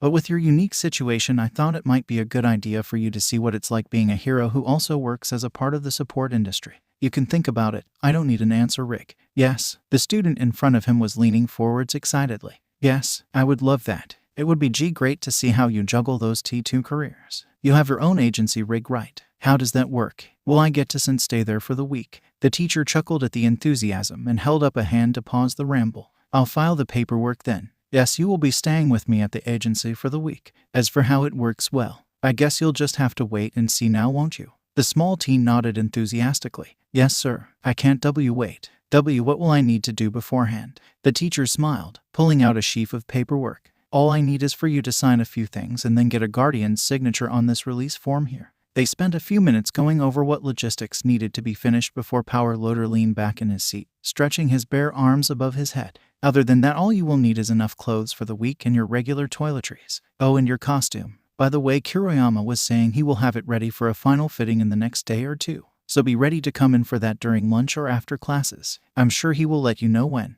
Izuku blushed a bit at the reminder that his friend had been working tirelessly to update the design of the outfit he had worn to the USJ, completely remaking it in the heavier duty hero-grade materials. Just the thought of having such an expensive costume made for himself was enough to make his brain shut down into error 404 mode. Comprehension not found.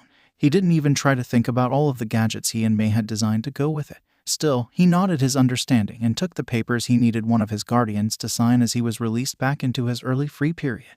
He had asked Nezu for an extra hour that morning to work on the new motor for the boots. The principal had been super nice in arranging the schedule for both him and May to have the time they needed. It still weirded him out that the teachers here were also willing to fix things like that at his request. He still kind of half expected to have the need to take his projects home to work on. Though if he were honest, he would totally still be doing that if not for the fact that Aizawa and Yamada only had like 2 screwdrivers in the whole apartment, and one of them was stripped. He hummed to himself, wondering if he could sneak over to his mom's to grab some of his own tools without worrying the 2 pro heroes who seemed determined to keep him away from that side of town. Making his way through the currently empty lab felt a little weird. He was used to the bustling energy of his fellow support students. The banging and drilling and occasional explosion mixed with the raised voices of teens giving pointers and suggestions and warnings. But this early in the morning, the only people on campus were the few teachers who were giving up valuable sleep time in order to help a student or grade the work they had fallen behind on. Poor Mike was one of them today. He had agreed to drive Izuku for his early access to the lab. Aizawa and Shinso would catch a train a bit later. When he made it back to his friend, he found her staring in consternation at the piece of the new motor that was once again smoking. He chucked and snagged the soldering iron from her hand, pointing at where the wire she had been trying to reattach had gotten too close to a small computer board. She smacked herself upside the head and ripped the wire free, snagging a longer piece from the roll and a fresh chip to replace the slightly melted one. Once again, Izu, you're a fucking genius. Okay, if I attach the wire here instead of there, do you think? The rest of the hour and a half they had wrangled for their exploits passed by quickly, but between the 2 of them they managed to get both tiny motors put together. May would be able to make the casings and grips for the bottoms of the boots during her lab time that afternoon. The boots themselves caught Izuku a bit off guard. Instead of the old overlarge work boots that May had fished out of a closet for him to use with the last prototypes, this time she pulled a sleek pair of combat boots from the cabinet below her worktop. Matte black with graceful lines of maroon running down the sides and woven through the heavy-duty laces, though they still looked a little odd without the full bulk of the soles that they would be attacking, just a thin bit of leather to serve as a base to build off of. He looked at his bubblegum buddy with a raised eyebrow. She motioned for him to try them on. Hiro-kun wanted to surprise you when he gave you the full costume, but I convinced him that you needed to try them on before I went through the trouble of making the soles. They should work with your extra joint. He did a good bit of research before he started cutting the leather. Green eyes blinked in shock. He made these. She nodded, waving a hand vaguely. Apparently leather working is a hobby of his. I don't know. Ask him about it later. But try him on real quick before you have to head to class so I can tell him if adjustments need to be a thing. He nodded and slipped off his school-provided steel-toed slippers. Lacing them up took a second to figure out. He had never had to use lacing hooks before. They weren't commonly offered on Quirkless shoes after all. But then May showed him a trick to do them up faster by holding both laces spread between the fingers of one hand, and he promised himself he would practice so he wouldn't be slowed down changing into costume later. The boots themselves felt nice, nothing pinched or rubbed wrong. The only weird bit was that he was currently standing flat-footed, but that would be fixed with the addition of soles with a motor in the heel and some insoles. He tried not to tear up any as he texted his friend to give his thanks. These were the coolest shoes he had ever had, and the first that weren't 2 sizes too big or the Quirkless signal bright red. When he was done walking around to check the fit, he quickly switched out and left his new favorite thing on the worktop as he raced to class. He really did have the best friends. Izuku stood nervously amongst Class A, feeling a bit out of place in his gym uniform while everyone else was in costume. It was his first official practical heroics lesson as a part of the course. They were waiting in one of the gyms for All Might to show up. How the man managed to be the #1 hero with his abysmal record of class attendance was beyond the teen. The kids chattered energetically amongst themselves until their teacher finally showed, a full 5 minutes late. Apologies, I was held up with another student for a moment. Thank you for waiting. Midnight won't be able to join us as planned, so today will be a bit of light sparring. Don't want to tire you kids out with your internships so close now, do we? Now, as always, come forward to draw a lot to determine your first partner. From there, partners will switch every 5 minutes. Izuku rolled his eyes, randomized selections again. Honestly, for a hero the man was so lazy. It would be much better to place less experienced fighters against more experienced fighters. The newbies can learn from their peers, and those who have experience will get to test the old adage, the best way to learn is to teach. As they slowly separated out into 10 pairs, Izuku studied Shinso.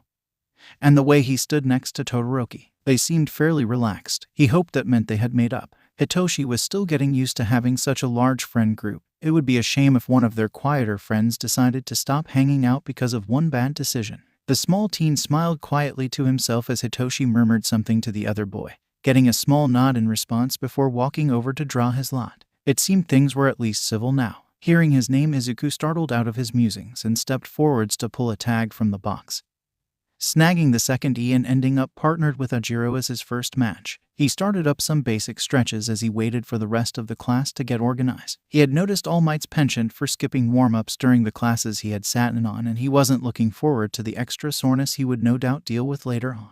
Maybe he should bring that up with Aizawa later. Not warming up seemed like a big oversight for a hero school after all. They separated onto their mats, pairs chatting easily amongst themselves. Izuku smiled shyly at the taller blonde across from him. The other boy smiled easily back, though he seemed a bit distracted by something. The smaller boy decided to leave him to his thoughts as they waited for the signal to start. But before All Might could tell them to go, Ajiro was distracted by their smallest classmate. Oi Ajiro, make sure to go easy on the null right. Wouldn't want to beat up someone like that, it wouldn't be heroic. Izuku felt his ears burn in embarrassment as he ducked his head. He was mortified to be called out so blatantly during his first heroics class. He heard a bit of commotion off to the side and flinched. Damn it, he had made a scene. He really hoped he only got detention for the distraction. It took a moment for what was being said to filter through the muddled emotions in his brain.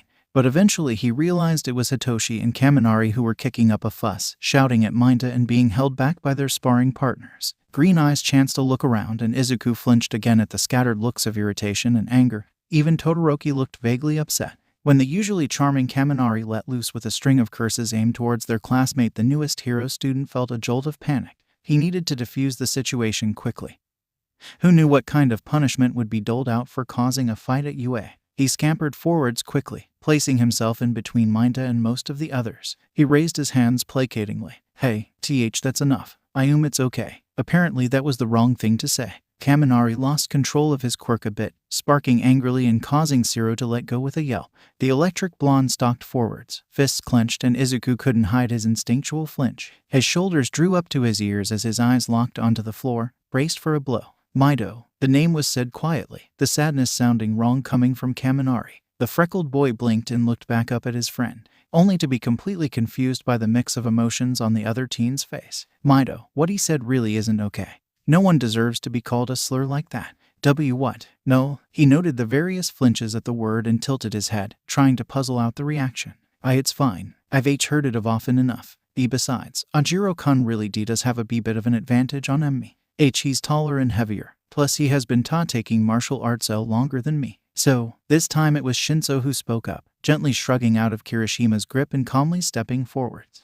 Izu, you know that's not right. You've been doing intensive personal training with Kurokuma for a year now. And how about you run that term by Aizawa, or better yet Mike, before you decide if you're okay with it? The smaller teen winced, obviously trying to picture the reactions of the two pros. Hitoshi, a loud cough interrupted them before they could discuss the situation further. Now children, we've gotten a bit distracted it seems. How about we get started on our lesson and you can continue your discussions after class? As it were, Anjiro my boy, it couldn't hurt to go easy on little Midoriya, could it?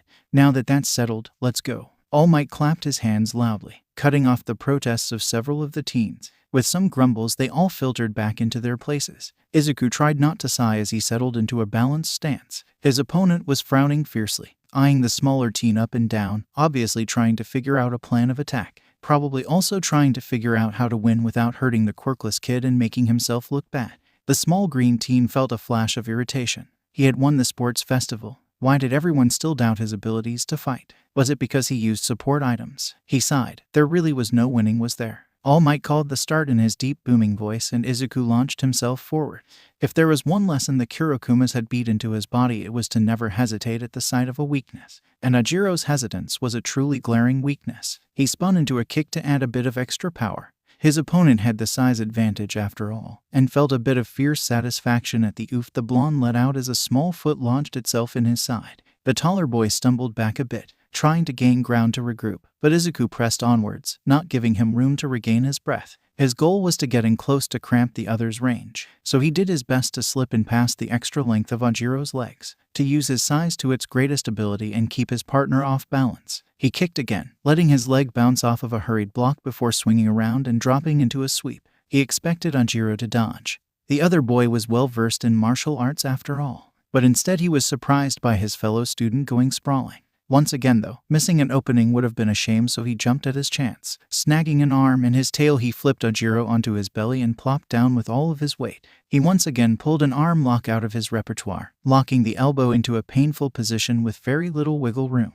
and leaning back to use his own weight to keep the other pinned. After a few seconds, Ajiro tapped out and Izuku let him go, standing up easily and settling back into his stance, ready to go again. But instead of getting back into his own stance, his partner was just standing there, looking at him with a weird expression. "Oji Ajiro-san." At the hesitant question, he seemed to snap back out of whatever thought he was having and settled into a stance. Izuku chewed on his lip, wondering if he had done something wrong, but in the end he decided to continue their spar. This was his first heroics class after all. He really did want to make the best of it, so when the taller teen stepped forwards, he once again didn't hesitate, stepping in with a short uppercut. Ajiro managed to block and threw a punch of his own. The smaller boy didn't have to duck much to make it under the swing before popping up and landing a hit with his elbow up under the other's chin. And once again his opponent was down.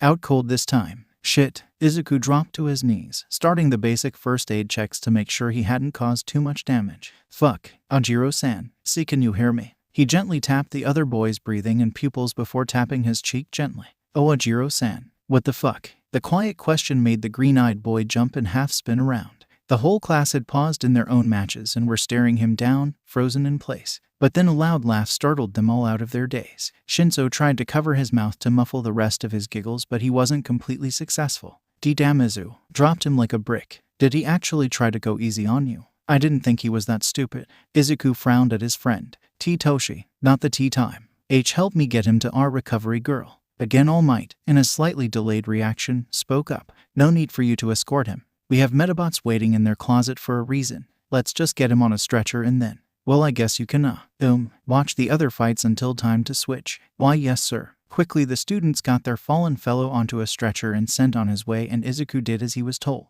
wandering around a bit and simply watching. That was until Kaminari called out to him, waving him towards his and Siro's mat. Hey Mido, I was wondering if you had any tips for me. I'm more used to sparring with you and Shinso. I feel like Siro's style is different. Green eyes sparked in interest. I'm sure. Siro is a more outside-styled fig fighter with his quirk. I'm sure that affects his quirkless fighting too. Why don't you 2sh show me what you were doing, and I'll see if I can't come you up with something. And so they did. The two taller boys sparred viciously for a minute or so, each giving and taking hits before their small green spectator called a halt and walked over to talk to Kaminari quietly, focusing his advice on the boy who had actually asked. After a nod of understanding, the match started back up. Only this time the electric blonde focused on shortening his own range while also dragging the other boy out of his own comfort zone. It was similar to the strategy Izuku himself had used against Anjiro, except since Denki and Hanta were closer in height, Kaminari had to bring the fight to closer quarters by sticking to elbow and knee strikes while constantly pressing forward so Siro couldn't get back to his preferred range. Right before the 5 minutes were up, Kaminari managed to get a good hit straight into Siro's diaphragm, bringing the other boy to his knees as the air was knocked from his lungs. From there the blonde managed an effective pin, winning the match with a whoop and a good-natured congratulations from his opponent. All Might called for a switch, before hesitating and glancing at Midoriya. My boy, why don't you continue?" Before he finished, he was interrupted by Shinso stepping forwards and slinging an arm around his friend's shoulders. "Hey Izu, why don't you fight me and Ashido next? Who knows, 2 against 1 might actually give you a challenge." "What? Shinso-kun, I don't think." That's a bad idea. Shinso, my boy, I don't feel like that is fair. Very few of their classmates were close enough to see the flash of irritation cross Izuku's freckled face at the objection. He spoke over the hubbub. Sure, Hitoshi. Sounds fun. A bright smile lit up his face, and he quickly walked over to the mat his new opponents were set up on. The pink girl looked a little unsure but didn't object, settling into a slightly too wide stance. Before the boys could ready themselves, a consistently loud and progressively more annoying voice stopped them. Midoriya, my boy, I'm not sure if that's a good idea. What if you get hurt? Purple eyes met green, and Hitoshi rolled his eyes in exasperation before turning to All Might. Look, if you have a problem with Izuku, take it up with Aizawa. He approved his transfer into the heroics course because he knows Izu can wipe the floor with most of us no problem. Now are you going to keep interrupting class time with you Quirkless bullshit? Or are you going to let us actually get to work? The giant of a man sputtered but couldn't actually refute the point without making himself look bad. So with an admonishment to not go around calling people bad things, he let Shinso have his way. If only All Might would have known the massacre that was heading their way. Working together, the two hero students managed to win 1 out of 4 rounds during their allotted 5 minutes. Most of the class had been distracted with watching the small and slippery green teen slide past the defenses of the other two over and over, calling tips for how to counter the next time once they were on the floor. When it was time to switch, Kaminari called his friend over to go against him and Aoyama. That pairing was even more brutal since the two blondes had even less hand-to-hand training than Shinso and Ashido. After 2 quick wins, Izuku frowned and asked for a pause. Quickly, he showed the other 2 boys a few moves he thought would be easy to work into their fighting styles, remembering watching Kurokuma-sensei teach these moves to other students with similar builds. Aka middling height and slim built for more long-distance attacks. Even though he thought Kaminari's quirk would be fantastic for close combat, he had taught him a few similar things during their spars at the shop, but honestly both of the 2 blondes could use a personal teacher. He had them feel out the kicks and punches a few times, correcting stances and incorrect limb positioning as they did, then had them try the moves on him. He blocked and countered, showing them how to string the 3 moves together for greater effect. By that point it was time to switch again, and when he turned to see if anyone else was willing to be his partners, he was surprised to once again have a small audience. Jiru stepped forwards with an interested look on her face. Hey, show me next. That combo looked easy enough. And so his next 5 minutes were dedicated to showing her and Sato a few punches and strikes, internally crowing at the thought that she had asked for his help. Not everyone wanted to spar with him in the end, but that was okay. They ended up scrapping All Might's lesson plan, ignoring the heroes grumbling and pouting, and he sparred against the pairs that were willing, helping them practice the things he had shown them and feeling a warm sense of usefulness. The boys' changing room was noisy. The small greenette slipped to the stalls in the back, glad he only had to switch out of his gym uniform instead of an elaborate costume. He made quick work of getting back into his uniform, cringing a bit at how sweaty he was but unwilling to use the showers while the other boys were in the room. He might trust Hitoshi not to make fun of the scars, but he didn't know the others well enough to guess their reactions. That and changing rooms in general just made him nervous. Only one exit and filled with potential bullies. Sure, he could theoretically fight back now, but old instincts and all. Once he was dressed, he left the room and waited in the hall, not really feeling comfortable standing amongst the hubbub and bustle. Slowly the other boys passed him by on 1s and 2s, heading off for dismissal in their homeroom.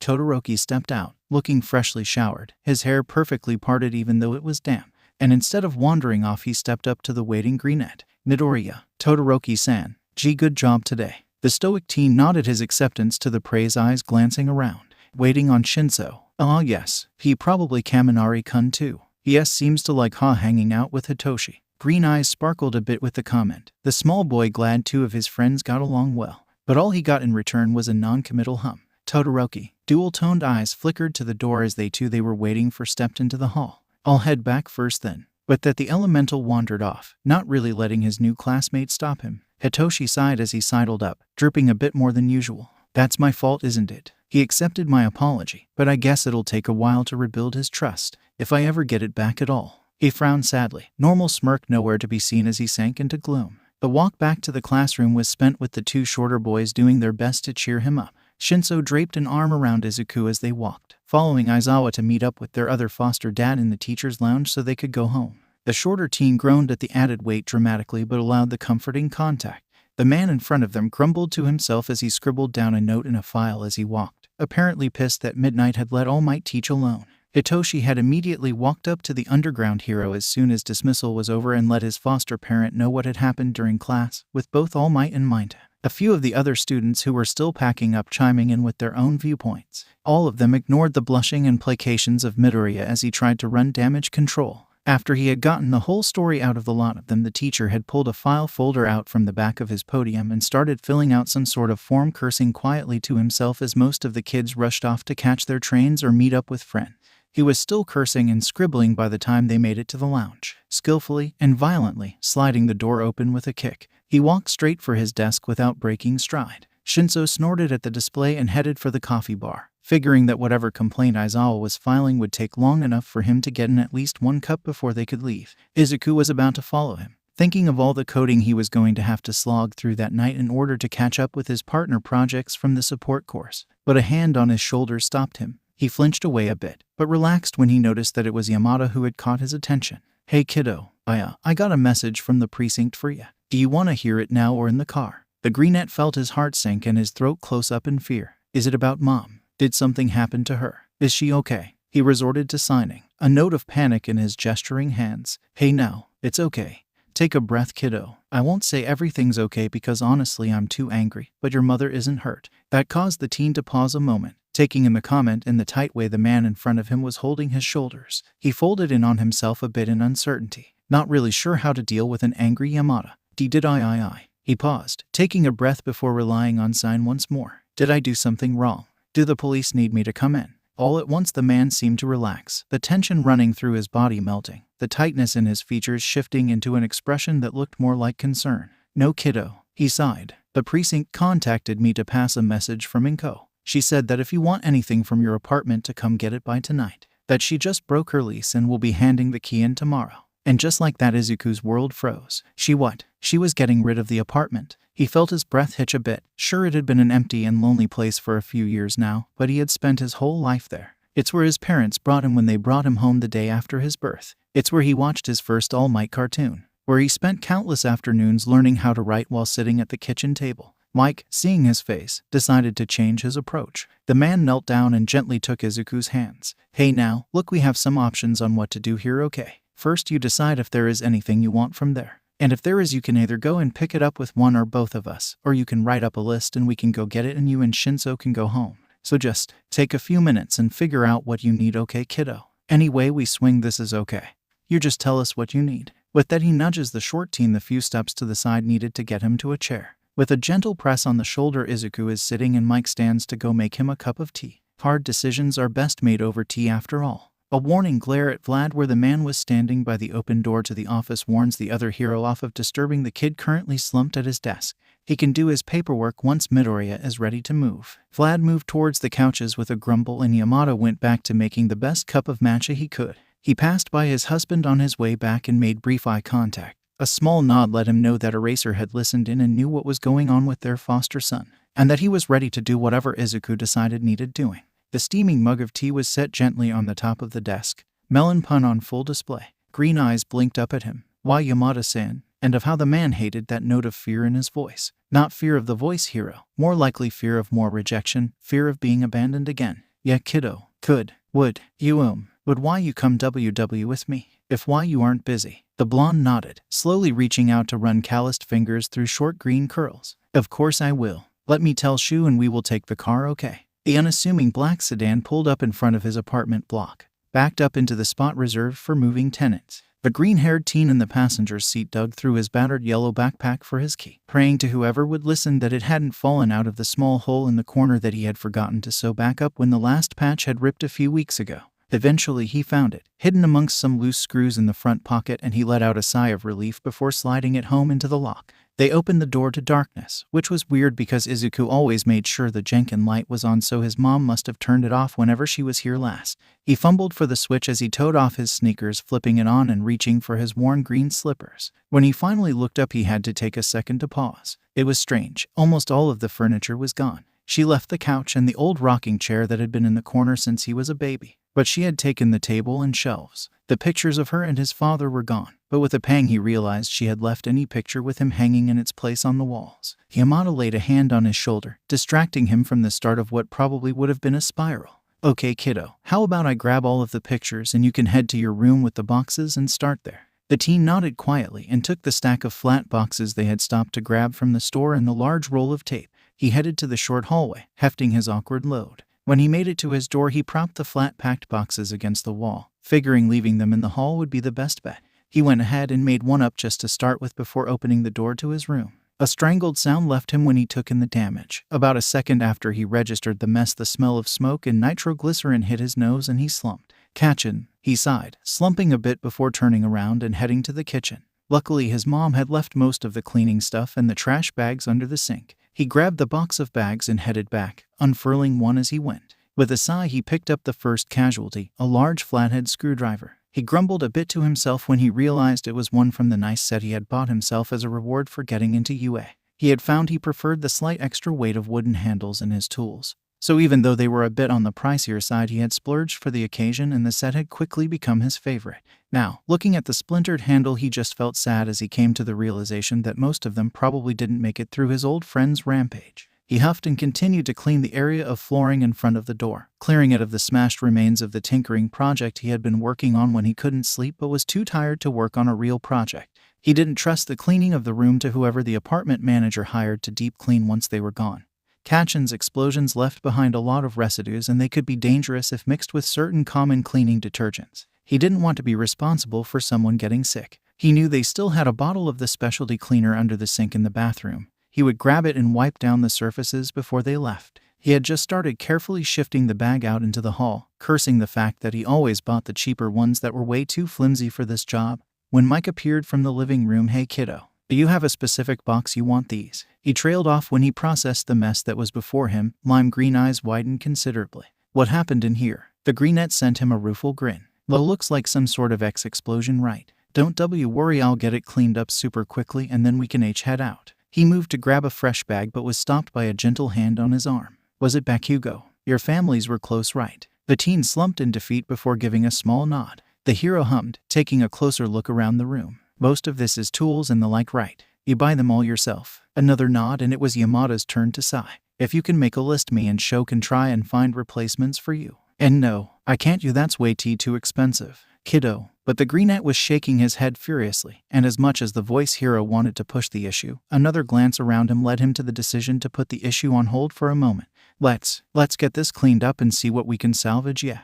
And so they do. It takes almost an hour just to sort through the floor and what was left of his setup on his desk and shelves. He managed to find a small handful of tools scattered around that had escaped the carnage, and a soldering iron that he could fix easily by rewiring it with a cord that wasn't half melted. But that was about it. He left Mike wiping the desk down while he went to pack up his clothes from the closet, only to sigh and go to the hallway to grab another trash bag. He heard the hero grumbling as he turned to look into the small closet, but neither really said anything, and Izuku started shoving the half-charred and slashed remains of his wardrobe into the bag to toss out. Luckily, he didn't have that many clothes to begin with, so that part of the cleanup didn't take too long. He managed to save a pair of tights that only had a couple of small singe holes and an old Wild Pussycats t-shirt that was a bit small on him but would work as a sleep shirt. With a defeated slump, he tossed them into the single box that was sitting on the bed next to the small pile of picture frames and snagged the cleaner and rag to start scrubbing the chemicals off of the walls where the scorch marks were. It took another hour or so for them to call the room safe. The teen glanced around one more time, making sure there was nothing else that he needed to snag or scrub down before he slid the frames into their own box and carried them out into the living room, leaving the door open to try and let the smell of smoke and heavy cleaner dissipate a bit. There wasn't much else left in the apartment for him to take. He had a couple of slightly ratty towels in the bathroom, as well as the shampoo Mia insisted he buy for his curls. He pulled the memory chips with the copies of old family videos and photos out of the drawer of the half-empty TV stand, and then found that his favorite mug, deep green enamel with a traditional koi fish design, was still in the cabinet in the kitchen. His whole life now fit in 2 duffel bags and 2 half-full moving boxes. That was just sad. He did one last walk through, making absolutely sure there was nothing else he wanted, before he scooped up one of the boxes. Yamada grabbed the other one and together they headed out. One last lingering glance was all Izuku allowed himself before he closed the door to his home for the last time. He could break down about all of this later, he decided, when he wouldn't have an audience. Shouta knew something was wrong as soon as his husband walked through the door. He stood up from where he had been reading through paperwork on the couch, intending to help carry boxes in from the car. But once the green problem child was through the door and kicking his shoes off, his Ashi was nudging the door closed and shaking his head with a frown. This of course caused the dark-haired man to frown as well. But after a short look from the man he was sworn to, he kept his mouth shut and sat back down, rereading the last paragraph of the report he was working through to make sure he knew what had happened. Lucky for him, he was patient and could wait for an explanation as to what had gone down while the two more bubbly personalities of the apartment were away. About 5 minutes later, he was rewarded with a lap full of lanky blonde. He gently ran a hand through his husband's slightly sweaty locks as he waited to see what would be said. When he finally found the words, Hisashi whispered them, obviously trying to keep Midoriya from overhearing if the boy had his aides turned up. They destroyed all of his stuff. The baby barely found anything worth keeping. The underground hero frowned, catching a concerning detail amongst the other concerning details. He rumbled quietly, a nod against his chest. Yeah, apparently Bakugo helped Inko move and took his anger out on, well, everything in Izuku's room. I'm surprised the whole room didn't catch fire, if I'm honest. Aizawa took a deep, calming breath. Okay. Is it worth it to get the police involved? If not, what can we replace? His partner sat up with a frustrated groan, switching to signs so he wouldn't lose control of his quirk and alert their ward to the discussion. That's just it. I told him to make a list of all of the tools that were beyond saving, and the kid freaked out on me. He doesn't want us to spend the money. I don't want to know how he would react to us suing either of them. Zashi. The kid has been practically taking care of himself for years on what I would guess was a very strict budget. I'm sure money is a touchy subject for him. We will just have to think up a way to get him some things without upsetting him too badly. Maybe text Hatsum-san and see if she has any ideas. He watched as his dumb, lovely, big mouth took a deep calming breath before knitting and pulling out his phone, sliding to sit on the couch properly so Shouta could get back to his work. With a gentle bump of his shoulder to remind the blonde that he was there for him, he dove back into his investigation of a drug ring. They would figure out how to help Izuku. Things would pan out eventually. Hitoshi knocked on the door to Izuku's room, intending to offer his help unpacking. After about a minute of hearing his friend moving around with no signs of him coming to the door, he frowned. He knocked again and continued his wait, before realizing Izuku might not be able to hear him if he had taken out his hearing aids. With an exasperated huff aimed at himself, he stomped his foot a couple of times on the wooden flooring, sending some vibrations into the room that he hoped his friend could feel. After a pause, he heard footsteps approaching the door. It swung open to show his favorite green imp with a small armload of tools. Hi Toshi. Sorry, I took out my aids so they could charge. It's okay, Izuku. I just came to see if you needed help getting unpacked. His friend suddenly looked sheepish, and Hitoshi felt a bit of a sink in his gut. Well, I don't actually have much left to unpack. Purple hair shifted into his eyes a bit when he tilted his head in confusion. You just got back, right? There's no way you unpacked all of those tools I saw at your mom's that quickly. Izuku wasn't meeting his eyes. Yeah, hi. I didn't really bring all of them with me. Shinso is about to ask why, confused when he knew how hard Izuku had worked to get those tools. But they're both distracted when a yowling and writhing mass of orange and gray streaked from the end of the hall and through the open door, almost knocking the purple-eyed boy over on their way past. Oog, Norris, stop ambushing the other cats, you asshole. With that, he lurches into the room and scoops the fluffy gray cloud up from where he had cornered a smaller orange cat under the desk. The furry terror immediately turned into a poof of purrs, going boneless draped over his arm as the other cat trotted free of his hidey spot and went to sniff Midoriya's toes. The other boy giggled and plopped down to the floor in order to better greet the kitty. He looked up and signed a short question asking for their names. With a sigh, Hitoshi pointed to the sleek orange-furred yellow-eyed cat that was pacing circles in Izuku's lap. That one is Cheez-It. And this master of guerrilla warfare goes by Chuck Norris. Don't let him near your shoes. How many have you met now? 4, I think. Spooky and Rookie for sure. And now these two. How weird. I would have thought more of them would have sought you out by now unless. Do you sleep with your door closed? When he nodded, his friend sighed. That explains it. Baroness, Lucky and Chewy prefer cuddles in bed. I'm not sure why the last key hasn't shown up yet though. Key. Aizawa has 3 black cats, Spooky, Kooky, and Rookie. He calls them the keys for short. The green-haired boy bounced a little in place, careful not to dislodge the feline puddle in his lap. That's so cute. Hitoshi laughs. Don't let Aizawa hear you say that. But now that I know you haven't met the other fuzzballs, we are totally going on a scavenger hunt. Baroness was on my bed a minute ago, so she should be the first stop. What followed was an hour of hunting down the 8 furry residents of the apartment, Shinso making sure Izuku knew which black cat was which, pointing out the different colored eyes and the fact that Spooky was still at the end of his kitten stage. They bowed to Baroness from where she loafed on her bed throne, staring down at them with her purple eyes. Lucky and Chewy were the last they found. Well, it was more like Chewy finding them. The blonde tabby made himself known by dashing out and biting Hitoshi's toes before running back into his hiding spot under the couch. When the taller teen had knelt to snag him and introduce him to the newcomer, he also found a set of bright green eyes. Lucky was coaxed out gently and Izuku was instantly in love with the sweet calico. Neither of them noticed the blonde hero standing by the entrance to the kitchen watching them smother the fur babies with affection with a soft smile on his face. He eventually did have to explain to Hitoshi why he didn't bring most of his hard-earned tools with him. To say his friend was livid would have been an understatement. It took an hour of repeating why hunting Bakugo down was a bad idea, as well as begging him to show him the new cat villager that had moved into his town on Animal Crossing. Before the taller teen finally relaxed, the two teens sat cuddled up on Hitoshi's bed, Baroness taking pride of place on the best pillow, and delved into the world of cute animals and relaxing music. Izuku forced thoughts of his mom and oldest friend from his mind, trying to stay in the comfortable moment. That's where Yamada found them a couple of hours later, peering in through the open door to let them know dinner was ready. Shinso hummed an acknowledgement and saved his game, prompting his friend to sit up with a stifled yawn, digging his second hearing aid out of his pocket and sliding it into its place in the ear that had been settled against Hitoshi's shoulder. The two boys staggered ungracefully to their feet and followed the blonde down to the table, settling in as Aizawa finished setting cups of tea in their places. The meal, simple noodles with a hearty veggie-rich broth, passed easily. Conversations flowing about schoolwork and hectic schedules, about the cats and stories of how they came to live in the apartment. Simple, easy things. Izuku did his best not to compare dinners in this household with the dinners of an empty apartment. That night after the boys were in bed, Hisashi and Shouta snuck into the training room, measuring tape and the extra boxes from earlier in hand.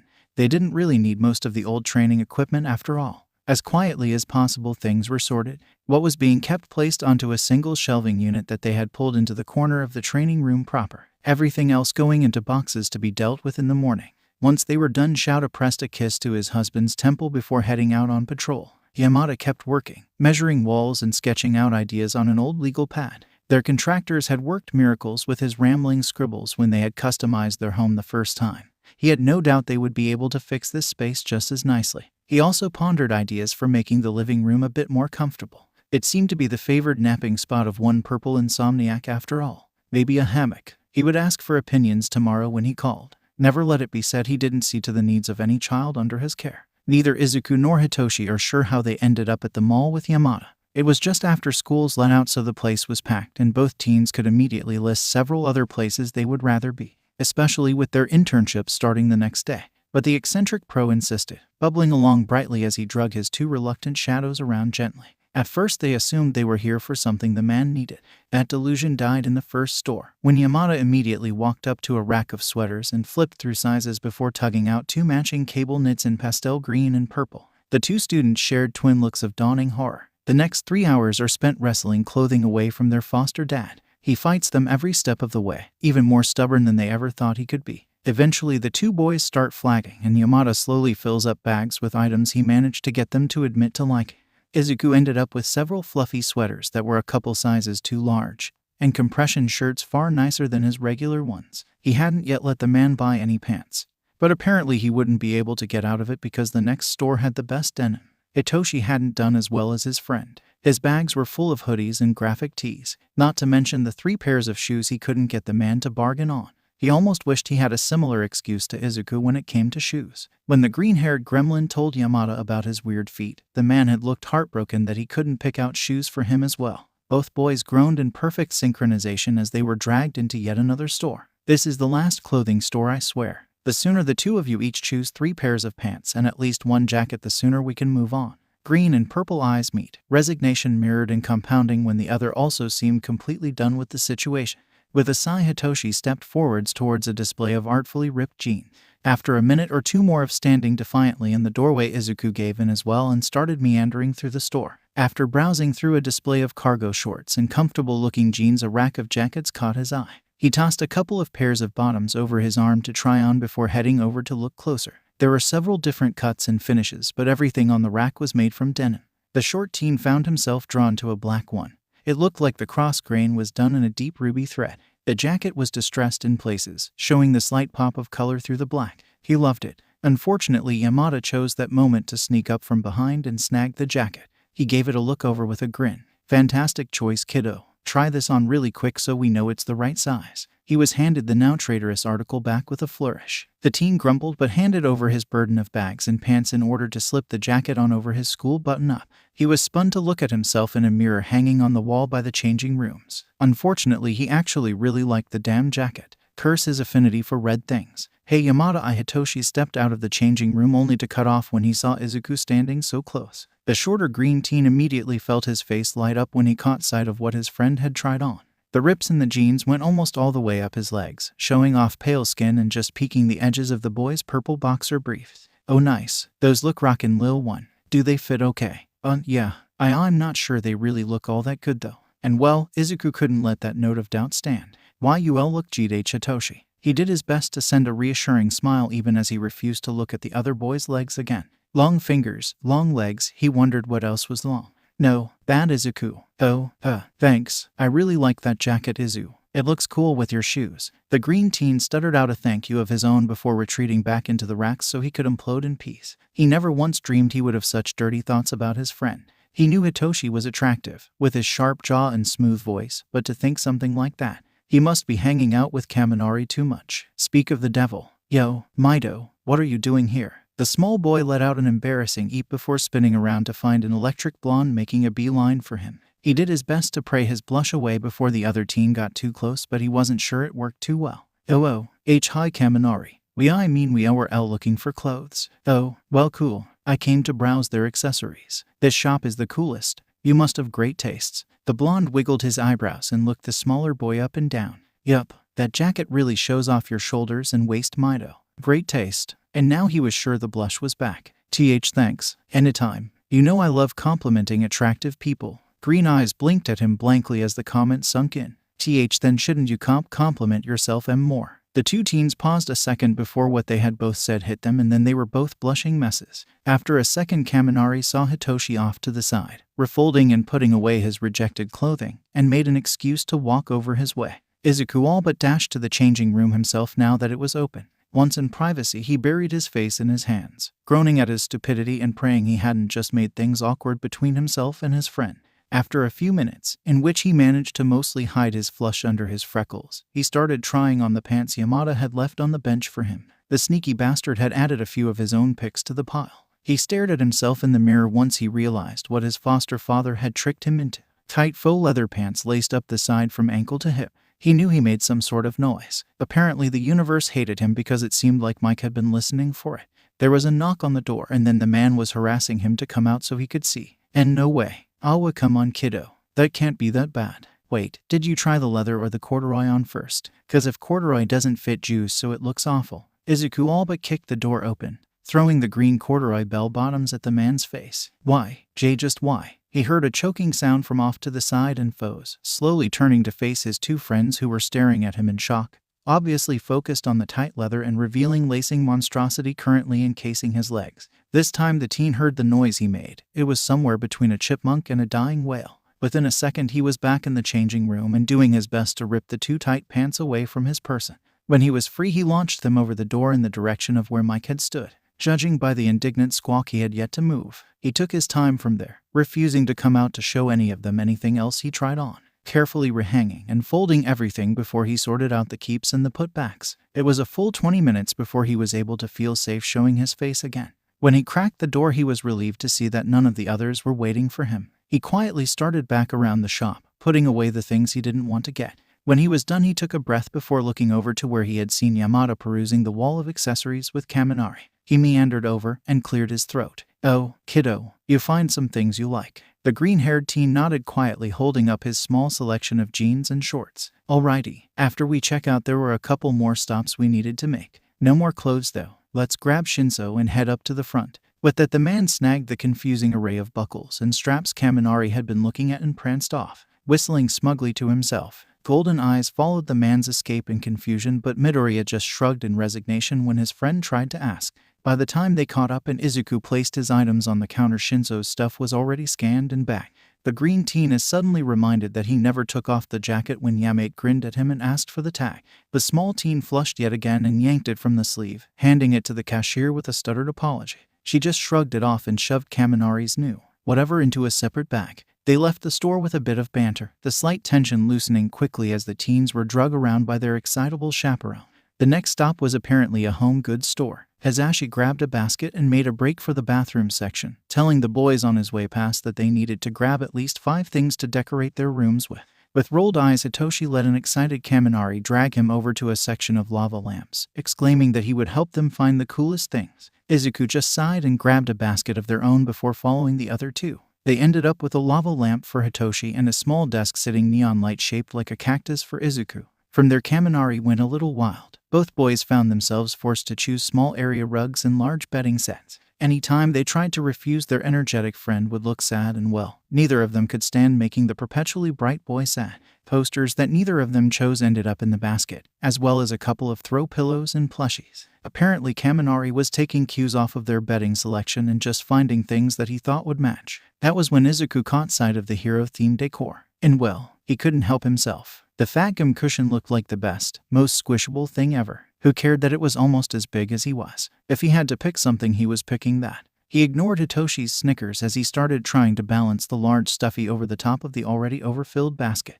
He outright laughed when Kaminari stepped forwards to try and help, only to send several pillows to the floor. After a few more seconds of struggle, the electric blonde skittered off and came back with a second basket, plopping fat gum and the pillows into it with a triumphant grin, before promptly racing off towards a shelf full of smell-good things. With a sigh, the other two boys grabbed the buggies and followed. After a little bit, they all ended up flagging, tired from a long day of school and now hours of shopping. Luckily, that was when Yamada came back to find them. He had his own basket full of things, and was quick to gush over their mounds of pillows, ushering them towards checkout. They got distracted on the way by an impulse display near the counter. Little pins with pride colors of every type. Mike squealed and grabbed a rainbow one-in-one with pink, blue, and yellow stripes. He then turned to the boys and gestured excitedly for them to snag any they wanted. Kaminari bounced in place, excitedly grabbing one that was blue, purple, and pink, and one that had those colors but with black and white spaced between. Hitoshi ginned at the other teen and grabbed a rainbow one for himself before looking at Izuku to see if he saw one he wanted.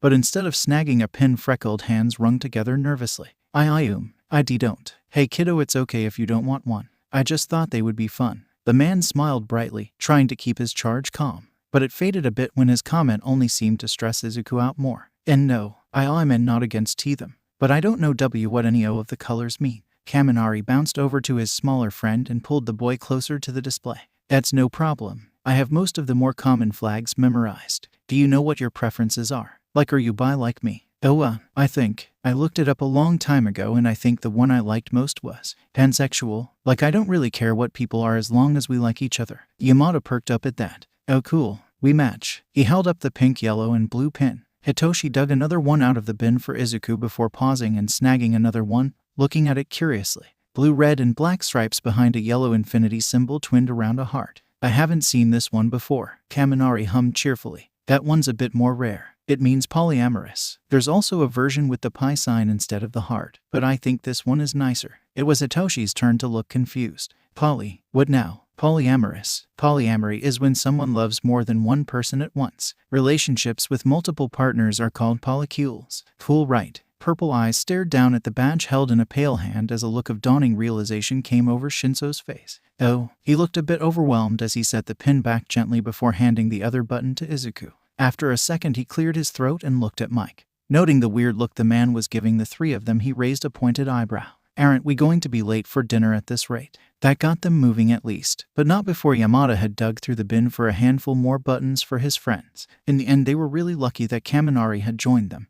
There was no way they would have been able to get everything out to the car otherwise. As it was, Izuku tripped over his feet several times as he struggled with his arms full of bags and giant plushie. Mike insisted on driving the other blonde home, praising him profusely for his wrangling of the other two boys in home goods, and chattering about music and Denki's favorite bands the whole way there. The bubbly teen hopped from the car, dragging his own small bag with him, and chirped out a cheery goodbye before skipping towards his building, unknowing of the two matching fond gazes that watched as he went. It wasn't long before they were dragging things into the elevator of their own apartment building, struggling under the sheer amount of bags. They dumped everything into the floor of the living room as soon as they made it through the door, completely lured in by the smell of takeout coming from the kitchen. The boys all but collapsed at the table, ignoring teasing remarks from Eraser where the man was standing at the counter unpacking the food. It was Katsuden. Izuku felt a weird fluttering in his belly, suddenly feeling his hunger dissipate. He managed a few bites of rice, but the first taste of the cutlet sealed his fate.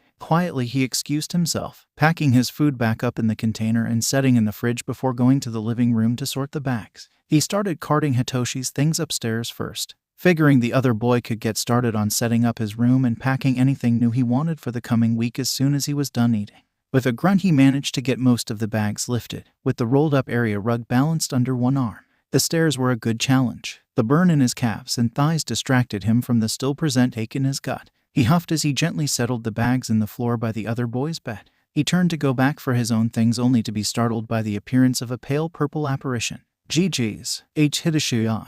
Don't do that. Sorry Izu. Didn't mean to. I just came up to see what's going on with you. Green eyes slid away from his friend, suddenly finding the tag on the back of the rug very interesting. And nothing. Izuku. Shinso's voice was stern, but also kind, understanding. And Midoriya felt his resistance crumble. Katsudon is her favorite meal. She always made it anytime anything good happened. And I couldn't handle it, not tea today. A hand settled on his shoulder before drawing him into a hug, long arms wrapped around him securely. Thank you for telling me. Now, how about we help each other unpack all of this shit so we can be done with it? With a giggle Izuku agreed and they got to work. It was nearly an hour later when the small teen pulled out an offensive article of leather with a squawk and Yamada had to run an intervention to make sure the expensive pants weren't burned. Izuku gave Hitoshi and Kaminari one last hug before he darted off to meet his train, following Ida to the line heading for Hasu. Ida-kun, wait up. The tall, broad-shouldered teen paused, looking back to see who made the request. Midoriya caught up and looked up at him with a shy smile. I thought that since we were heading in the same direction maybe we could ride together. Of course Midoriya-kun, came the stiff response, before Ida spun back towards their train and walked off stiffly. The shorter boy hurried to keep up, chatting nervously at his new classmate. They managed to find a bench on the bullet train, sitting across from a businessman and a pregnant woman who were dutifully ignoring each other as they shared their own bench. The boys settled their duffel and suitcase in the overhead rack, but kept the cases with their costumes with them, settling them on the ground between their feet protectively. The hour ride was filled with Izuku's nervous rambling. His travel companion's broody silence only served to make his anxiety worse and thus his rambling more obnoxious. He sweated from the tension. His past encounters with the other boy had given the impression of a loud but nice boy who respected rules. But maybe he had gotten the wrong idea about Ida. Or maybe the speedster was just in a bad mood. Eventually, though, they made it to Izuku's stop and the small teen made his retreat with a polite goodbye. As the train pulled off to head deeper into the city, freckled hands dug a cracked phone from the battered yellow backpack Izuku had slung over the opposite shoulder from his duffel bag. He pulled up a map with the location of his destination that he had pinned the night before. With an excited grin, he hurried off to meet up with Power Loader. The Pro Hero Agency was about a 10-minute walk from the train station.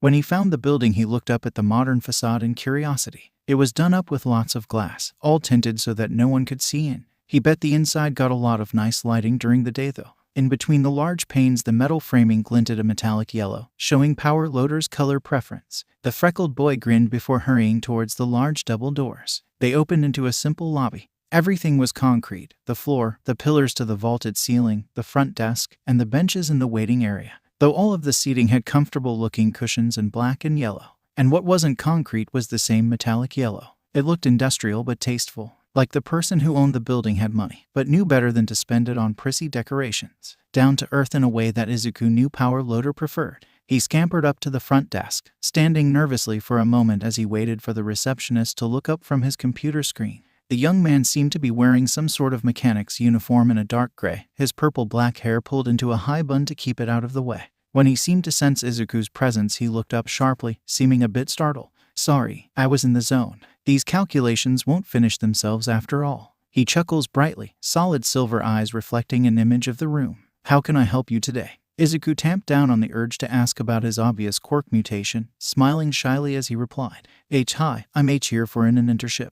And my name is Midoriya Izuku, hero named Dorioku. This piqued the receptionist's interest. Oh, you're one of the students PL kept talking about. Nice. I'm Kagami, an apprentice mechanic here at Power Corp. Oh, Sensei talked about us. Yeah, he always brags about the kids at UA that he plans on scouting once they graduate. He was sad when you transferred to the hero course since it meant you probably wouldn't want a job here once you get your diploma. He was also frustrated that the other one, Hatsum Right, wouldn't be likely to come here either since her mom already has a shop of good repute and all. Oh, I didn't too. Kagami snickered. Chill bud. PL is always like that when he finds raw talent. Don't stress over it. Now, he continued with a slap to the desk in front of him. Let's get you set up in your space for the week and then I'll give you the tour. TL is running behind because he got called in to help with a review in the next town over, but he should get back before dinner. The mechanic snagged the phone receiver beside him and hit a button. Yo, Michael, tag you're it. He laughed at the grumbles from the other end of the line and turned to a door situated across the room, waiting until it opened to stand and walk around the desk towards the elevators. Another young man huffed and plopped down in the chair with a groan.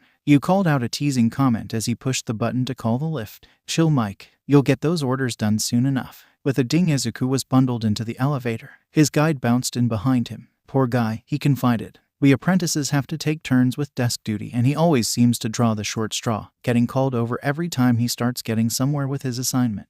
Don't worry though, he's a mathematical genius. We'll probably have the intensity of the lasers we need figured out by the time I get back. Izuku did his best not to bounce on his toes. Jumping in an elevator is rude, and forced down the questions about what they needed lasers for. Lucky for him, the doors slid open before he broke and his curiosity got the best of him. He followed the silver-eyed engineer into a hallway with only 2 doors. All right, floor 6. The dorms, men on the right, women on the left. If you need a private room, let us know, but those are usually reserved for the fancy guests. Izuku shook his head shyly. I can deal with whatever. Cool, men's okay. At his nod, the teen was led to the door on the right, which opened into a large room filled with bunks. The lights were on low. A few people were scattered about, most snoring loudly and absolutely covered in grease, oil, and other cast-offs from machinery. Engineers who have foregone sleep for at least a day. Came the whispered explanation as Kagami made his way through the bunks to a door on the opposite wall from the entrance. It led into a locker room of some sort with an empty doorway on the right showing toilets and its mirror on the left leading to showers. Kagami hummed as he scanned the bays of lockers for a free one.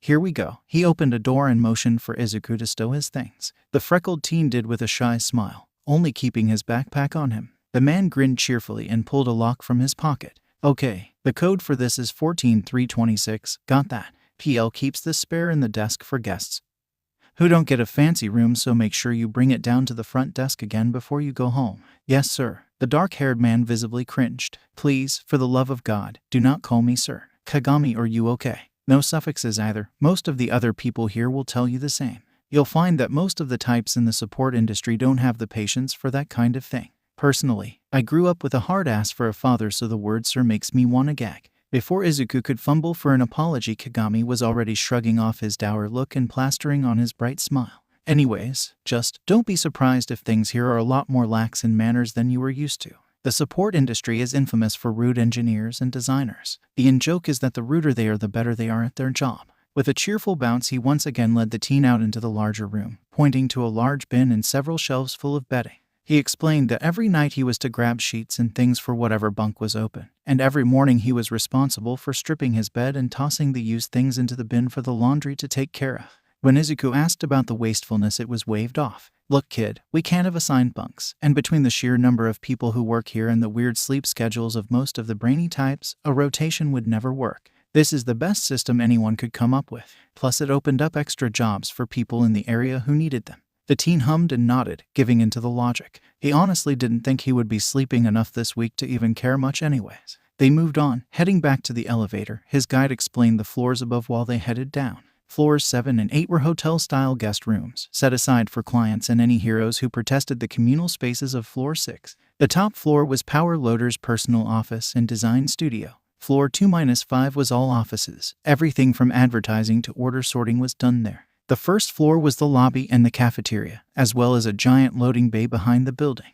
But the underground was what Izuku really wanted to see. E1 was essentially storage for finished product. It had a huge industrial lift near the sloped exit to the loading bay so that they could bring up supplies and projects up and down to the different studio levels with ease. B2, B5 were the mechanics studios, each floor divided into 4 rooms, each assigned to a team and their individual projects. B6, B7 was the aesthetics department, filled to the brim with fabrics and paint. It was the job of the teams there to sew and style everything a hero could need for their suits. B8 was the design studio. This was where they started the tour. It was one big open room filled with bean bags, couches, tables, and baskets of sensory objects. The wall near the door was covered in shelving labeled with names, each name marking a thin slot. Kagami walked to the shelf and pulled a tablet out of a slot named Guest 4. He quickly powered it on and handed it to Izuku. Create a login really quick. I'll set you up with authorization codes after. This tablet will stay with you the entire time you're working. Do not let it out of your sight. And always secure it when you're done for the day.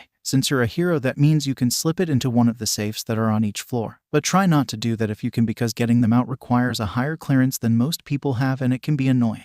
The teen nodded, short green curls bouncing with the movement before he quickly set up a login, memorizing it quickly so there would be no embarrassing forgetfulness later. It only took a few more minutes for his account to be granted access to all base-level programs and information.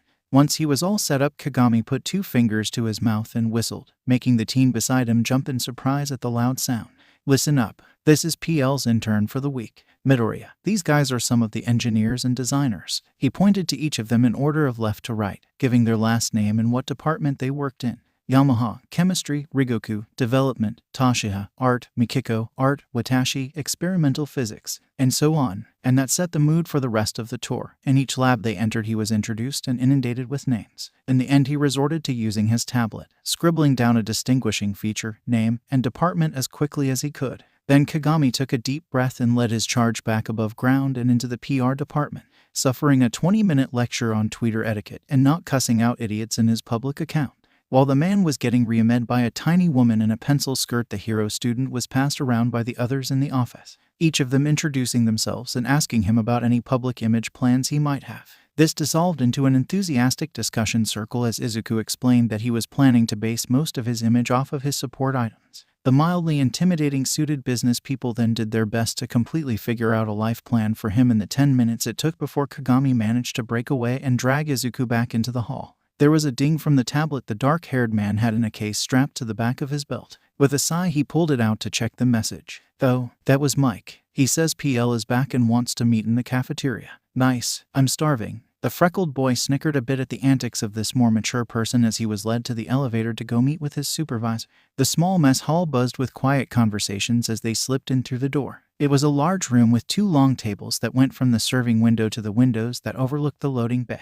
The tables weren't filled, but there were clumps of people sitting up and down their lengths, talking amicably. He noted several tablets being waved around, and watched as a stylist was used to being someone with an opposing opinion in the side of the head for being insufferable. The young teen felt himself relaxing a bit. This honestly just felt like lunchtime with the support student. A waved hand caught the attention of his guide. "Oh, there he is. All right, Midoriya, let's get some food and then see how PL wants to play things this week." He stormed towards the service window, chatting amicably with the line cooks at the side station. She giggled and served both of them a second cookie. When they both had their trays, they walked over to the man who had waved earlier. Power Loader looked weird out of his costume. He knew he had seen him in business casual once before during the entrance exam, but it was different somehow now that he knew who he was. The hero was in some tailored slacks, and the white shirt was perfectly clean, but it looked like the man had untucked it and pulled his tie free at the earliest opportunity, which honestly was fair. Izuku found himself doing the same often enough once school let out for the day. "Midoriya," he greeted with his normal kind smile. "Did you get the tour?" When his student nodded confirmation, he continued. "Good. That means you can join Hikaru's team this evening. They're having trouble with a bit of code, and I think a fresh set of eyes might be just the thing. Just know that we have a patrol scheduled from 2 5 a.m., so make sure you get some sleep and some food beforehand." Isn't that a weird time for a patrol?" The pro snorted. "Kid, I have 3 jobs. All of my patrols are at weird times. I schedule hero work, consultations, and studio time around UA, so early morning patrols are normal." The boy nodded thoughtfully and took a bite of his natto. They made small talk as they ate, multiple people coming over to chat with Power Loader, usually about one project or another. Izuku listened in, amazed at how much of the technical jargon he actually understood. It was weird to think that a little over a year ago he wouldn't have understood half as much. When they were done eating, the 3 of them stood and carried their trays over to the cleaning receptacle, which was on brand with a major support company, super high-tech. They slid the tray in on one side and the machine buzzed and whooshed for a few seconds before the tray was spit out of the other side, being snagged and stacked neatly by a dexterous robot arm. Izuku buzzed with questions but was pulled away before he could completely lose control of himself. Once they were back out the door and heading through the short hall to the lobby, Majima turned towards Kagami. "You still have calculations due, Dreamweaver?" The younger man nodded.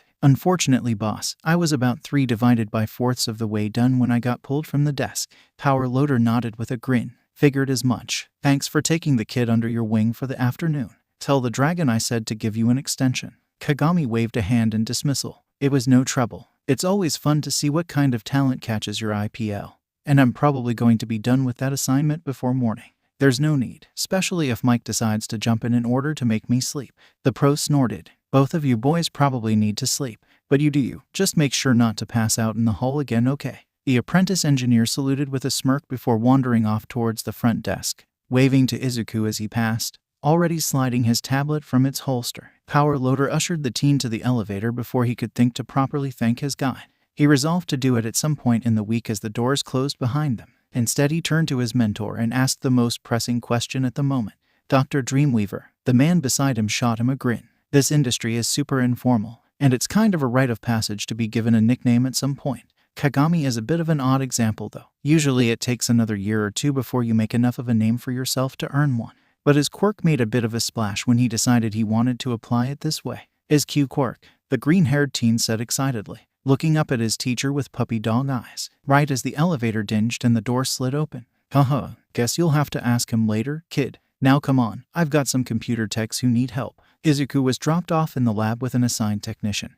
The man told in no uncertain terms to keep an eye on him, and then the pro disappeared back the way they came. The teen was sat down on a comfortable couch in the corner and the tech shot him the pertinent code file with a small skeptical frown.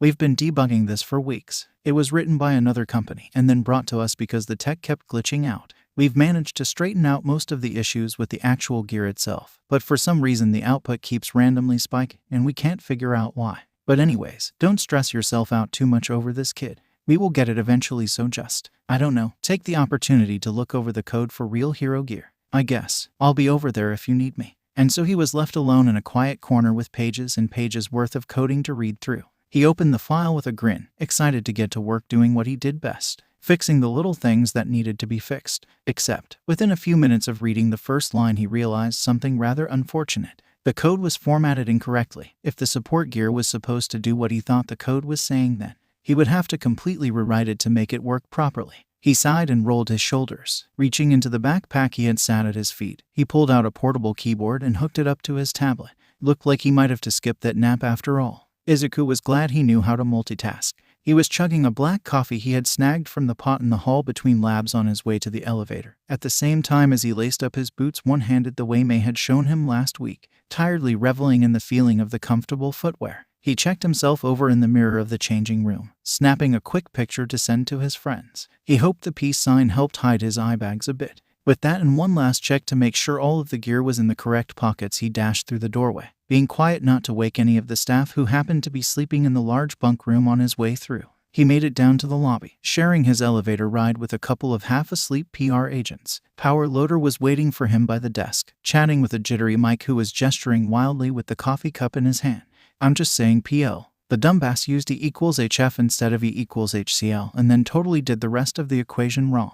The young American groaned and got up to pace in agitation. The worst part is I told him the easiest way to do it. God, please don't make me work with the Shan group again. I won't be able to stop myself from murder PL, I swear I won't. The older man laughed. Relax, Mike. Our contract with them ends next month and I won't be renewing it after all of the issues they've caused over the last year. Oh, Midoriya, right on time. We need to get going. Mike, write up a formal complaint after you've gotten some sleep, okay? I'll add it to the file. Izuku watched in bemusement as the young engineer flopped back into the chair, spilling a healthy splash of coffee onto the floor. Yes, sir. I'll have it in by tomorrow afternoon. Call in your replacement and go take a nap, Green. The younger man rolled his eyes at the order but obeyed, pressing the button on the phone to call in whoever was sitting in the small connected lounge. With his employee banished to bed, Power Loader turned his full attention to his mentee. All right, Midoriya, let's get going. He led the small teen out onto the street, telling him the frequency to turn his hearing aids to connect with this area's hero comms,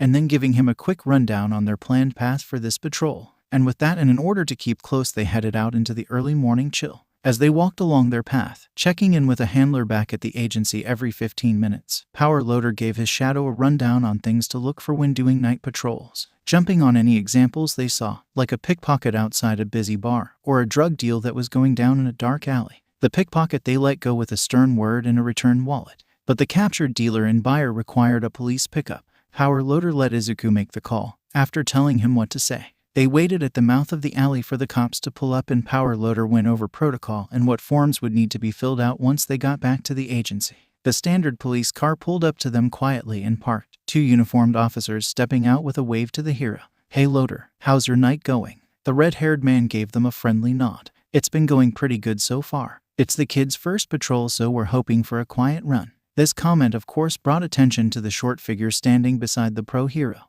Izuku lowered his hood and waved shyly. A student from UA then. Majima nodded. Yup, this is Dorioku. Kid, these two are officers Yukino and Shihaya. The teen gave a polite bow and returned their short traditional greeting. The rest of that interaction finished up quickly and Izuku was soon raising his hood and making sure his mask was pulled up over his mouth. He forwent the goggles, leaving them nestled in amongst his curls. He made a note to add night vision of some sort to them soon. As they wandered the streets, he made several mental notes on things he could add to his costume for night patrols. This week was already proving to be fruitful. Izuku groaned as the buzz of his phone, set to vibrate, woke him from his nap. He huffed and forced himself from the bunk he had claimed as his after his shower when they got off of patrol. Power Loader has sent him to rest up, apparently heading to his own bed that was hidden up in his private workroom. But Izuku didn't want to waste a single second of his week, so a 2-hour nap and a crap ton of coffee it was. Besides, he had a shitload of code that needed his tender loving care just waiting for him down on level B. With a sigh he forced himself up and out of bed, gathering up the sheets and pillow he had used and tossing them in the laundry bins. Yawning, he made his way over to the lockers, snagging some pants and a dark green flannel to toss over the t-shirt and boxers he had worn to sleep in. He flopped down onto a bench to tug on his usual beat-up red sneakers. He checked his phone battery and grabbed his charger to throw into his backpack before heading for the elevator. A quick stop in the cafeteria got him a curry bread that he scarfed quickly, finishing the last bite as he stepped out into the hall heading towards the main design studio. It was just as quietly busy as it was the afternoon before. Around 10 people just spread out amongst the varied seating, all of them tapping away at their tablets. Some chatted quietly as they worked through one issue or another, some doodling with fancy-looking stylus, and one has some sort of wild hologram keyboard that Izuku was dying to ask about. Instead, he set up shop in a corner filled with large beanbags. He took a gulp of the first coffee of the day and hooked up his keyboard, setting it on one knee as he balanced the tablet on the other. With a deep breath he dove in, the code swallowing him whole. Power Loader eventually came down to find him. Izuku was standing by the coffee pot, guzzling his 10th cup when he was startled out of his head by a tap on his shoulder. Please tell me you've had something to eat today. The freckled boy turned to the pro with a slightly dazed grin. I had a sea curry bun for breakfast. Midoriya, it's 2 p.m. The teen frowned and checked the clock on his tablet. Oh, he didn't protest when his teacher placed a gentle hand on his shoulder and steered him towards the hall, grabbing his backpack and keyboard on the way. When they got to the door, he paused and the very overworked pro hero sighed and turned towards the other people in the studio. Raising his voice to get their attention, he ordered, "Everyone who hasn't eaten in the last 4 hours needs to take a break or else I'll do another building-wide 1-hour shutdown on the tablets. Don't try me." This caused a mad scramble as several people quickly started packing up their things. Izuku wondered what happened to make Power Loader shut everyone out of their tablets last time. They made their way up to the cafeteria, comfortable conversations about their patrol that morning and the one they had planned for the same time the next day flowing easily between them. They snagged their trays, pausing their dialogue to focus on snagging what they wanted from the serving line. It was apparently pizza day, which Izuku was very interested in. Pizza sounded fantastic to his empty stomach. They settled in at the empty end of a table and the pro hero turns to the small green teen with a smile as said teen starts scarfing his food. "Slow down, kid, it's not going anywhere." The comment gains him a sheepish look, though Izuku does slow down enough to be in less danger of choking. So, Power Loader started as he took a bite of his own food. "How is that code looking? You'll find the issue my texts keep missing yet." He got a distracted nod in reply as his mentee finished chewing. I'm almost done rewriting it. Give me Ono another hour or so and I." "Wait, rewriting? Why are you rewriting the code?" Green eyes blinked up in confusion at his tone. Because it wasn't formatted core correctly. There was a brief moment of silence as the redhead processed the meaning of that sentence. Before he could react, though, more trays were being set down on the table across from them. Kagami and Green sitting down with quick greetings. "Boss man, how fares your kingdom today?" Both apprentice engineers looked alarmed as Power Loader groaned and slammed a hand to his forehead, sliding it down to pinch the bridge of his nose and letting out a soft curse. 2 weeks? How did a team of 10 people take 2 weeks to realize the code was completely wrong? Worse, they didn't even realize it themselves. The kid had to tell them. Actually, I don't think they can know. I just started fixing it. Think I forgot to say anything."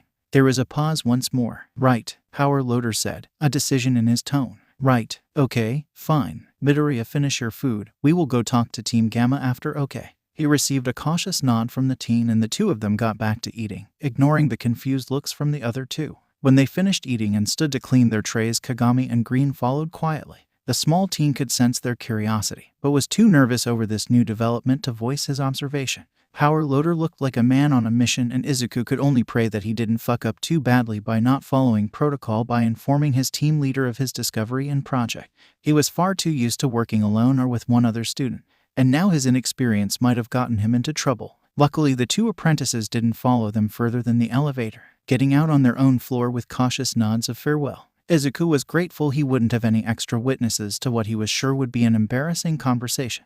They made their way to the small computer lab, entering to find the members of Team Gamma scattered around at their consoles and tapping away at tablets. Hikari and Naosumo, a word, Power Loader asked calmly, leading the two techs and his student out into the hall. When they got there, the red-headed pro looked the team leader in the eyes and asked, "Want to tell me why you've wasted 2 weeks on something that could have taken your team a couple of days?" "Excuse me, what are you talking about, boss?" "Midoriya, would you bring up the files of the old code and your new one for me, please?" The small teen scrambled to comply, doing his best to hide how hard his hands were shaking at his uncertainty in this situation. He handed his tablet over to his teacher quietly, avoiding eye contact with any of the three men. Power Loader turned so that Hikari could see the screen over his shoulder. After a moment of scanning through the code, the stocky hero sighed and pointing out the first formatting issue, and then the second, and the third. Instead of continuing, he flipped to the file of Izuku's code in process, just silently scrolling through, letting the fixed format speak for itself. "Shit," the lead tech cursed quietly. "Yeah, shit. What happened?" The team listened quietly as the tech did his best to excuse the fact that they had been trying to fix broken code that would never work for what they needed it for. "I have just been so busy with helping Beta with their finicky project. I thought my team could handle it." "Hikari, you know our company turnaround on simple codes like this is a week at most. When it hit our usual deadline, did you not think that you might need to take a look?" The man was fidgeting now, obviously stressed and embarrassed. No, I didn't really think about it." Power Loader sighed and rubbed at his forehead. "Why not?" "Because I was focused on that jet fluctuator. Because you were distracted by a project not assigned to you or your team." "Hikari, I assigned you as team leader so you could keep these guys on track. And now here I am finding out you pretty much abandoned them so you could go do something more fun." Izuku winced at the harsh assessment, feeling awkward and out of place. He wanted nothing more than to slink away with his tablet and find a quiet spot to sit and finish that code. "Okay, look," the hero continued, "let's put this on hold for now. I'll figure out what to do here in a minute. First, I need to ask why Naosumo couldn't check in on the first-year high school student I placed in his care." Dull blue eyes turned to the other computer tech with a hint of danger in their depths. Unfortunately, the man didn't catch the warning. "Oh, come on. He's just a kid. I didn't think he would catch anything important, so I just set him up to look at the code for a bit and let him be. This kid just found the problem within 5 minutes, and you couldn't find it within 2 weeks. Not only that, but we will be using his rewritten code going forwards because I am 100% sure it will work as desired." Izuku squeaked at that, surprised at the sideways compliment. But Naosumo looked unconvinced. "You're going to let a code written by a high schooler go out under the company name?" Power Loader huffed in exasperation. "Are you kidding? This kid obviously knows more about codes than your entire team together. I'm disappointed that I hired 10 whole professionals who can't even do better than a half-trained high schooler." At that, the other man snapped his head back in offense, drawing himself up to his full height, which was much taller than his shorter boss. But the hero was unfazed by the intimidation. "It makes me wonder whether or not I need to look into some transfers." Naosumo frowned darkly. "It was one mistake. You wouldn't fire all of us over one mistake." Power Loader sighed, running a hand through his hair. "No, not over one mistake. Not if you are willing to learn from said mistake. But I might be willing to demote you all until you go through some refresher courses to prove you can actually do the job." There was an incredulous silence before both men started denying the need for such measures. But the pro just stood there, letting the waves of desperation and anger crash around him until they tired themselves out a bit. "Tell you what, I'll think about it. All 10 of you will write up what has happened over the last 2 weeks in individual reports, and I will read over them and see what has and hasn't been getting done. Team Delta and Team Tango, and take on the rest of your projects until I make a decision on what we need to do. After you submit your report, go home. Tell the others." With that dismissal, Power Loader signaled for Izuku to follow as he headed back to the elevator. The teen scampered after him. They ended up back in the design studio, and the hero made his way over to the coffee pot. "Grab yourself some fuel, kid. We are going to finish that code and then look through those other projects to see how I should divide them between the other teams. It's going to be a long afternoon." Once they had their coffees, they set up shop at one of the tables, Power Loader showing the small greenette how to hook his tablet up to the built-in hologram display. He chuckled and explained the tech as Izuku geeked out at how seamless the controls felt. The rest of the afternoon was spent looking over things with his mentor, finishing the last little bit of his self-assigned project and then finishing off a couple of other projects he pulled from amongst the Team Gamma files. They were almost finished anyway, so it only took him a couple of hours to go in and read through them and then get them out of the way while the hero sorted through everything else. Izuku could honestly say by the time he was drug away to dinner that he had actually had fun. The next 2 days were filled with patrols, projects, protocols, and an unfortunate introduction to paperwork. Who knew being a pro hero meant filing so many reports? And then Power Loader switched up their schedule a bit, letting him know that the only available patrol slot for that day was the 4-8 p.m. time. Not that it really mattered much to the teen. His sleep schedule was just as erratic as it always was, so as long as he napped at some point that day he knew he would be fine. That morning he was assigned to sit at the front desk with Kagami and work through some complicated calculations needed for the mechanical department. Apparently they needed to figure out what would theoretically be the best material to build the new engine from before they started in on the project the engineers had designed. This was the last step before a prototype could be built, and Izuku was fascinated by the math of figuring out which alloys were most likely to fail under the theoretical stress the machine would be putting them under. While they worked they chatted. The dark-haired man, as amicable and friendly as ever, freely explained his quirk. Apparently his father had named it Mirror of Arized when it developed. And wasn't the engineer shocked that the young teen caught the reference to the pre-quirk series, nerding out for a minute before focusing in on what the quirk could do? If Kagami focused and had some sort of skin contact with a person, he could see whatever that person desired most at that moment. So, in an effort to make everyone's job easier, he often used it with clients who were coming in for support items but were unsure of how to request what they needed. The apprentice would ask a series of questions to focus their mind on exactly what they were trying to request and then use his quirk to get some insight.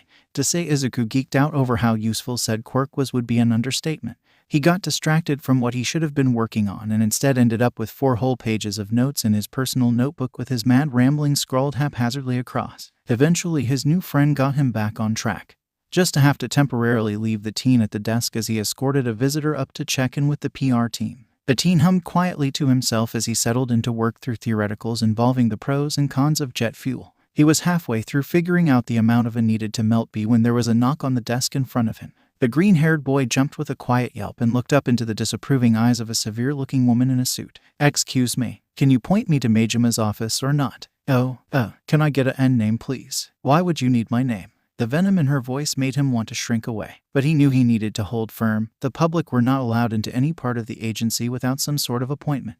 "I need to check your appointment, ma'am." She huffed in irritation. "I have an appointment with Majima at noon. If you make me late, I swear." She let the threat hang for a minute and Izuku shifted in discomfort. Dutifully, he pulled up his teacher's schedule for the day. His noon slot was filled with the name Mr. Johnson. He frowned and looked back at the person in front of him. He didn't want to incorrectly assume someone's gender, but this particular person didn't look like they would prefer the masculine pronouns. Maybe it was a typo.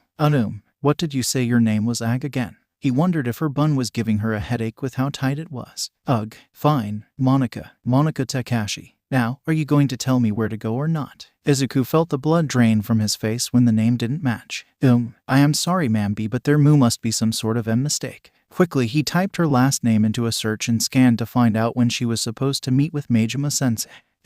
It says your appointment W was last Monday, at TH3, and that you missed it." The sigh she let out was as sarcastic as it was patronizing. "Look, I had an appointment. I need to get this order filled tonight, so let me in so I can go talk to the support technician." Izuku's head reared back a bit at her using that title for his teacher. She could speak down to him all she wanted to. He was used to that. But Majima was more than just a support technician. He was a legend in both the hero and support industries, and he was the head of this entire agency. For her to speak of him so dismissively was more than just rude. He opened his mouth to retort. He had no idea what he would say, but he couldn't just let this rude lady insult his mentor. The mentor who had been so kind to him since their very first meeting. Luckily for him, though, they were interrupted before he could stick his foot in his mouth.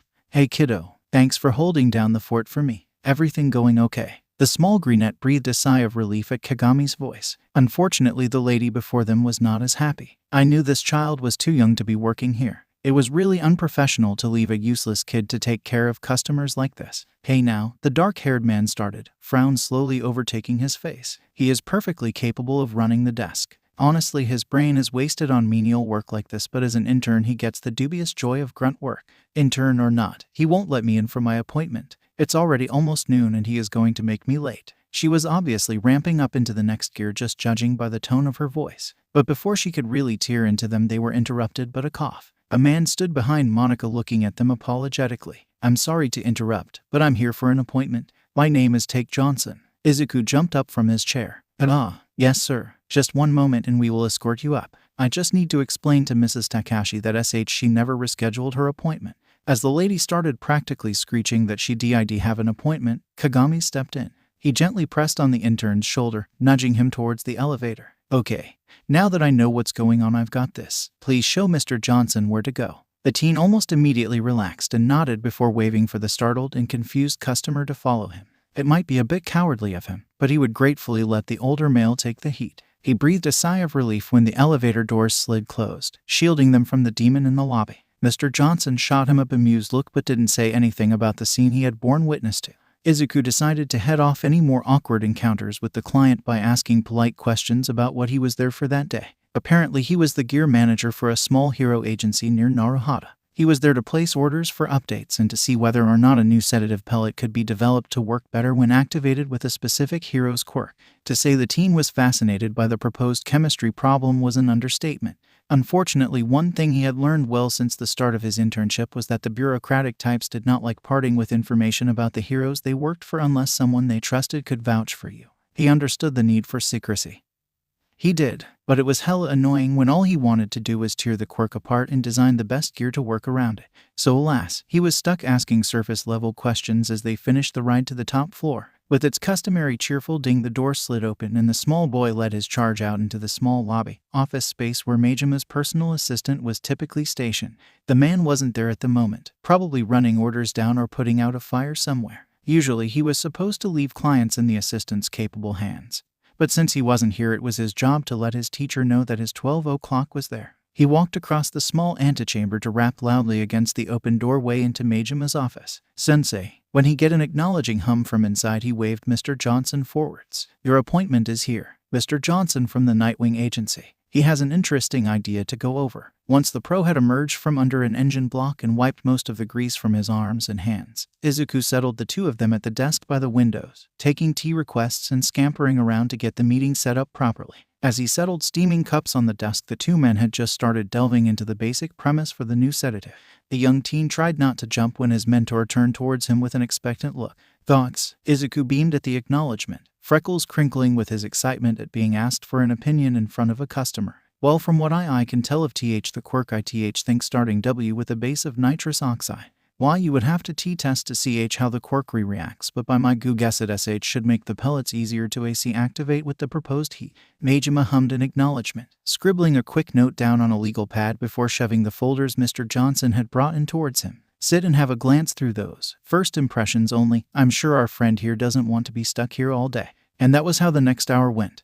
Izuku and his teacher tossing thoughts back and forth, getting preliminary ideas down on paper as the rather lost client sat quietly and let them do their thing. It wasn't until Mr. Johnson left that Izuku remembered the predicament that he had left Kagami in. When Majima-sensei asked if he wanted to go to lunch, the teen sheepishly asked if they could check in on the apprentice engineer first. On their way down, he tugged at his short green curls and explained what had happened. The pro frowned and made a note on his tablet. They got to the front desk quickly and found an exhausted-looking Kagami flopped onto the surface. He groaned as he looked up at his boss and the intern, eyes flashing in the light from the windows. "Are we sure we have to allow Karens to breed?" Power Loader snorted in amusement. "I'm suddenly glad she missed her appointment last week. Come on, Dreamweaver, call in your backup. You deserve a break." With another tired sigh, the younger man did as ordered, snagging the phone and calling in a PR apprentice from the small side break room to come cover the desk. The three of them made their way to the cafeteria with amicable ribbing and joking around, Majima teasingly dragging the whole story of what happened with Mrs. Takashi, discreetly making some more notes as the younger man ranted. Izuku took a peek over his shoulder when his mentor wasn't looking and smiled when he saw that the lead hero of the agency had made note to talk to the company the woman had come to represent. He hoped they reprimanded her. The evening started out so normal. It felt a bit weird going out for patrol while the sun was still out. He had gotten used to the graveyard shift over the last few days. But with the light came a whole slew of new experiences. People were still out and about. Kids heading home from school, people getting off from work, everyone heading home and looking forward to unwinding after a long day. And without the rush of needing to be somewhere, it seemed like many of them were keen on getting a photo with or an autograph from the pro heroes patrolling their streets. For such a normally calm and quiet man, Power Loader handled all of the attention with grace, smiling where appropriate and answering questions with vague but satisfactory replies. The teen found his fingers twitching, wishing for a notebook to take notes in. He made it all look so easy. The young hero in training found attention a lot harder to field. Every time he was noticed by the civilians around his mentor, he felt himself die a little inside. Eventually, he ended up pulling his hood all the way up and used his mask and goggles to cover his face. It was a lot easier to blend in that way. And even when he was acknowledged, the barrier helped him keep calm and kept his stuttering to a minimum. He did, however, catch a couple of teasing smirks from his teacher at his stilted answers, which was just rude. It was as they were snagging dinner from a street vendor that everything went to shit. A distant explosion rumbled through the air, quickly followed by screams of terrified people. Power Loader instantly had his hand to his earpiece, sifting through incoming reports of what was happening even as he bolted for the scene. Izuku scampered after him, fiddling with his own hearing aids in order to figure out what was going on. He almost froze in place when a description of the villain that was attacking came over the line. Black skin, exposed brain, and mindlessly destructive. He quickly called in with his information, doing his best to sound calm over the radio, ignoring the fact that it was his first time to use it in an actual situation where other heroes would hear him. That sounds like a Namu, a genetically engineered monster made by the League of Villains. They are made to have multiple quirks, so be cautious. Over. He received confirmation of his information reaching the heroes on site. Everyone too busy to ask who the newbie was. But just as they reached the edge of the destruction zone, more calls of alarm came over the comms. 2 more Namu had just been sighted. Power Loader had a very colorful vocabulary when he was stressed. The greenette caught 2 or 3 very creative uses of the word fuck that he noted down to repeat to Hitoshi later. It didn't take much effort to find the closest of the monsters. All they had to do was run against the crowd and follow the sounds of fighting. When they caught their first glance of the thing, Izuku almost felt like he had been transported back in time to the USJ. The phantom feeling of broken ribs and blood on his hands immediately made him nauseous. He did his best to push it away as he and his mentor looked for a good way to jump into the fight. It was then that he heard something that made his stomach drop into the underworld. Tenya, where did you go? The green teen spun to face the speaker. It was Manuel. Izuku vaguely remembered that he was the hero Ida was interning with that week. But why would Ida run off in the middle of a major villain attack? Unless he saw something more important to take care of, like a civilian in danger, or... His breath hitched as he realized what had seemed so wrong to him every time he had thought about the other boy recently. Quickly, he toggled his hearing aids to talk to Power Loader only. Sensei, we have a problem. He started as he sprinted away from the main fight. Tenya has gone Mia. I think he is after the hero killer. There are enough heroes to deal with the Namu as long as you aim for the brain. But Tenya needs backup ASAP, so I'm going after him. There was a few tense seconds of silence. He could fill in the blanks though with some of the language he had heard the man use earlier. But eventually the pro had to admit the logic in splitting up in this situation. Fine, you have permission to use your gear in defense of yourself and others. Do not engage if not absolutely necessary. And call in a location if you find Stain. Stay safe, kid. Yamada will kill me if you get hurt. Roger. With that, he toggled back over to the other frequency, trying to figure out where the streets would be far enough out of the way for the villain to be comfortable going about his filthy work. He ran through everything he had heard about the hero killer over the past few months, the bits he had pulled from the hero news and the more detailed account he had gotten as part of a cautionary debrief from Majima before their first partall. Stain liked to stick to dark, mostly abandoned alleyways and side streets, places where he could surprise his target. As he looked around as quickly as possible, scanning every dark nook and cranny that he could, the further he went the more he fell into the sinking pit of fear. At this rate he would be too late. He had to do something else, but what? After a moment's thought he slowed into a jog and switched his hearing aids over from the radio frequency. He needed to be able to hear without all of the chatter distracting him. Once the only sounds of the fight were those faint from his distance, he turned the volume up. He gritted his teeth as any little noise was suddenly amplified to be almost painful, but forced himself to not get distracted, concentrating. He knew Stain used bladed weapons, metal most likely, so he strained to hear any faint sound tinged with a grating ring. Nothing, just distant shouts and explosions. Nothing, just his feet pounding on the concrete like a bass drum. Nothing, there, metal on metal, and then metal crashing to the ground. His heart leapt into his throat at the second sound, and he forced himself to run faster than ever before in the direction he had heard it from, gasping out a prayer that he wasn't too late, that he hadn't just listened to Ada's death. He switched back over to the comms and gave his mentor an update on where he was, trying to keep his voice down as he did so he wouldn't lose any advantage he might have against the literal serial killer he was tracking. Majima sounded panicked when he responded with an affirmative and begged him to do his best to avoid fighting until backup could arrive. Another hero started asking questions about what he meant when he said he had found the hero killer, but the teen ignored him in favor of slowing down and peering into the alleyway he was approaching. He could hear angry voices. The fact that there was more than one gave him hope for his classmate. As he slowly inched his way forwards, he unhooked his Kaioketsu Shoge, easing the cord free from its loops around his chest and shoulder. That fragile hope for Ada's safety was quickly shattered when he got his first look at the situation. His classmate was on the ground, monologuing angrily as a blade was dramatically raised into a killing strike. The greenette sent up a silent apology to his mentor as he swung his weapon, stepping free of his hiding spot in order to get a good angle. The weighted end wrapped around the center of the chipped sword snugly, and with a sharp tug the teen managed to rip it free of the hero killer's unprepared grip. He swung the new weight wide, letting it swing behind him. The cord unwrapped itself as it went and sent the blade sailing into the night, well away from their little patch of alleyway. He was moving forwards as it rang out against the concrete, stopping Stain's freshly pulled second sword with the green blade of his own weapon. "What's this?" the murdered asked, no real concern in his tone. "Another child playing hero." Izuku grimaced behind his mask, twisting his wrist to disengage the blade and swinging a short length of weighted cord in order to force his opponent back a bit. Even from what little he had seen, the small teen could tell the man before him was ridiculously agile. The way he moved was odd, reminiscent of a lizard or a monkey, smooth but as if his joints were placed slightly off. That was going to cause him problems if they really had to fight. He was distracted from his attempt to come up with a plan of attack when the teen on the ground demanded that he leave. Green eyes blinked out from behind his goggles in bemusement. "Why you want me to leave? While you're on the ground at the mercy of a murderer. It is my duty to avenge my brother. I must do this on my own." The small greenette settled into a more stable stance. "Okay, cool. Not heroic at all. But whatever, I guess. Not like I can't control your life. And anyways, you gonna stand up or?" He winced at how snarky he sounded, but he felt like in that situation it was fair to blame it on stress and hanging out with Hitoshi too much.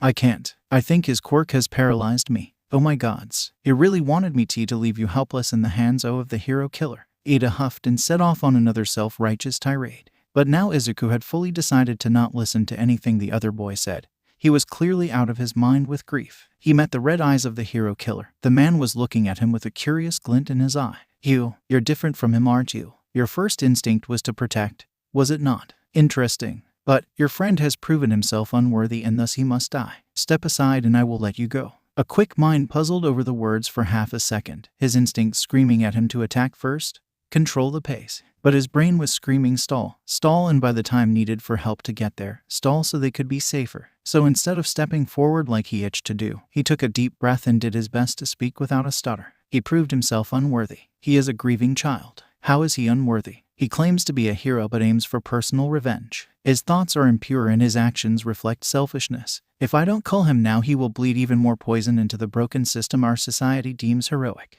Red eyes gleamed in the faint streetlights, and Izuku did his best not to acknowledge the madness there. He was afraid enough as it was. He's just a kid. He has room to grow.